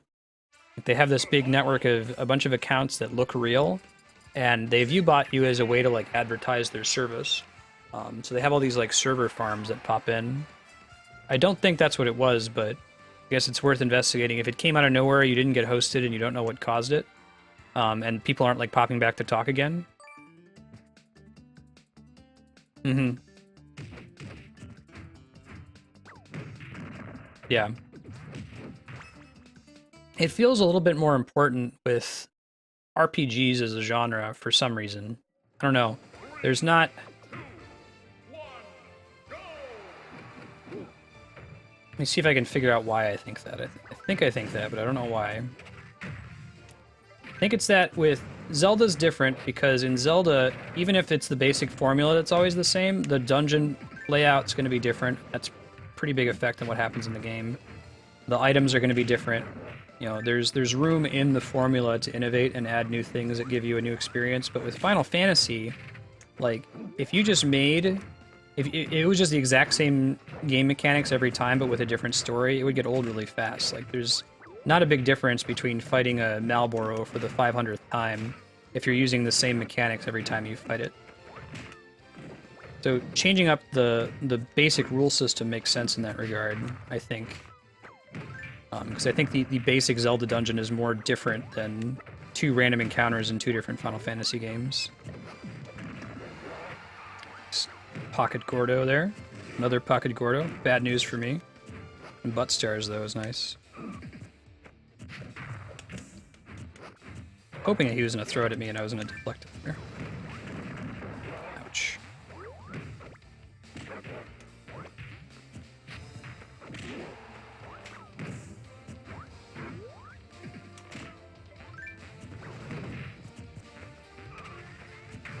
Ooh, nice roll from Villager. Sometimes, depending on the character, if they've been holding their shield for a while, that can be enough to break their shield from full. Well, not full. I don't know if certain characters have stronger or weaker shield potentials, but I've had that happen where I've landed on someone who was shielding for not a very long time with up B, and it's broken the shield. It's been very good for me.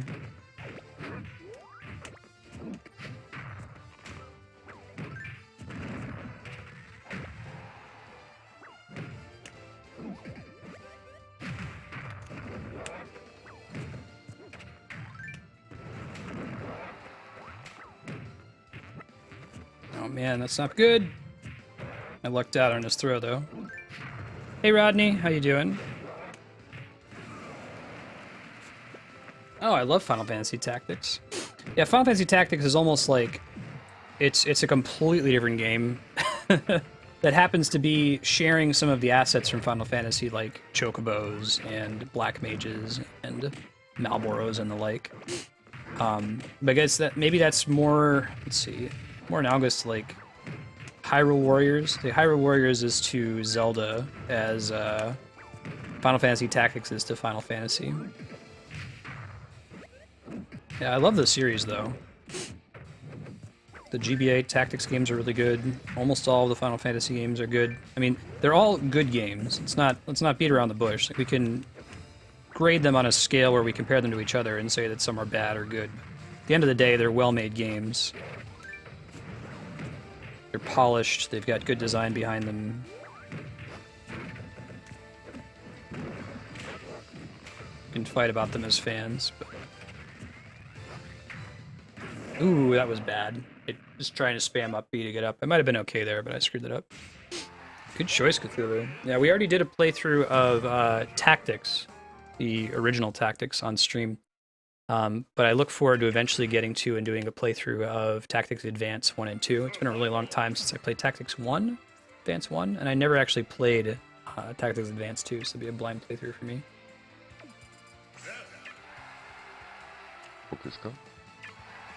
Thanks for the follow, Cthulhu. It's good to have you. If you're new to the stream, I'm Marset. I'm trying to beat every awesome game ever made live on Twitch. Check the schedule, or you go to games.marsted.com. You can see a list of YouTube playlists for everything we've done on Twitch so far, the stuff that's beaten, what's in progress. You might wonder, why am I playing Smash? Can't beat Smash. Once a week on Wednesday, we set aside some time for free play of awesome games that can't really be beaten, like Smash and Mario Maker and the like.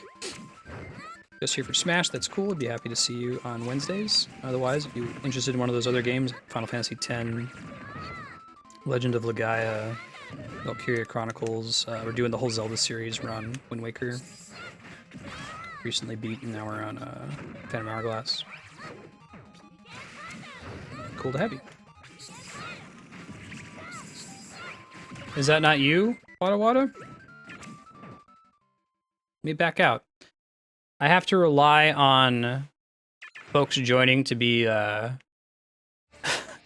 forthcoming about, you know, them being the person who's up next in queue. It's Wada's turn right now, and I thought Wada was Angel.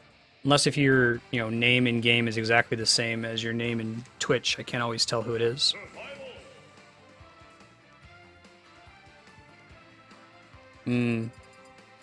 Good character too. Really good abilities. Urias. Have you played the remake of it, Cthulhu?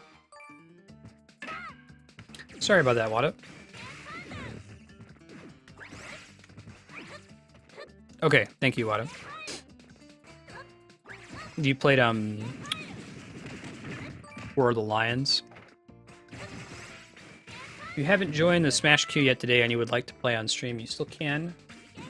Smash followed by your friend code. I'm probably going to close the queue in 10 minutes or so. We'll see where it is in 10 minutes. Just want to make sure that we finish up at 7:30 on time. And if you already played today, you can hang out and chat, play Smash with each other. I know that Flashfire is looking to organize a tournament after the stream's over. You could try getting in on that. Or you're welcome to exchange friend codes and play Smash with other people in the meantime. Just do some one-on-ones. Ooh, is that the World of Lions on iOS? They changed the graphics or anything? Like, what else different?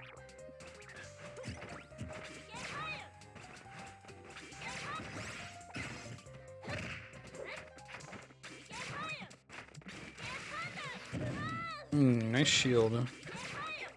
Probably could have punished me.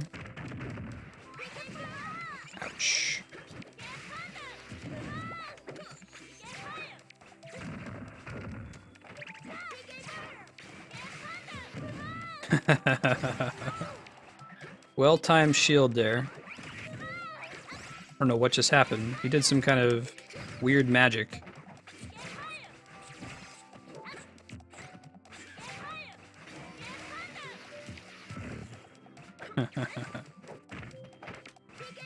That didn't look like much, but I was controlling the PK Thunder without being able to see it.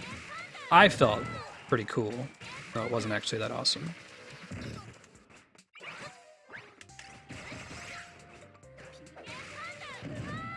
Nice shield and follow through with the bat, or the stick, I should say. It's kind of a point of the story that Lucas never actually gets a bat. He gets things that are closer and closer to being a bat, but he never has an actual bat. Ha ha ha ha. Nice PK magnet. Yep. I still have not successfully done that to somebody on stream, although I've had several people do it to me. No! Double G. Bad. Two stock. Very nice, very nice. Yep, Halex, you're welcome to join. Exclamation point smash followed by your friend code. You can pop in the queue.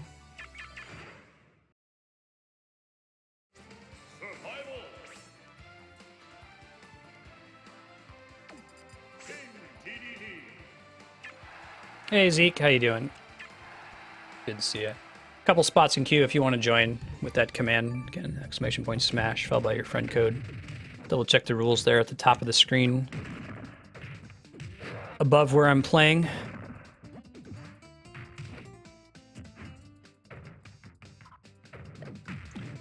Javel, you'll want to actually join the queue. Make sure you type exclamation point smash and then your friend code if someone could help Chevelle out with the command.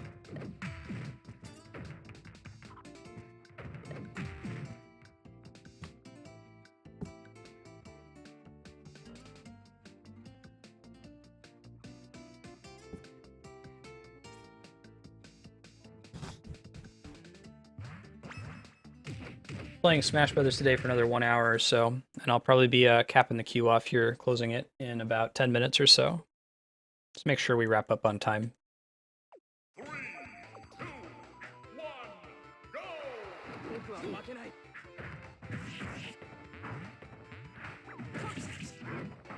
Flashfire is doing a tourney. That's where we wrap up here in about an hour. Trying to collect people for it now. Holy shit! What was that? I don't know how I lived through that or what happened there, but it was ugly. This is horrific. Don't be fooled by me having 2 stocks and him having 1 stock. I don't know what happened there, but it was not a product of my own success that I'm alive right now. The gods intervened or something.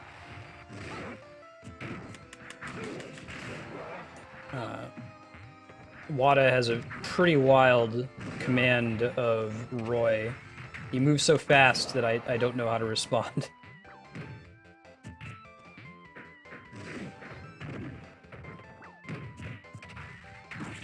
Darn. Hoping to hit.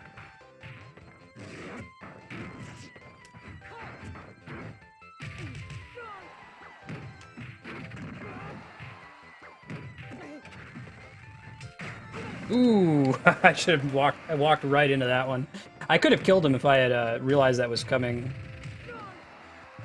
Pretty easy to do with Roy. Roy really wants to land that that counter. So if you can expect it, you can hard read it and land a really big hammer hit with DED.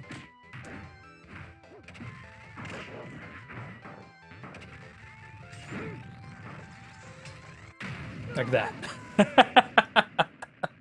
Fortunately, I don't think he could hear me. GG, Wada.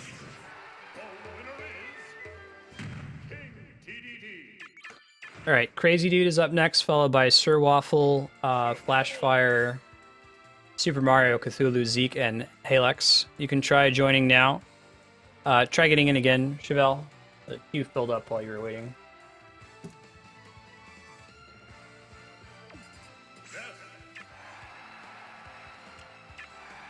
After Chevelle gets in here, I'm going to go ahead and close out the queue.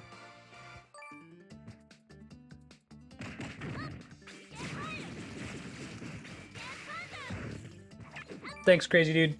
Why don't we make that a habit? I'm not gonna make it a rule because the people like trying to jump in line doesn't happen all that often. But yeah, just in general, when your turn comes up, say what your in Smash name is, so I'm sure that I'm accepting from the right person. Jojo and Gigi. No, I'm gonna be signing off after tonight. Thanks though, Flashfire.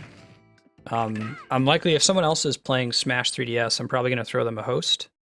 So you can try bringing folks over there and see if that Smasher wants to actually participate in it. Say, hey, we got like 20 people if you want to do it. Oh no! God, DP. Starts. You ever play that game? Is it I think it was Lion King for the Genesis or the Super Nintendo. One of the two.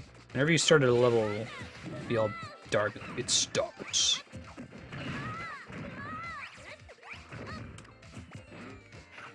Walking right into the banana.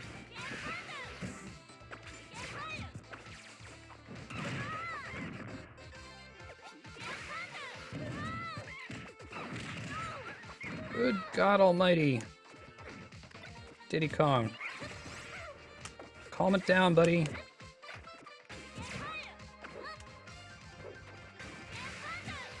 So what is the benefit to Diddy Kong of holding the banana and throwing it? Does it have like a really short animation for him to throw it and continue attacking to do like a combo or something? Like why would you do that instead of like shooting peanuts, for example, or doing anything else that Diddy Kong has available? And if I call Diddy Kong DDD, I'm sorry. I don't often make those two symbols in sequence while playing Smash. Syllables in sequence while playing Smash. Can't talk today. Ugh. Oh my god, my ass kicked by Diddy Kong. Oh, the footstool! Did you see that? Jiminy Christmas. Cool, sounds good, Halleck. Thank you.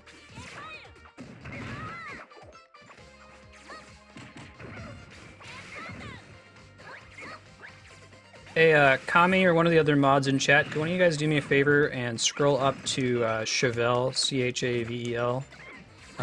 They did put the smash command in, but it went in right when the queue had filled up. You would go ahead and just add it for them, and I'll close the queue after that.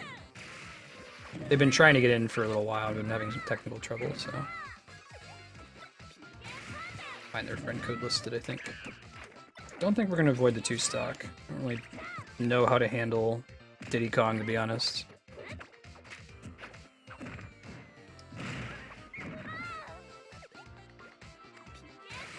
Oh, there you go. Javel got it. Thank you. Disregard. After this match here, I'm going to be closing out the queue, so if you haven't had a chance to play with me yet today, I want to make sure I finish up on time. We're stopping here at 7:30 in about an hour. After I close the queue, if you didn't get a chance today, we'll be playing again next week, Wednesday, around the same time, and you can hang out and chat, play Smash with each other, exchange friend codes. If you see someone on stream and you want to play against them, chances are they're going to want to hang out and play. Looks like Flashfire is also working on putting together a tournament, so you can try getting in on that. Hey, I finally did it! Figured I may as well practice while I'm getting my butt kicked, right? 2-stocked. The winner is Diddy Kong. Give me 1 sec before our second match here, Jojo. I gotta update that the queue is closed and change some things on the stream to reflect it.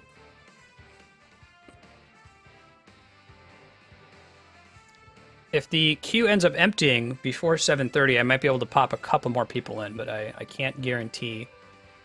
Usually once we hit 7, it takes about an hour to finish, so.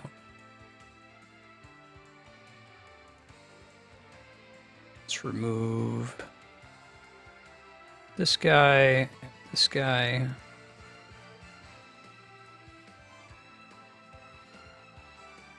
Should probably make an alternate text for queue close rather than just like remove that from the top of the screen. Like something missing. Alright, thank you. King DDD.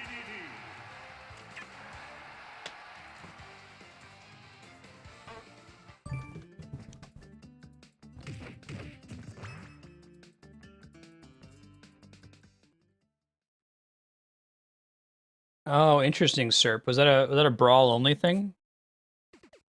That's crazy.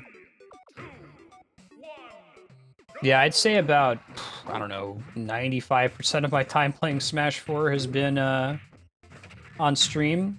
Before I started doing this on stream, I bought the game at midnight. I bought both games at midnight. I was really excited to play it before quickly realizing I didn't have anybody to play with. That kind of, you know, got in the way of my enjoyment. God. I just realized I was fighting a Sheik, getting my butt kicked. Oh God. What I did do when the 3DS version came out was I spent like a lot of hours running Smash Run many times to get everybody's custom move because it takes forever. I made like a cool spreadsheet. It was all color coded. We did it move by move, character by character. And before playing on stream, I was really good at Smash Run.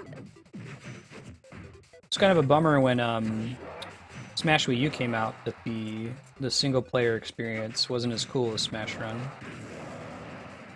I miss the Subspace Emissary from Brawl. So eventually we'll do a full playthrough of Subspace Emissary, since that actually is beatable in the conventional sense. The goal will be to do that whenever we beat all the other games that are present in Brawl.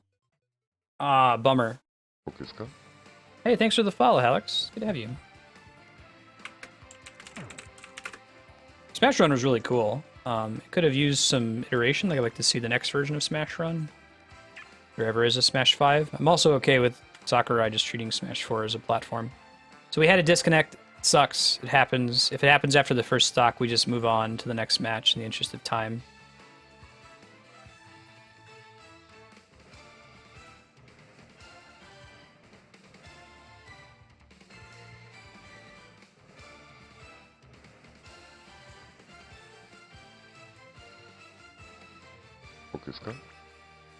Hey Chevelle, thank you for the follow. I appreciate that. So we're gonna pop to Sir Waffle next. Survival. Hopefully that'll be the last disconnect of the evening. I usually have like 4 or 5 per stream.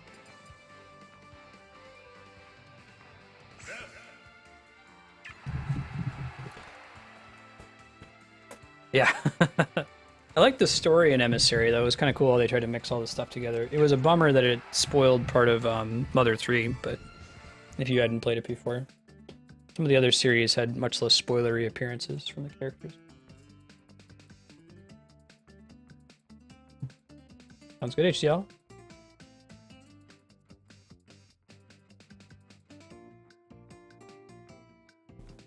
Super Dazed. Were you in the queue? I don't know if I actually ever had you in queue.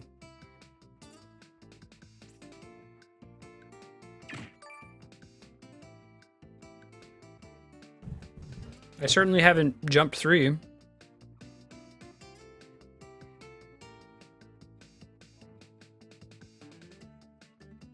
If there was like a technical difficulty thing, I might be able to fit one more person in if you wanted to try to join.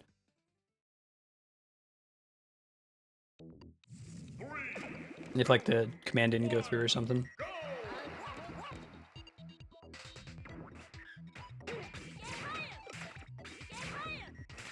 Here, I'll reopen it for a second just for Super Days to join. Exclamation point smash followed by your friend code super. Ouch. The best Yoshi color. That color is my favorite color. Kind of like almost purple blue. Indigo.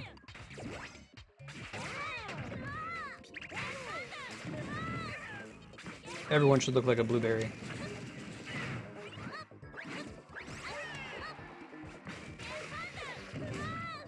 No! I think a lot of it is that just like it reminds me of the classic Final Fantasy layout. I'll usually switch that if a game will let me, like Chrono Trigger, and won't use the default gray back. I'll use the bluish, purplish indigo one. Nice. Gotcha, Super Days. Super Days, could you mind entering that command one more time and throw your friend code in there? Make sure I've got you added.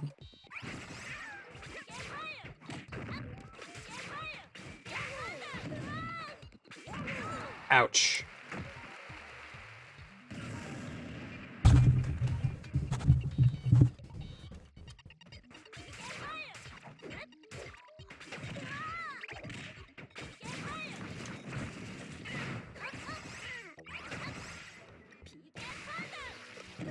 Nice shield.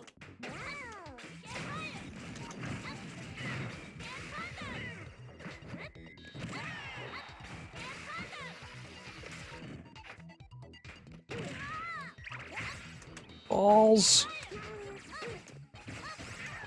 Come on.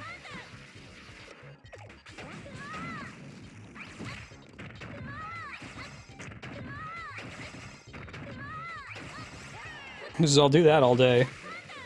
Net getting a... coming out ahead on damage there. That's gonna be rough.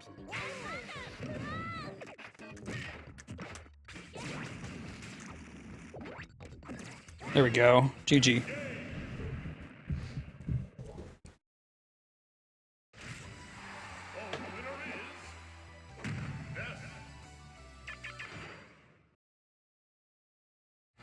Survival. Yeah, thank you, Knight. Appreciate it. King DDD. Who am I checking here?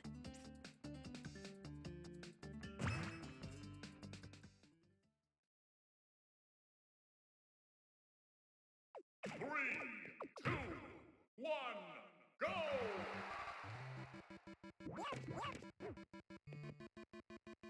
Best taunt.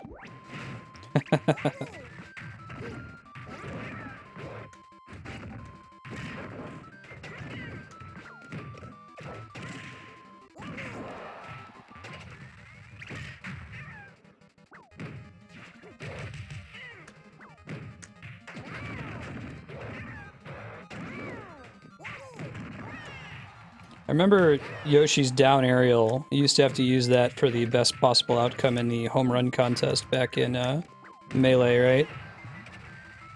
I think it was Melee, maybe it was Brawl. But I remember doing it a lot. You like jump in the air, and then you do the down air a whole bunch of times. Ooh, yikes, that's death.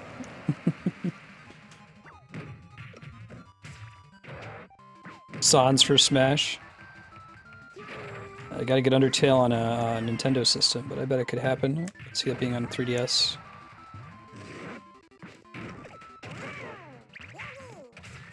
Could see the combat being done on the bottom screen, like with a stylus.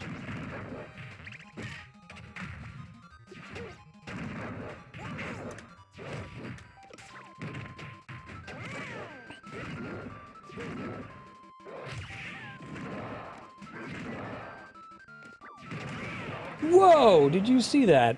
That was a really nice meteor smash. GG.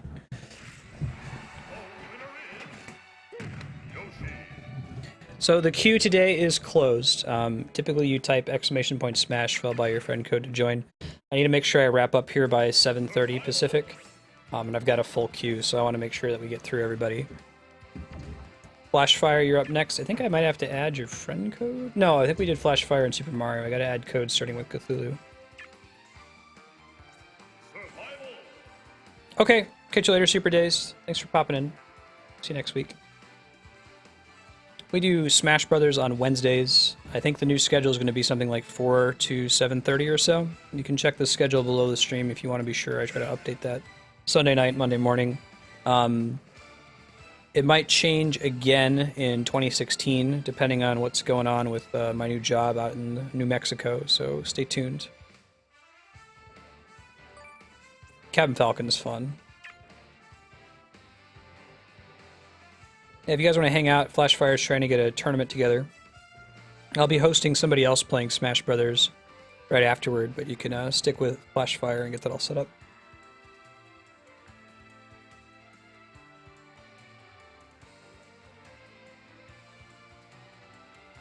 Nah, who's annoying?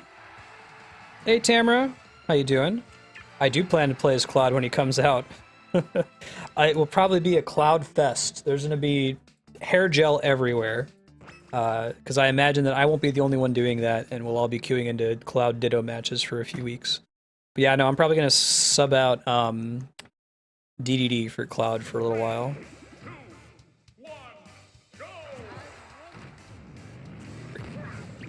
I could have done a little bit better about that.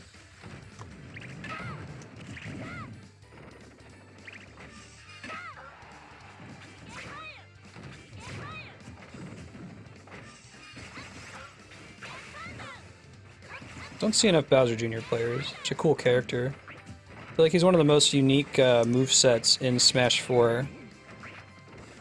He's really true to the history with Bowser as well. Makes me hopeful that one day we'll see like a Demise or a Toon Ganon that will get a different moveset from Ganondorf right now. I'm pretty sure they're not going to change Ganondorf from a clone of Falcon because he's Sakurai, the creator's main. And doesn't want to change him too much. Maybe if we got Demise or Toon Ganon, we could change it. Oh, that's right, he gets a hammer in the air, doesn't he? He looks like he's helpless, but he's totally not.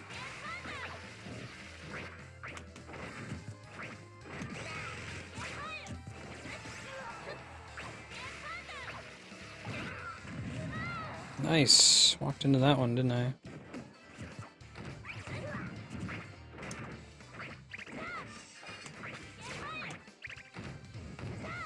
Ooh, lame. I was hoping that my bat would land at the right time there. Nice follow through. He was okay with taking the kill there. I'll count this as like sudden death almost.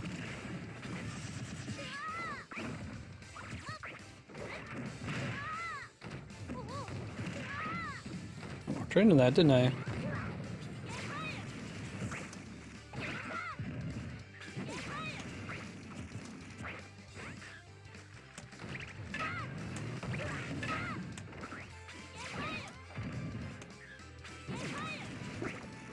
He keeps rolling right out of that.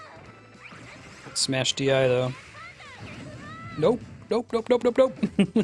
GG. Boo earns, I say. Chevelle, I've got you in position 5. If you got a bounce, try tuning in next week. I've got I usually open the queue a couple hours before stream starts. Flashfire, after your matches, if you wanna start running the tournament early, I'm sure a bunch of people in there have already played on stream today and aren't waiting for a turn.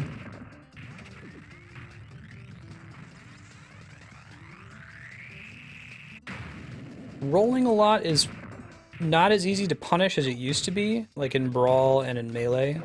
But you can still, the way you get around it if your opponent is doing that is to just spam down smash. Most characters have a hitbox on their down smash that hits all around them, so if you roll on either side of them, you can hit them. Something I learned on stream, actually. Hey, thank you for the follow. I appreciate that, Super.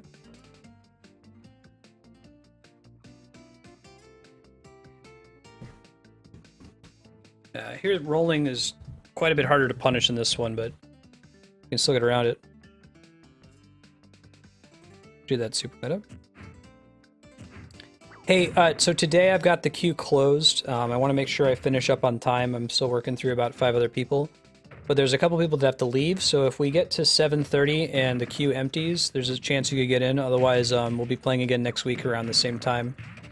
You can join this tournament that Flashfire is putting together, or you're welcome to exchange friend codes and play Smash with anybody you see in stream.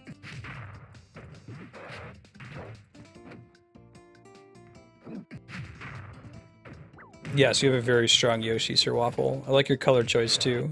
Best color.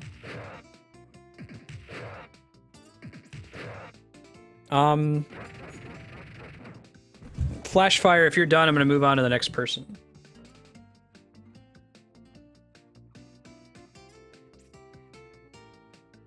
Cool, thank you. After Flashfire here, it's Super Mario, Cthulhu, Zeke, Hallex, and then Chevelle. Yeah, thanks for playing. Nice meeting you.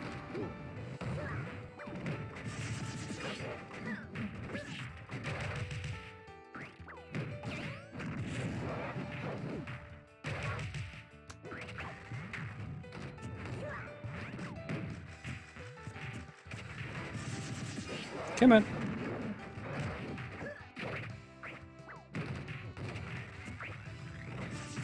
Ah. His range is surprising. Deceptive. Comes out of his body. He's gonna remember that.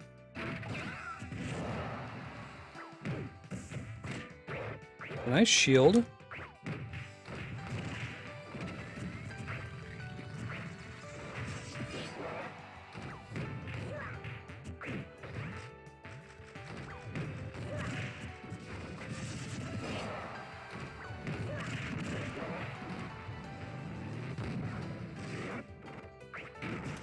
Butt stars sometimes do me favors, but not always.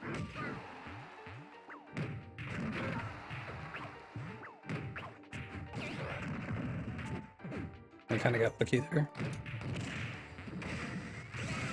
Whew, that's dead. Not coming out of that one.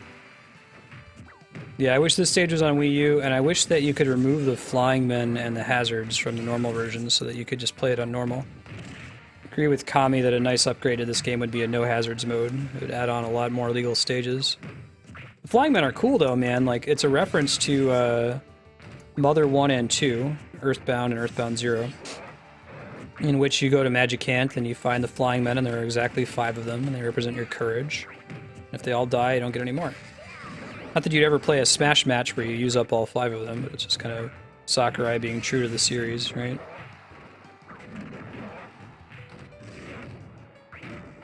Ouch. Oh, we're so dead.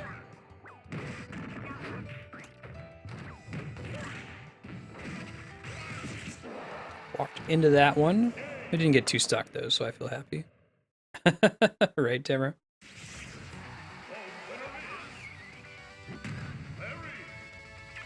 Net's a cool stage. It's got some good music. It'd be cool to have a Attorney Legal Earthbound related stage though. Alright, Super Mario's up next, whose friend code I think I have to add. So let me step back for a sec. Let me add the remaining people in the list. We're going to do Super Mario, Cthulhu, Zeke, Alex, Chevelle is the order. Yeah, Flash's Bowser Jr. is very strong, I agree. Play against them, I'm telling you guys, use clothes, but find that hanging out in Twitch chats is a really good way to find people who are very, very good at Smash Brothers. Yeah, I figured I'll describe everybody though, I wasn't 100% sure.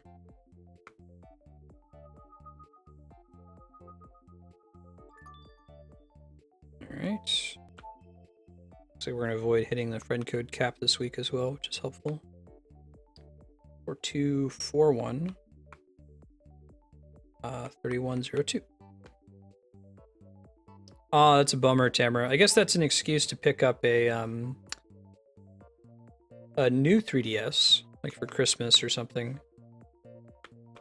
Most people who already have a 3DS, it's kind of hard to warrant replacing it with the new model. But more and more games are becoming exclusive to it. 075. I think we already got Chevelle, so back out. Yeah. It's a good system, though. Nintendo's had this trend of putting out consoles that don't really have a killer app for a while. Like, it wasn't true. I think the Mario World was a killer app. It was a system seller for the Super Nintendo. How long did it take for Ocarina of Time to come out? It was like a year or something, right? But Super Mario 64 would keep you busy with a Nintendo 64 for a while. I don't know who Angel is, but if you're in chat and your name is Angel, please don't join the room out of order.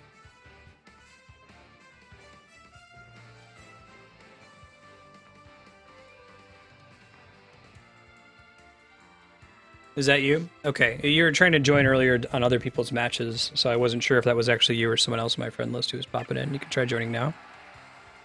Okay, go ahead.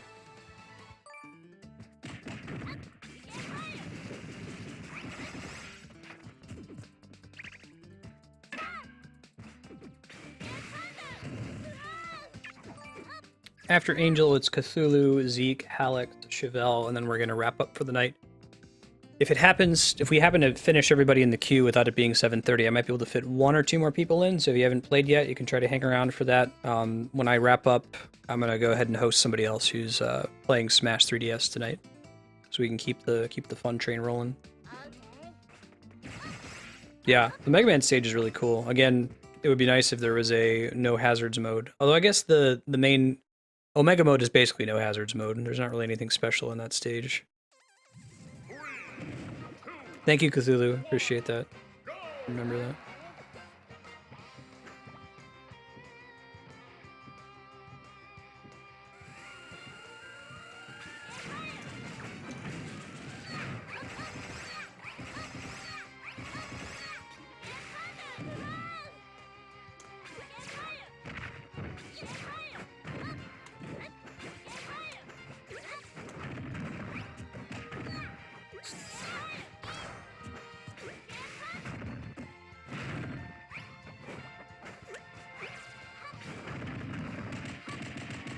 Punch, punch, punch.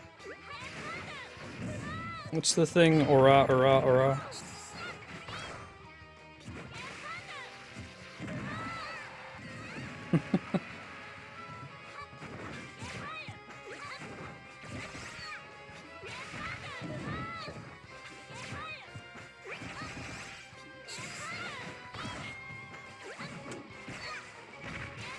Ouch. Walked right in that one.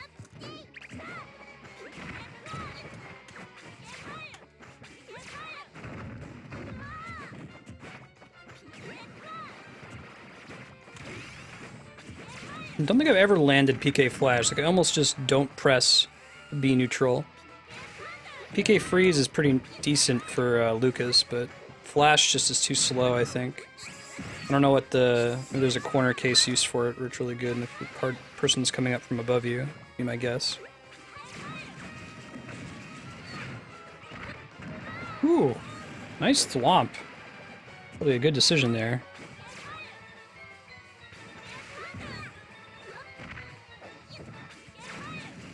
Alright, I brought myself to do it. I pressed air dodge. It didn't matter, but I did press it. Promise.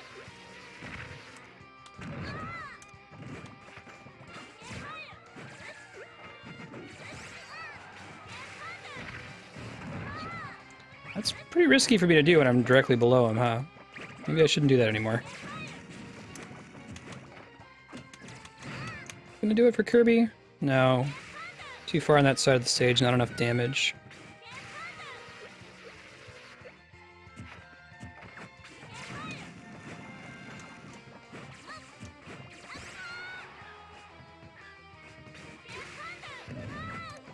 Not close enough.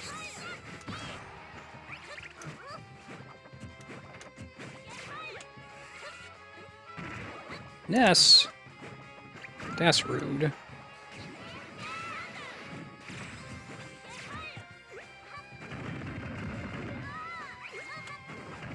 Show me how to use PK Flash, adorable Kirby.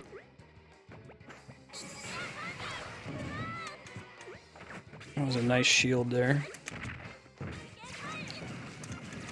I might do it. GG, very nice.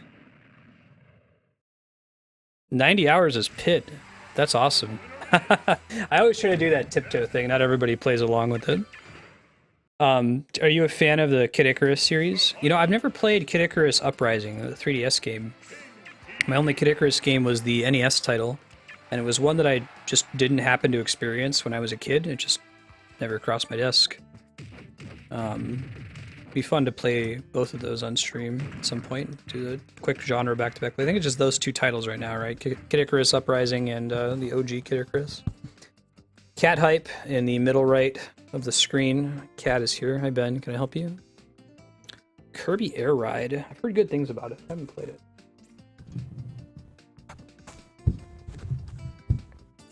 Yeah, right. I should check my stats at some point. If I remember, maybe I'll do it at the end of stream. Hi, Ben. Uprising's amazing? Cool. I liked what I played of Kid Icarus for the NES. It's a good game. It's very different.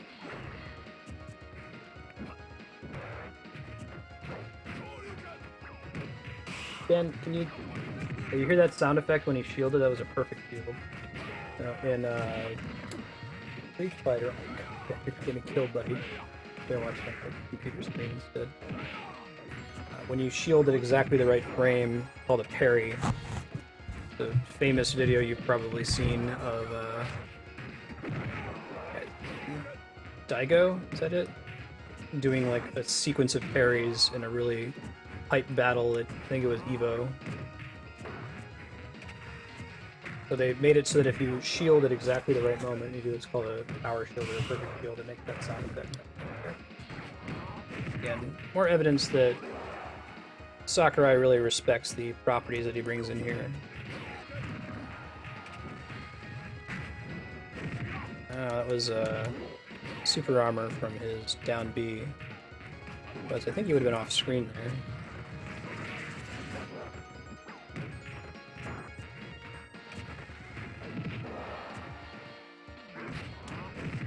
Ooh, uh-oh, that's not good. I think that's the combo, right? You do down B and then you input the Shoryuken command. And that's how you get your kills.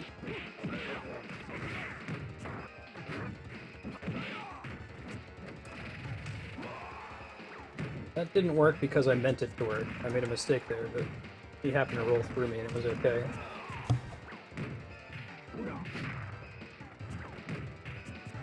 Can I help you, Ben? I've already eaten, so I'm just here for snuggling.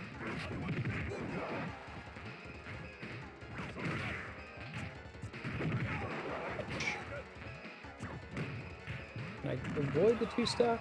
Probably not. I'm gonna try. God, that move was nasty. Able to BI out of that one. Can't tell when Shoryuken was input correctly. I'm sure there's a way to tell. Again, your butt is literally in my face. Not even like the figuratively, just for serious. Oh, man. There we go. Just want to not get too stuck. Is that so much to ask? I don't know who I'm talking to. I'm completely responsible for all my own failures. Is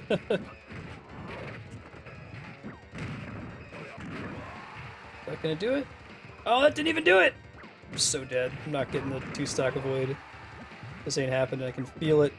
I'm really feeling it. Really not feeling it. Phew. Yo, it feels like I won, but I didn't. He's still about to kick my ass, but there we go. Great. I feel good. Hey, Ben. Cthulhu's up next, followed by Zeke, Hallex, and Chevelle. I love that they use that sound.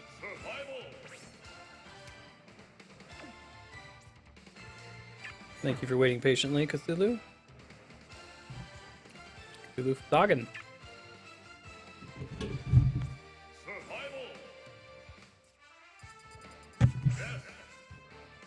Got Ben. I don't know how much of this you guys can see on stream.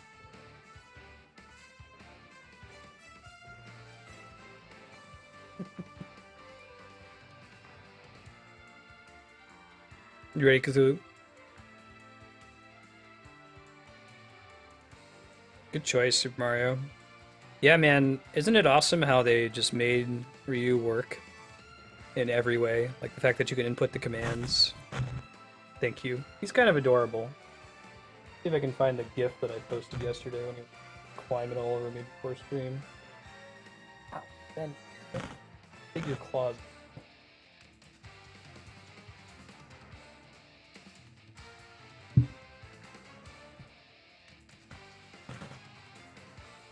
I've got one up, Cthulhu, whenever you're ready. Awesome, Reap It Sheep. Can you tell me roughly what just happened without spoiling anything?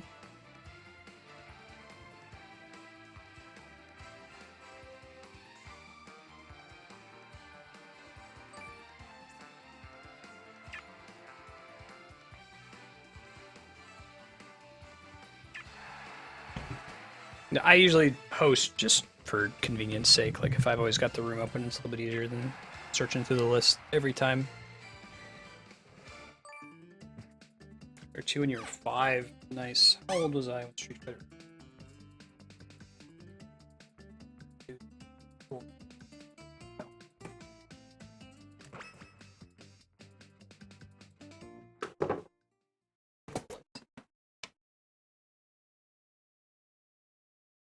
fix that after this. I'm sitting on my 3DS capture card cable. I'm trying to fix it after this match. Leroy Jenkins. Man, green Bowser. I don't see enough Bowser players, and none of them are green. How does his super armor work? Does he just not flinch at stuff below a certain percentage, I guess? Because I'm like PK fire him, and I can't go in for the throw the way that it seems to work. Ooh, that's too bad. I got a mistake on my part. Could have gotten some, probably could have killed him there.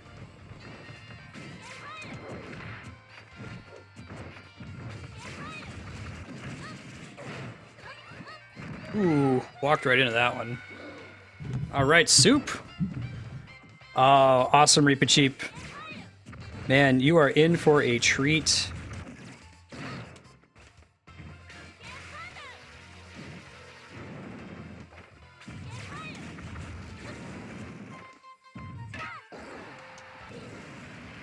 Mount Ordeals is a pretty big turning point, I would say, in Final Fantasy IV.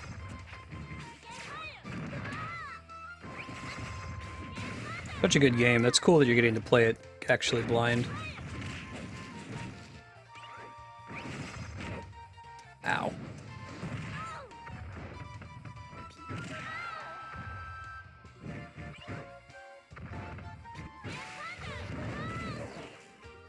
I kind of got lucky there. It was what I intended to do, like, I meant to PK Thunder 2 myself into the ground there. GG. Heck yeah. 26,000 copies? Wow. That's pretty bad. After Cthulhu here, it's Zeke, Hallex, and Chevelle, and then if it's 7:30, we're gonna wrap up and host somebody else who's playing Smash. If it's before 7:30, we might be able to fit one more person in. We'll make that call. I think we're gonna hit. We might even go over a little bit. 3 people's maybe 24 minutes or so. About 8 minutes a player. We'll see.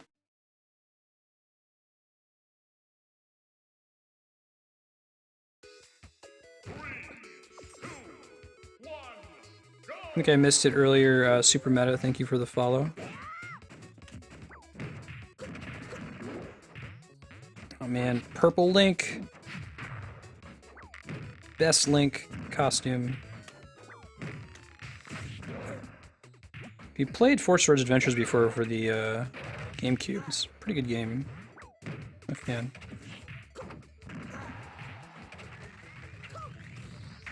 Ooh. He has some like little air. He has like the Toon Link equivalent of butt stars when he does that down aerial. Pushes you away so you can't try to punish him. I never knew that.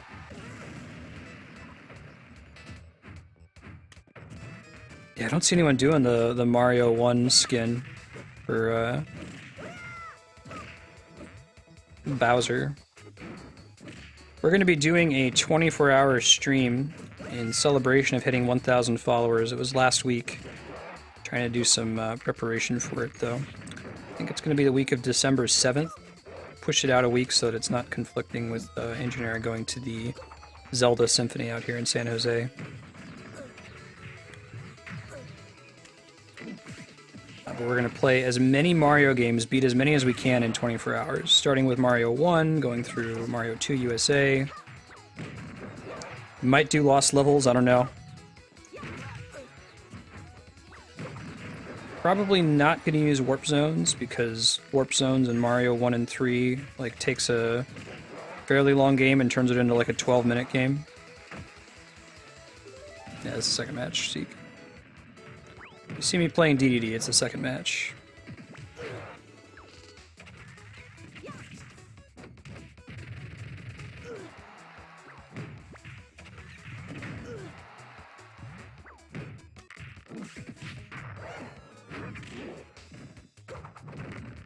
I should probably learn how to tech. Especially for DDD, who has such a... gets punished so hard for getting knocked on his back compared to some other characters. Gonna do it? Not quite.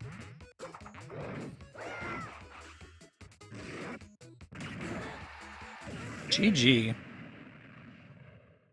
Yeah, Mario Sunshine. I hope we get to it. I think there's a chance. I don't think. Let's see. It's probably gonna take about 8 hours to get through everything in Mario All Stars plus World, but that still leaves like 16 hours to do Mario 64, which it won't be a completely blind playthrough for me, but it's also a longer game as far as Mario goes. I'm not gonna try to 100% it, but beating it's probably gonna be as long as the prior games. After that would be, is it Mario Sunshine? Yeah, I guess it'd be Mario Sunshine. I'm thinking about doing the Mario Land games for the Game Boy. I've never played them before, so it'd be fun to do that as a blind playthrough. I think there's been some remakes for the Game Boy Advance. Yes, you did, Cthulhu. GG. Sweet, sweet arrow shots.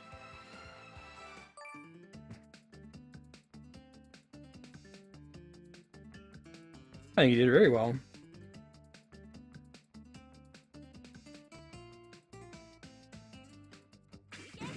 Mario Land 2 is awesome. So what... I know this is a hard question because there's not... You can't really give a back of the box for Mario. We were just talking about how Zelda hasn't really strayed much from the formula. You can ask somebody for the what's the back of the box for Zelda Link Between Worlds and be like, oh, okay, there's this, like, you know, picture mechanic where you morph into walls and you buy all the items and that's how it's different. But, like, what if anything makes Mario Land 2 different? Just cool level design, cool music, cool stages, kind of thing. Yeah, you did great, Cthulhu. Looking forward to playing you again.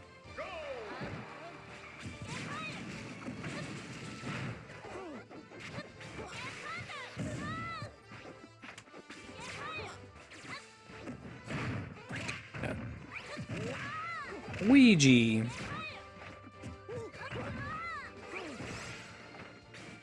It's wild, all the inspiration Luigi gets from Mario 2 USA. I guess Peach as well. Throwing the vegetables, floating.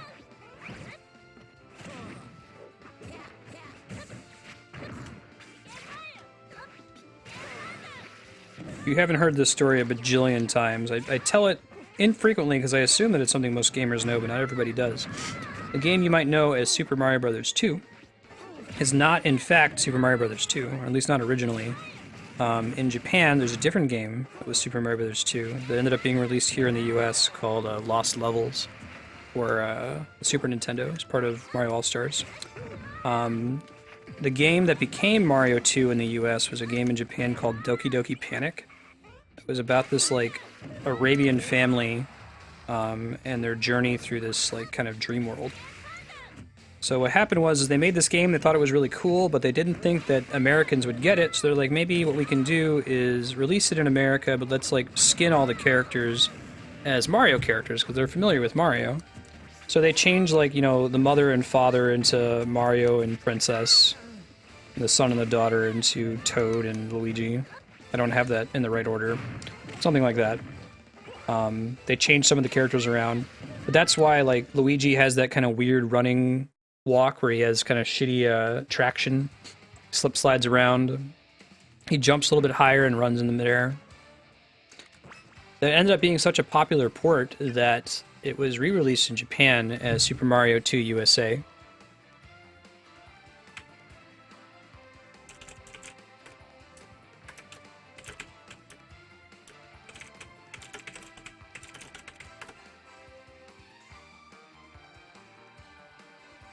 Oh, awesome. I'm excited, Yukupo.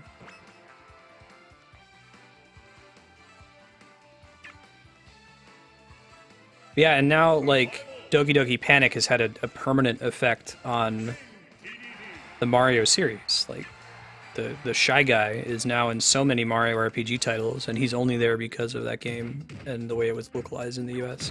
Pretty cool. The only other game I can think of that's like that is, maybe someone could come up with another example. There's, the weird dinosaur planet game, Star Fox Adventures, was based on a completely different game called, I think, Dino Planet.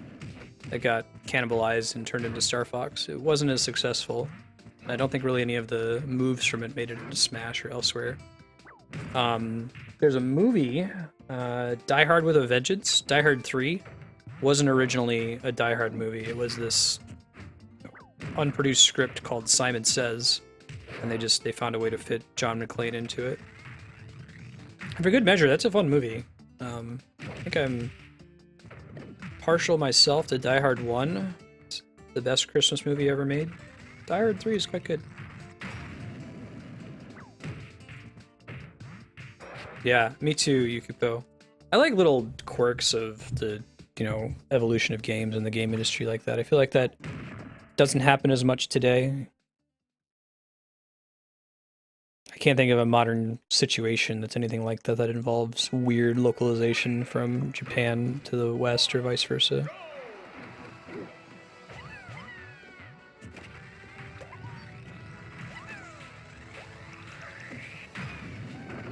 I can't hit him from below. It looks like at some point he's immune, or if he's hanging from a ledge, his Pikmin eat the damage. Sour Spot Smash Attack. Boo earns...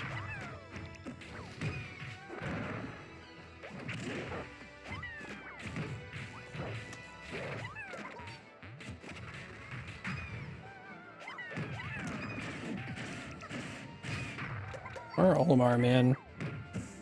I need to learn how to fight him. I don't know what I'm doing.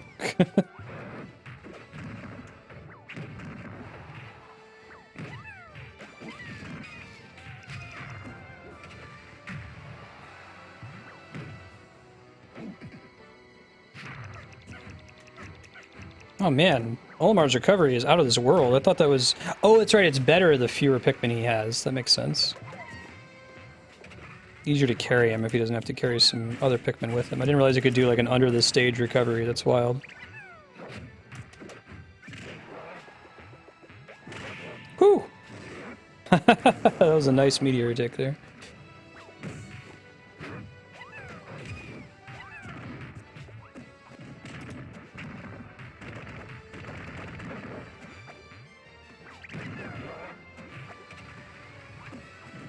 Ah!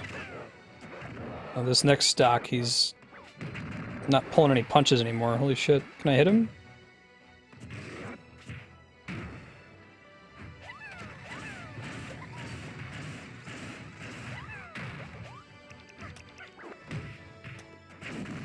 Whew!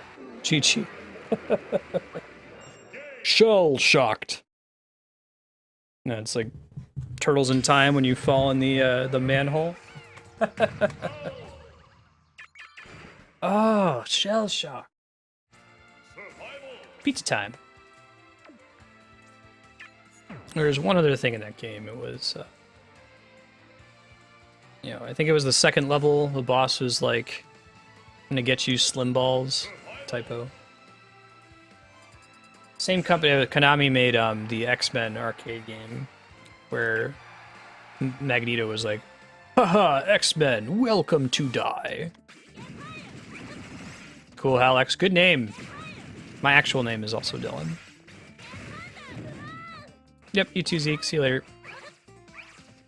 I'm accidentally Master Belch Ness, but yeah, I might need to switch to Master Belch Ness. Maybe today's the day. I like Belch. I like blue.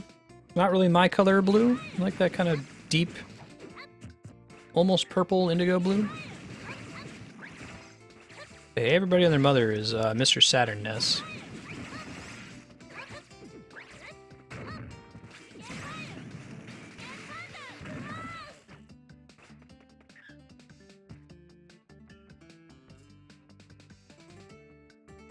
We're playing Smash Brothers for the 3DS for another 12 minutes.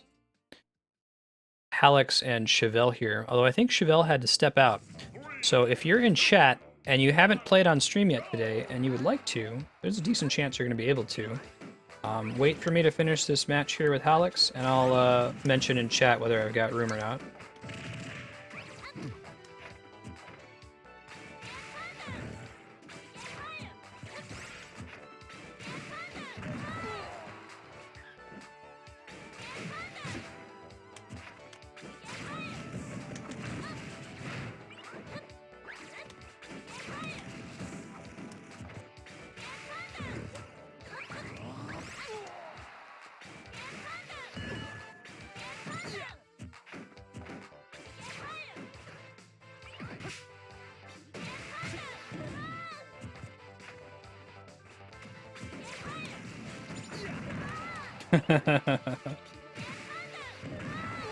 Nice.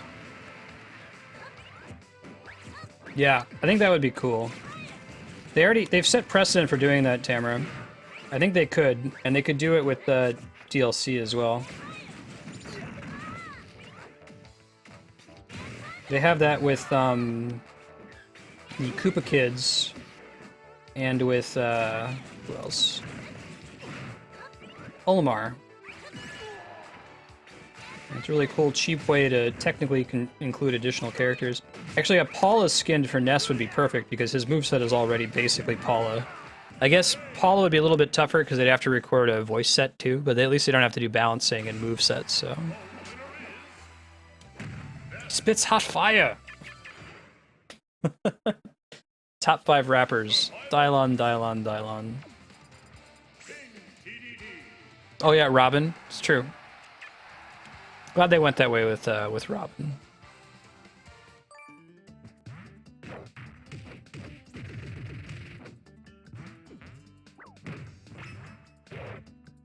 That seems something that it would be easier for them to do. It still would be a non-trivial amount of effort to model everything, to get voice actors, to make it available on the eShop, but certainly less effort than making a full conventional character. I'd love to see that for Paula, that'd be great.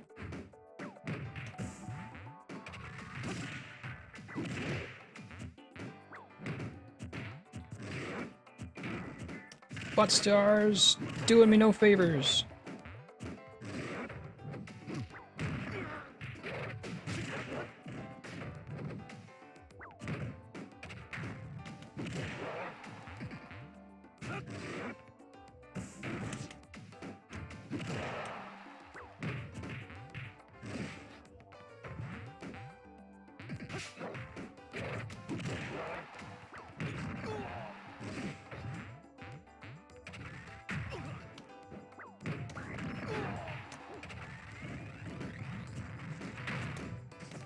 Bollocks. Not good. Not good.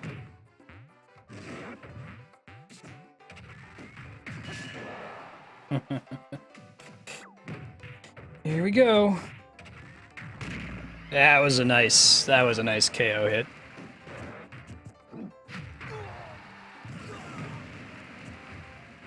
What's up, Reapachi?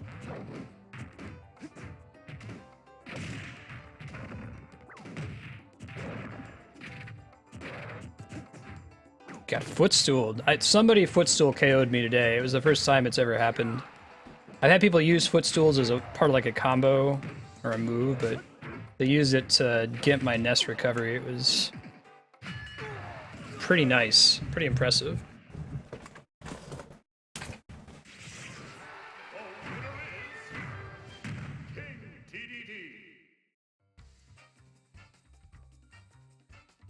Chevelle, you around? You'll level up so fast now. I think that your stats are the same as they were before that happened, but maybe someone in chat who knows Final Fantasy IV a little bit better than I do knows for sure. Like, you kind of start out roughly the same, but then you get a bunch of levels for free at the beginning.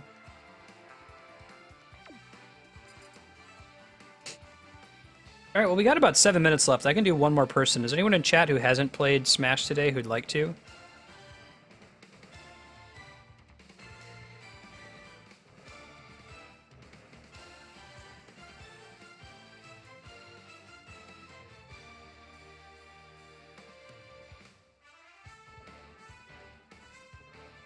I can fit in one more person. And I just gotta sign up for the night.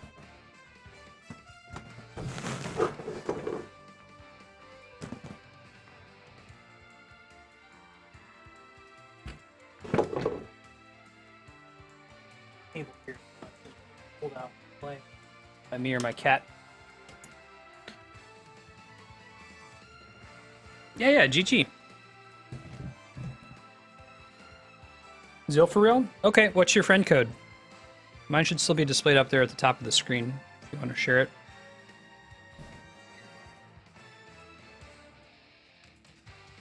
Yeah, sure. Sounds good.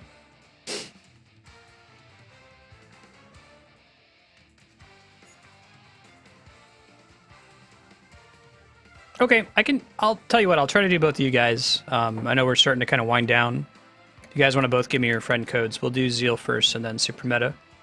If you're both still around. And we'll find somebody to throw a host at. Yeah, if you guys want to keep exchanging friend codes.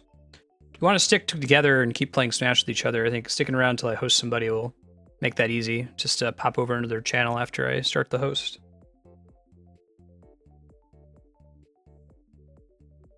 Cool. Thanks, guys. 1 second. 1851.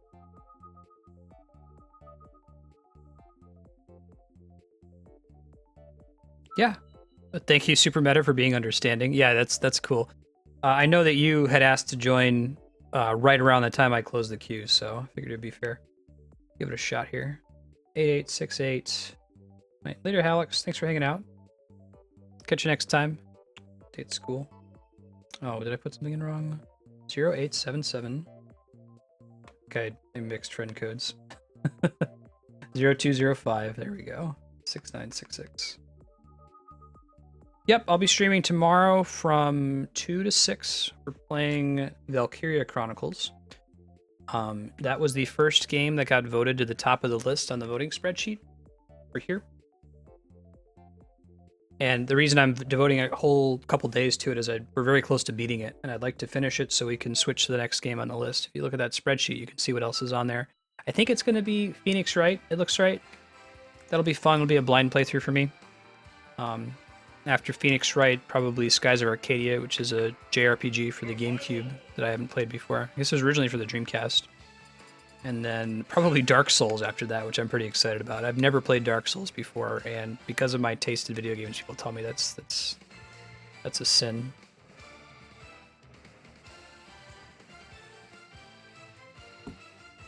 Actually, for Zeal versus Super Meta, I added both of you. Whoever wants to pop in first, we'll just do the other one next. Yeah, so that spreadsheet, you can see a bunch of commands, like exclamation point, game 01, votes for a certain game, and so on. Recommend you check it out. Good use of your points.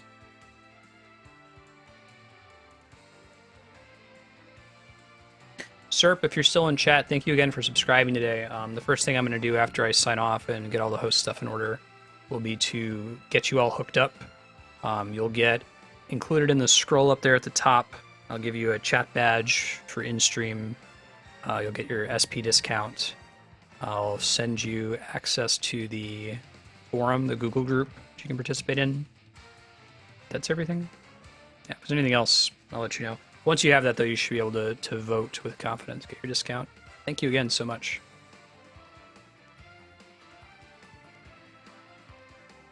Super, if you're ready, you can go ahead and pop in.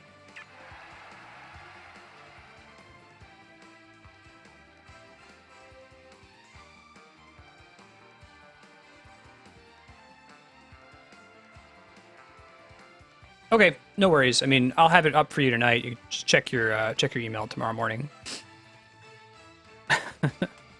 Don't wait up on me.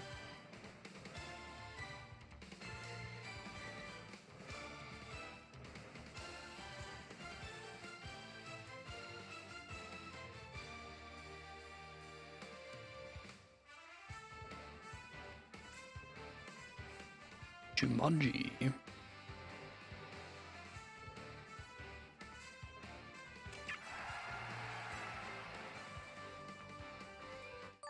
Jumanji is a pretty decent movie based on a board game, but I don't think it beats out Clue. I don't know, for those of you who tuned into my wife's public science lecture yesterday, part of it she left Mr. Green on the list as a dark matter candidate. It's a reference to the film. Michael McKean. Nice. I love seeing more votes for Shovel Knight. That game is so good. If we do it on stream, we might do the Plague Knight campaign as well, because I never played that. It's a short enough game that I think I can justify doing that without requiring a second vote. The game is like 7 hours long. Probably the shortest game on the list there.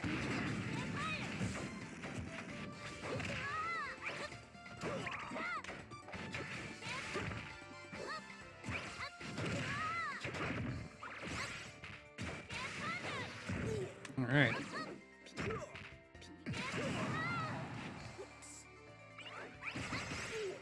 Whoa! Shit. Who earns...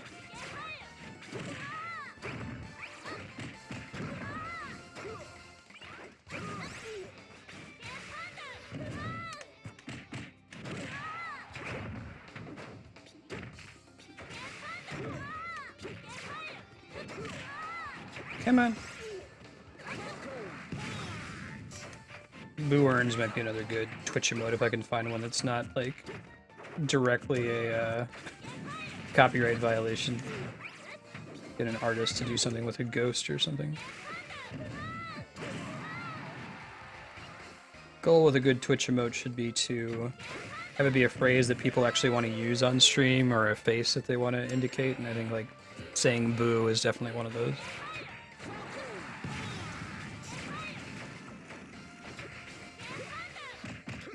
Oh goodness, goodness gracious. I voted the 2 stock, so I'm happy with this match now. Don't knee me, bro. This is where Jumanji should have chased me off the stage and went with the knee of justice. Oh, interesting.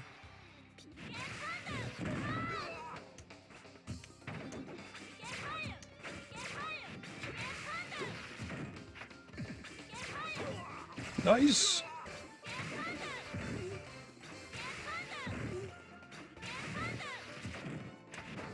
If I aim that better, I may have got. Maybe. Nice. GG.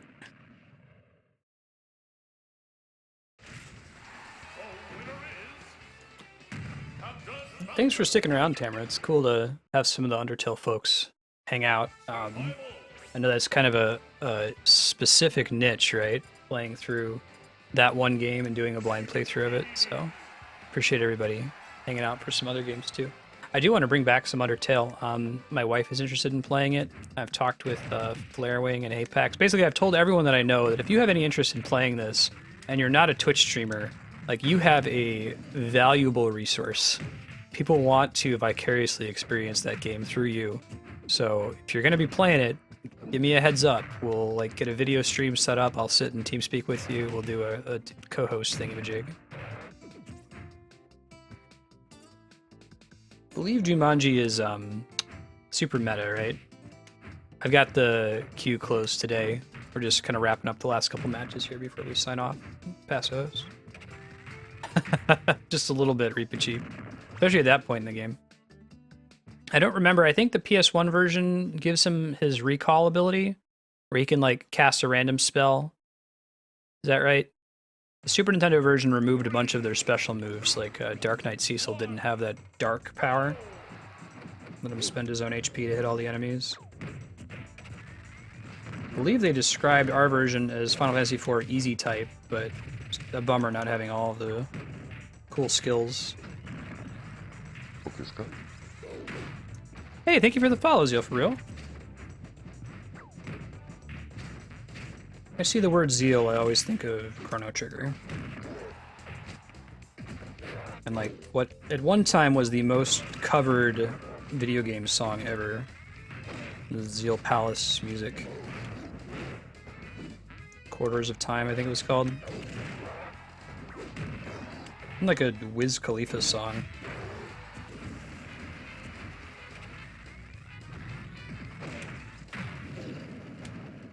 That went pretty well.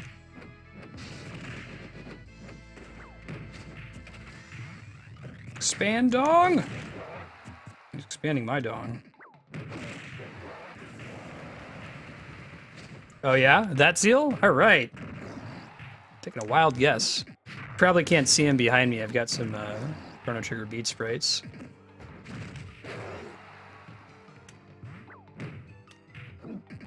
You've never made bead sprites before, even if you're not really an artsy person, you don't like arts and crafts.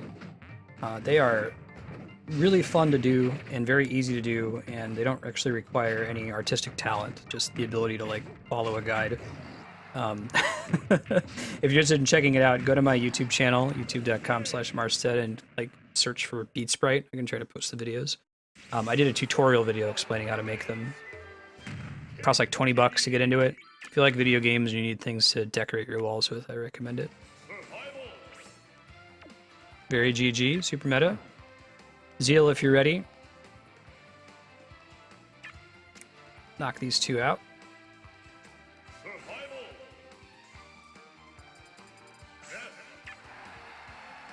Yeah, Sinead, in fact, anyone else, if you want to hang out and chat and change friend codes, play with each other, please go for it. Yep, those are Beat Sprites behind me. So, am I facing the right way to not obscure them? I think so. It's easier to see when I'm not doing the 3DS. I've got less screen real estate available to me. Made a couple of those during stream. Alright, whenever you're ready, just pop into my room, Zeal. Here's the guide.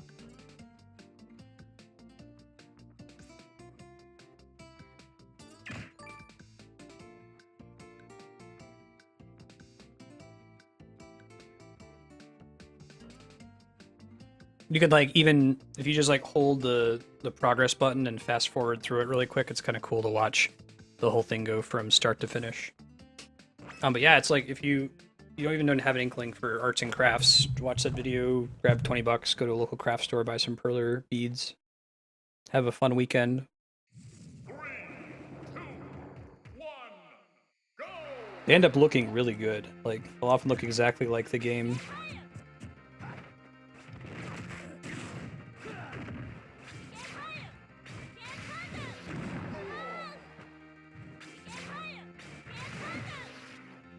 No.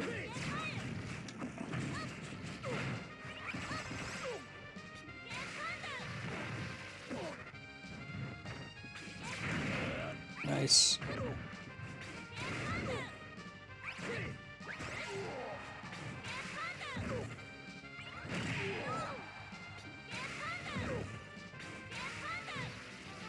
Nice air dodge. And ground dodge there.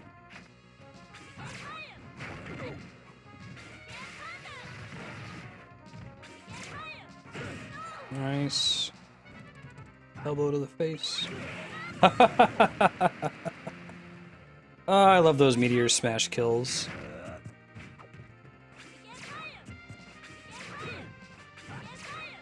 Anything you can do to your opponent where you kill them without them having anything they could have done about it. I think those are among the most satisfying kills in Smash Brothers. Fortunately, there's not many of them, right? A lot of fighting games, it feels like, you know, it's like dive kick, where whoever is inputting the commands correctly is the one who wins.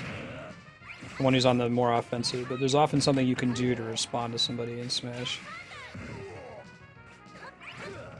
Could just be because I don't play other fighting games at a high enough level. More games like Street Fighter and Mortal Kombat are more like that than I give credit. No. Avoid the 2-stock.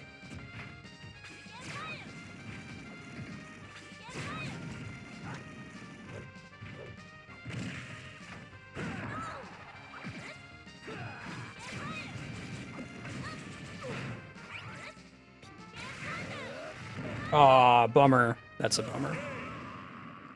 Yeah, Lovelier, I'm just going a few minutes over. We had one last person who wanted to go.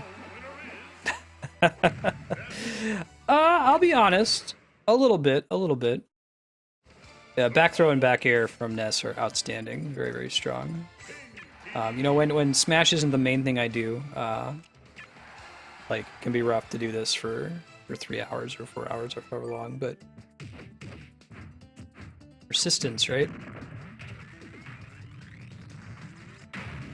And Ness has a lot of good finishers. I think that's part of what makes him a high-tier character. A lot of the low-tier characters are low-tier because they don't really have a way to finish.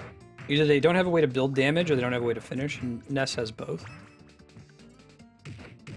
I've never played Guilty Gear Reaper Cheap. That's one of my great sins. I have a friend who's super into it. So I've seen a little bit, but I've never actually held the controller. 3, 2, 1, go! Alright, Blonde Little Mac.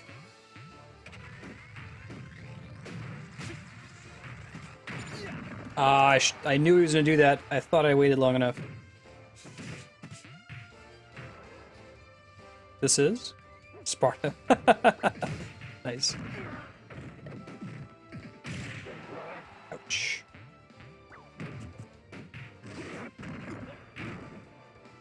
The only feedback I would give to Zeal is to follow up more, but with Little Mac, that's not a thing. Don't follow up with somebody off the stage with Little Mac, unless if you have a death wish. Ah, darn, he Little Mac himself. Yeah, good combos. You got that down throw, plus forward air, low percent combo. Ouch.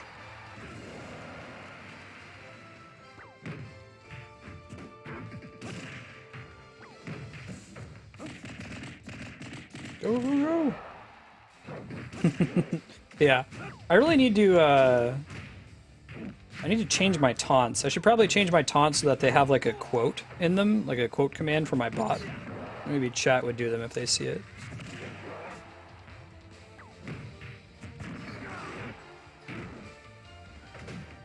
That seems reasonable, Darkstar. Ow.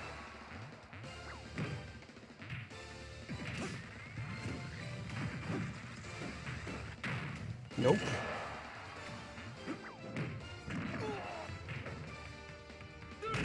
Ah, Toria! Nice. GG. Thanks everybody for hanging out. Give you my spiel one more time if you're new. Hey, I'm Marstead. I'm trying to beat every awesome game ever made. We're playing through like Zelda, Final Fantasy, Metroid, Valkyria Chronicles, Mass Effect, that kind of thing. If that's your jam, we'd be happy to see you another day this week. But if you're just here for Smash, it will return on Wednesdays from, I think right now, from 4 till 7:30 or so. I'm going to find somebody else who's playing Smash 3DS so we can throw them a host. For those of you who are playing Smash with each other, you can kind of stick together, jump into their channel, say hello, throw them a follow, all that fun stuff. We look forward to seeing you tomorrow for some Valkyria Chronicles. Let's see, who else is playing Smash, particularly with the viewers? Looks like Tier 2 Gamers. Twitch.tv/Tier2Gamers. Pop over there, say hello. Thanks, guys. Have a good night. We'll see you tomorrow.